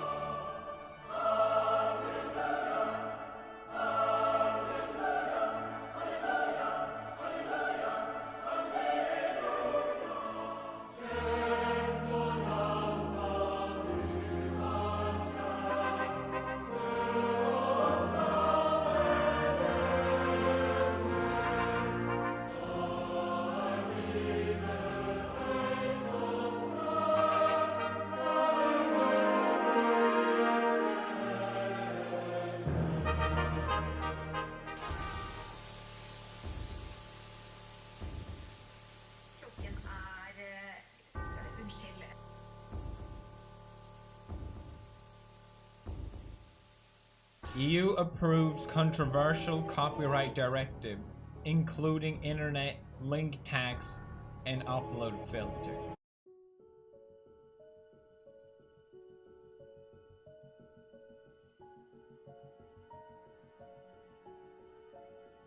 Imagine there's no heaven, nothing to kill or die for,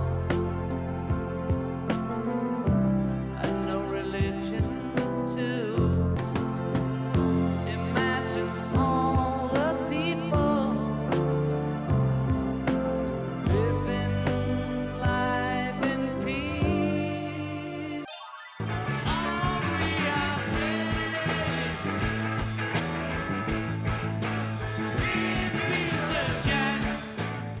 I love you, big brother.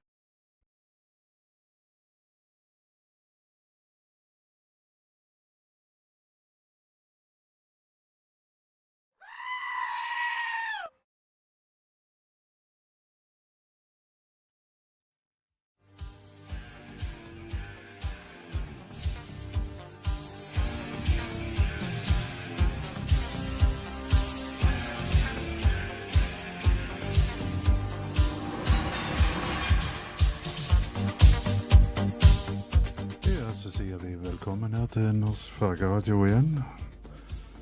Ja, jeg vet ikke om det ble for høyt denne gang. Gjorde du det? Nei, det går. Som du sikkert ser, så blir det bilder på denne sendingen i dag.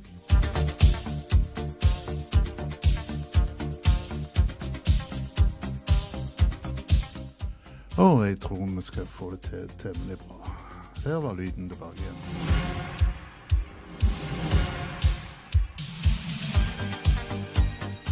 Ja, hva er det folk gjør for tida? Hva lytter de på? Vi tar bare liten som en test i dag. Liten, det blir bare en halvtime da, sånn at jeg får bruke den til senere anledninger. Men går det galt denne gangen, så går det galt. Og så gjør jeg det bedre neste gang jeg kjører, ikke sant? Så det... Vi tar litt og litt, vet du. Jeg gidder ikke holde på så å kjøre inn hele veien, og alt skal være perfekt. Her er radio for de som gidder å bry seg. Ja, de som gidder å bry seg. Radio for folk flest, sier Fremskrittspartiet, men radio for spesielt for... Oi, radio for spesielt. Må jeg ta alt om igjen nå? Allikevel? Nei, radio for spesielt interessert i dette. Så jeg tar det ikke en gang til. Ikke tale om. Dere hører nå akkurat CC Catch, Heartbreak Hotel instrumental. Og det blir bare gammel musikk i dag, for det er bare en test. Ja. Så neste gang om en uke, da blir det bånn gass med ny musikk og sånn greier. Men nå vil jeg bruke det som jeg har. Og det vil sikkert kjenne igjen i forskjellige. Vi kan jo etter hvert bare se om kan Chris Rea. Vi husker jo han. Jeg gjør det i hvert fall, så jeg regner med at dere også gjør det. Så vi kan jo bare gå videre med den. Ja, lettere sagt enn gjort, du var alene av det. Greit.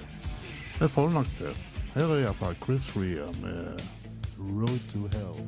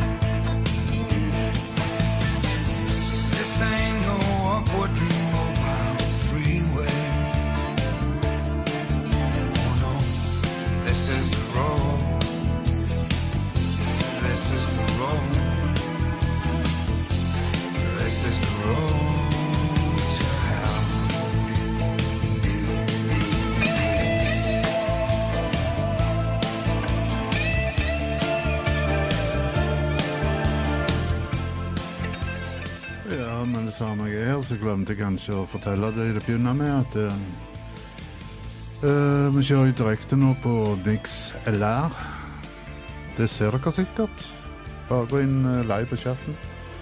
Og så skal jeg svare på spørsmål eller ønsker hvis jeg får tid til det. Ellers blir det jo sendt på sidesradio.org live, går jeg ut fra hvis du går inn på den LR-en der også, og så blir det lagt på YouTube. Norsk Fagradio sin side der, får dere det også. Det er utrolig hva man får til, vet du. Ok, dette er live, så her fortsetter vi med Chris Rea og Road to Hell.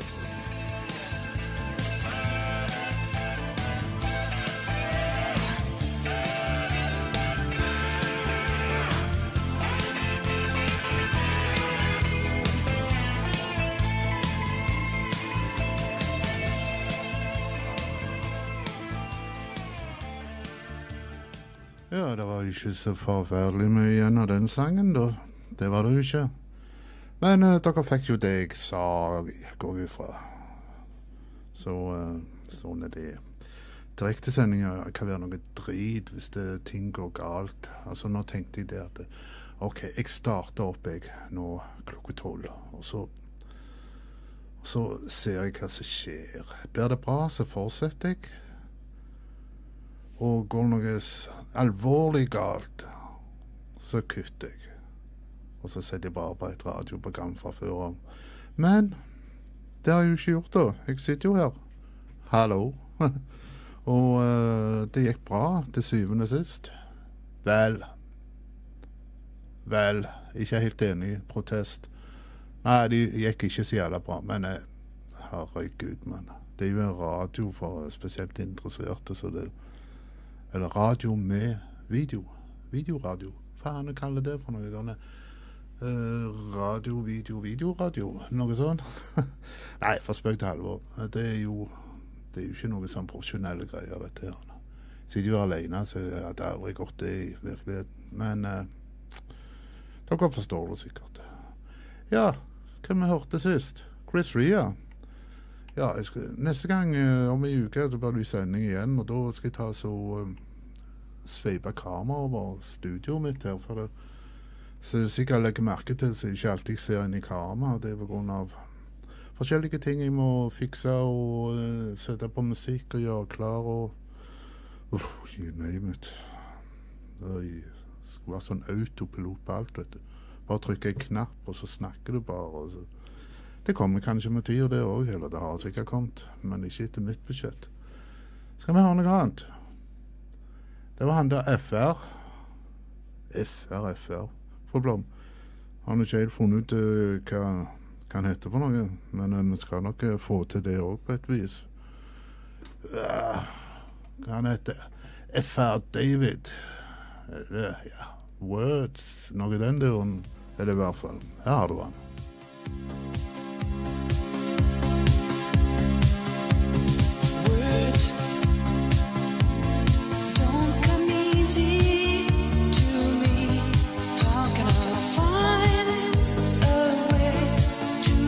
See, I love you. Words don't come easy. Words don't come easy to me. This is the only way for me to say I love you. Words don't come easy. Well, I'm just a music man. Melody so far my best friend, but my words are coming out wrong, and I reveal my heart to you and hope that you believe it's true, 'cause words don't come easy to me. How can I find a way to make you see don't come easy. This is just a simple song that I made for you on my own. There's no hidden meaning. say I love you, honey. Please believe I really do. 'Cause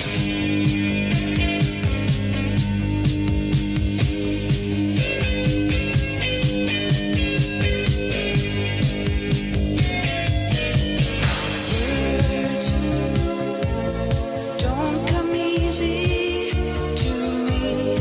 How can I find a way to make you see I love you? Words don't come easy.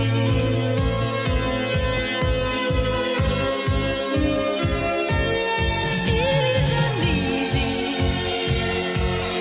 Words don't come easy. Words. Ja, etter hvert så klokka nærmer seg 12 minutter over 12, så begynner han FR David, FR David, og så roer seg ned, og det er bare noe halvt minutt igjen av sangene. Men jeg kan jo prate for det vel, herregud. Det er noen som kan nekte meg det. Han er jeg som bestemmer den radioen her. Så det, ja, 12 minutter over 12 er han blitt nå, ja. Og det er mandag. Hos meg ser dere jo, det snør. Jeg har peisen på. Skal ikke klage, skal ikke klage. Sånn er det bare. Words don't come easy. Nei, det er sant. Det er sant. Det er ikke alltid det du snakker om er noe å høre på. Det var noe jeg skulle si, og så var det noe jeg skulle ha sagt. Ja, så jeg sa det, og så kjører jeg jo direkte nå, så jeg kan ikke skrive opp noe. Det var ikke meningen. Jeg håpte på at det gikk til helvete, så jeg kunne kjøre en reprise. Men ok, greit. Vi får ta det på flyen her. Vi gjør det. Ja, jeg snakket om det at utstyr som jeg bruker her, det er jo ikke sånn all verdens utstyr. Det er ikke verdens dyreste utstyr. Langt derifra. Det er sånn budsjettopplegg. En vakker dag skal jeg ta mikrofonen, og så mikrofonen, ja. Den også, men i hvert fall en av webkameraet jeg har. Til å så, jeg kunne for så vidt gjort det nå, men nei, vi tar det neste gang. Sveiper over her hva utstyr jeg bruker, ja. Kan jeg bare ta og fortelle. Jeg kjører jo på en Behringer miksepulter, og så har jeg 3, ja, snart 4 skjermer å se på. Den ene skjermen, den har jeg på min høyre side. Det blir vel det gjør det. Det blir på venstre side på bildet, altså selvfølgelig. Der styrer jeg musikken. Hva jeg skal spille og sånn. Det er jo den er tilkoblet inn PC. Og så har jeg en annen skjerm, hovedskjermen da, så jeg kjører VMix. VMix, det er jo et program som jeg er svært fornøyd med. Du kan gjøre alt med det. Du kan streame, recorde, du kan, herregud. Ja, slå det opp på Google. VMix heter det. VMix Streaming, for eksempel, kan du skrive. Utrolig program. Ikke er det dyrt, ingenting, så jeg betaler en gang i året, jeg vet ikke hvor mye det var ikke mye i hvert fall. Så får jeg gratis oppdateringer hele veien. Og så kjører jeg på KRK-høyttaler, det er Rocket 6. Det er jo ikke så gale det. Og så kjører jeg en annen PC på miksepulten her. Ja, og så har jeg ikke fått til lys ennå. Hvis jeg skal kjøre på dette her med bildet, så burde jeg fått til noe bedre lys. Nå ser jeg snart, nå må jeg snakke jævlig fort, for jeg ser solen kommer snart inn vinduet, og det ser litt jævla dumt ut at jeg reiser meg for å gå og så blende vinduet, altså. Vi tar en sang. Hva med Scorpions? Scorpions har fulgt meg siden, ja, siden jeg var ung i hvert fall. Ja, jeg er jo ikke unge nå lenger, da. Jeg er jo ikke det, men de har nå fulgt meg lenge.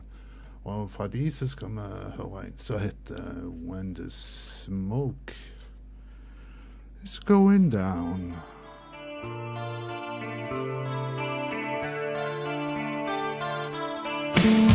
Just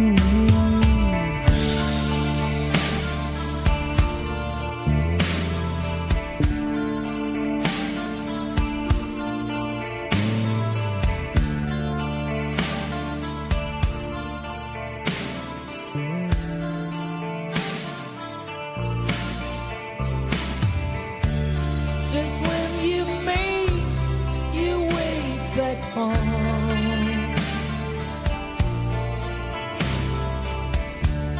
I find some time to be alone. I go to see the place once more.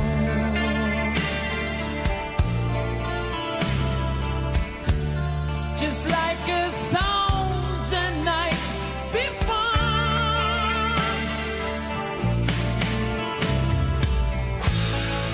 climb the stage again this night, 'cause the place seems still alive when the smoke is going down.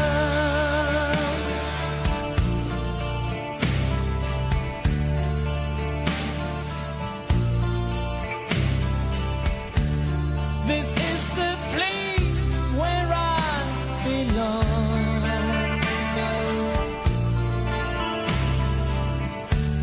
I really long to turn you on.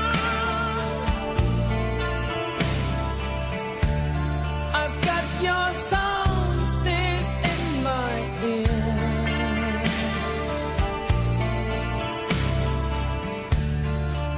While your traces disappear,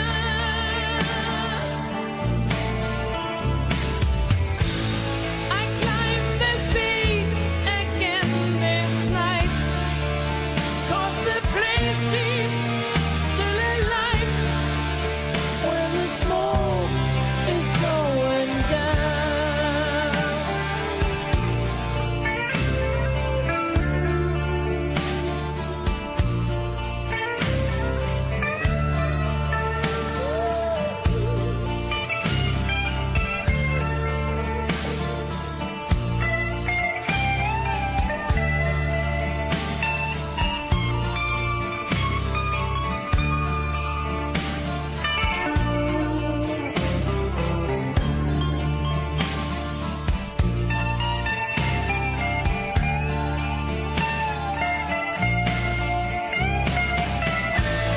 I climb the stage again this night, 'cause the place seems still alive when the smoke is going down.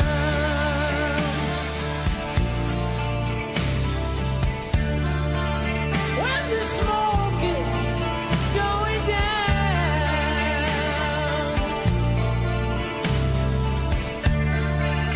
When the smoke is going down. When the smoke... Oi, den der føyk mikrofonen. When the smoke is going down med Scorpions. Ja, hurra, ba, ba, ba. Ja, det var det. Det var så langt. Scorpions, ja. Herregud. Jeg var totalt sprø fan av de der i mine yngre dager. Herregud. Bestilte på, holdt på å si nett. Det var jo ikke nett i den tida.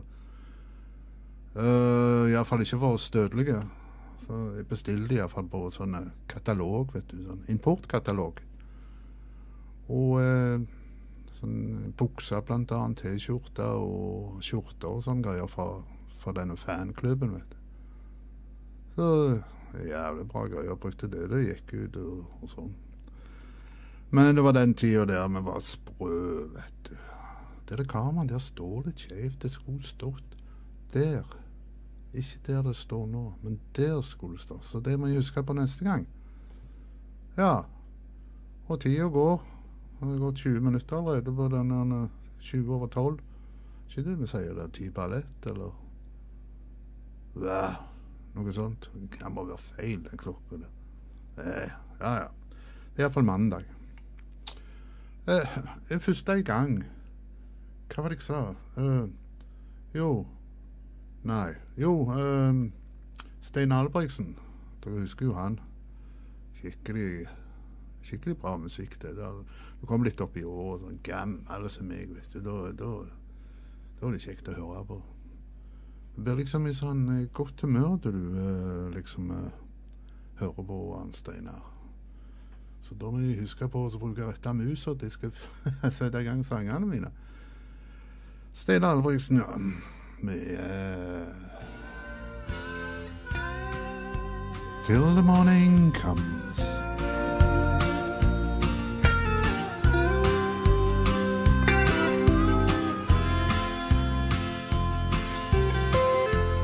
I've heard restless winds calling you, seen the colors in your eyes, running wet from troubles deep within. Leaving comes as no surprise. Stay with me till the morning comes. Let me hold you one more time. Stay with me till the morning comes. Maybe I can change your mind. Seems a shame to waste a night like this. Big old moon shining bright. Come to me and close your distant eyes, just until the morning light. Stay with me till the morning comes. Let me hold you one more time. Stay with me till the morning comes. Maybe I can change your mind. Time changes everything. Let's leave the past behind. It's not forever. It's just one night at a time.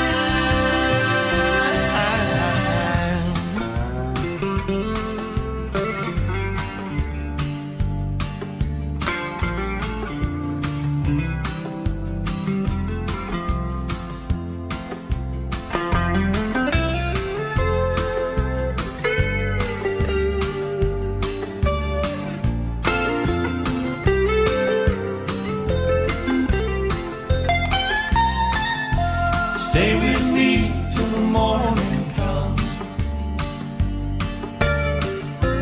Let me hold you one more time. Stay with me till the morning comes.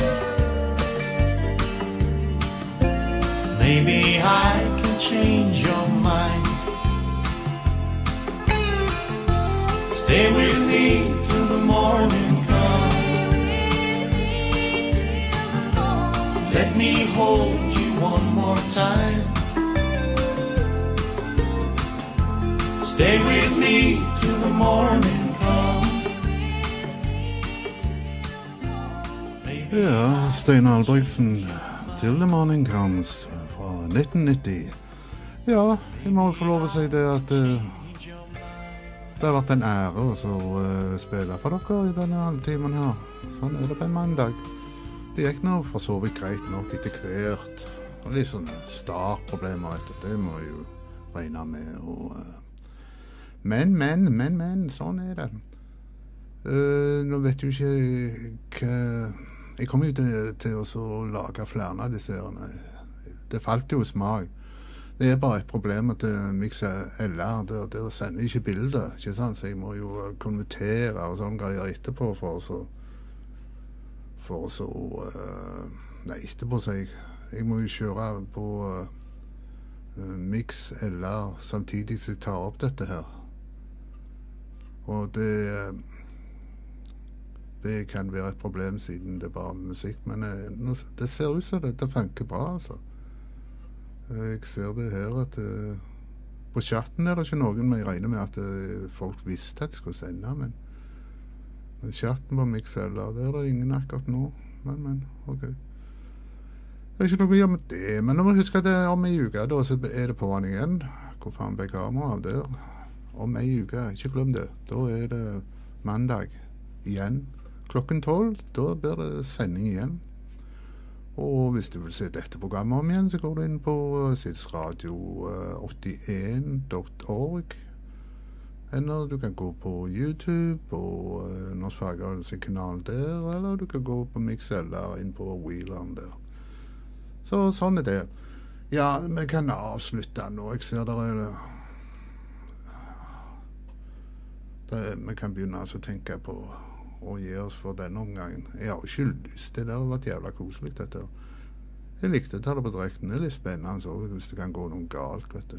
Ja, nå kjører vi ikke på FM i dag. Jeg tenkte det at nei, vi får ta det neste gang. I tilfelle det gikk galt. Men det gikk jævlig bra, så jeg ser frem til neste gang. Siste sangen i dag har vi jo fra Alan Parsons Project. Og siden det at vi begynner å bli gamle, så kan vi jo bare ta oss og spille av noe Old and Wise med Alan Parsons Project. Sier bare hei hå, hei hei, og så snakkes vi om en uke.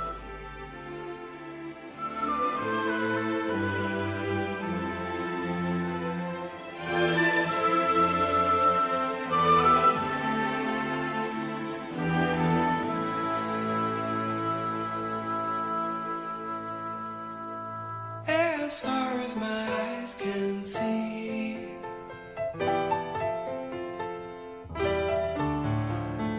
there are shadows approaching me.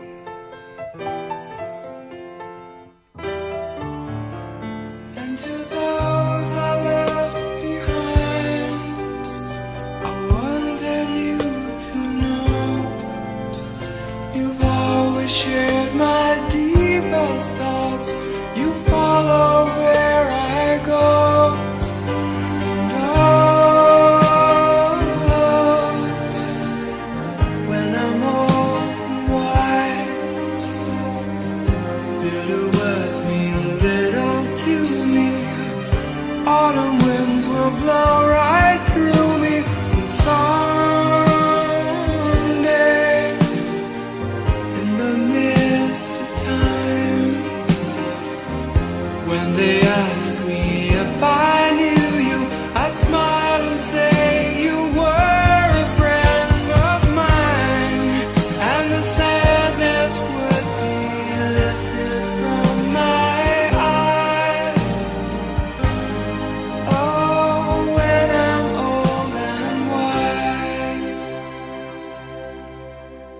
as far as my eyes can see,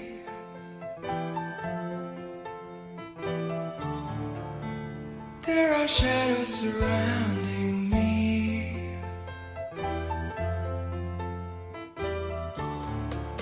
And to those I leave behind, I want you all to know you've always shared my darkest hours. I'll miss you when I go. And when I'm old and wise, heavy words that tossed and blew me, like autumn winds will blow right through me. And someday, in the midst of time, when they ask you if you knew me, remember that you were a friend of mine. As the final curtain falls before my eyes, oh, when I'm old and wise.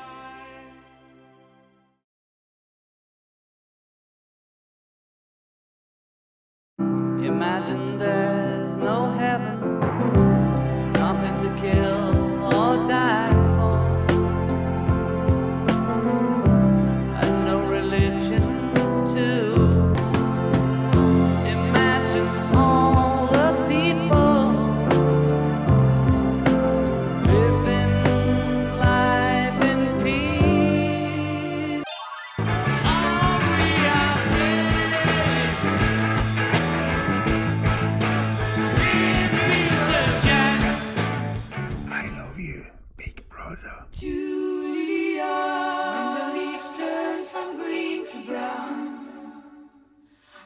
autumn shades come tumbling down to leave a carpet on the ground where we have lain.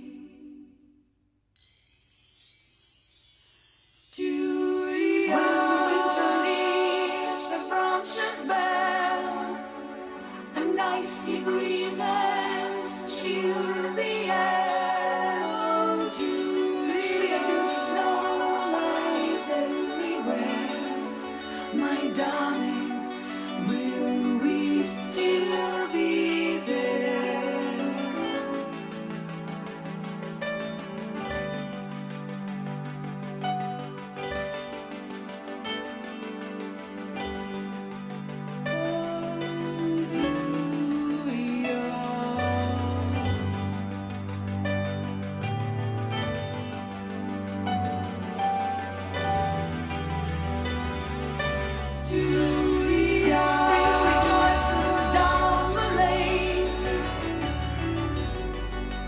Everything is new again.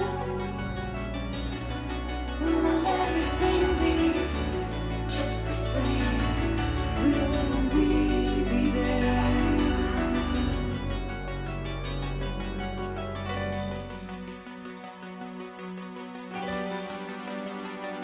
Oh, Julia.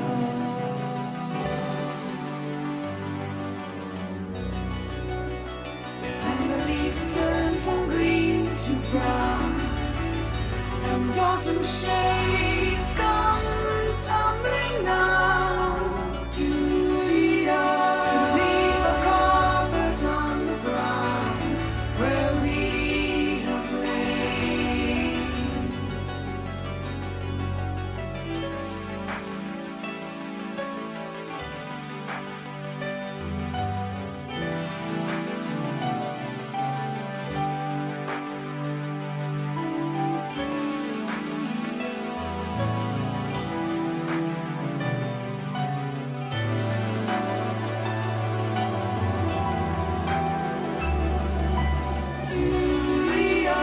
When winter leaves the branches bare and icy breezes chill the air. Oh, freezing snow lies everywhere. My darling, will we still be there? Will we still be there? Will we still be there? Will we still be there?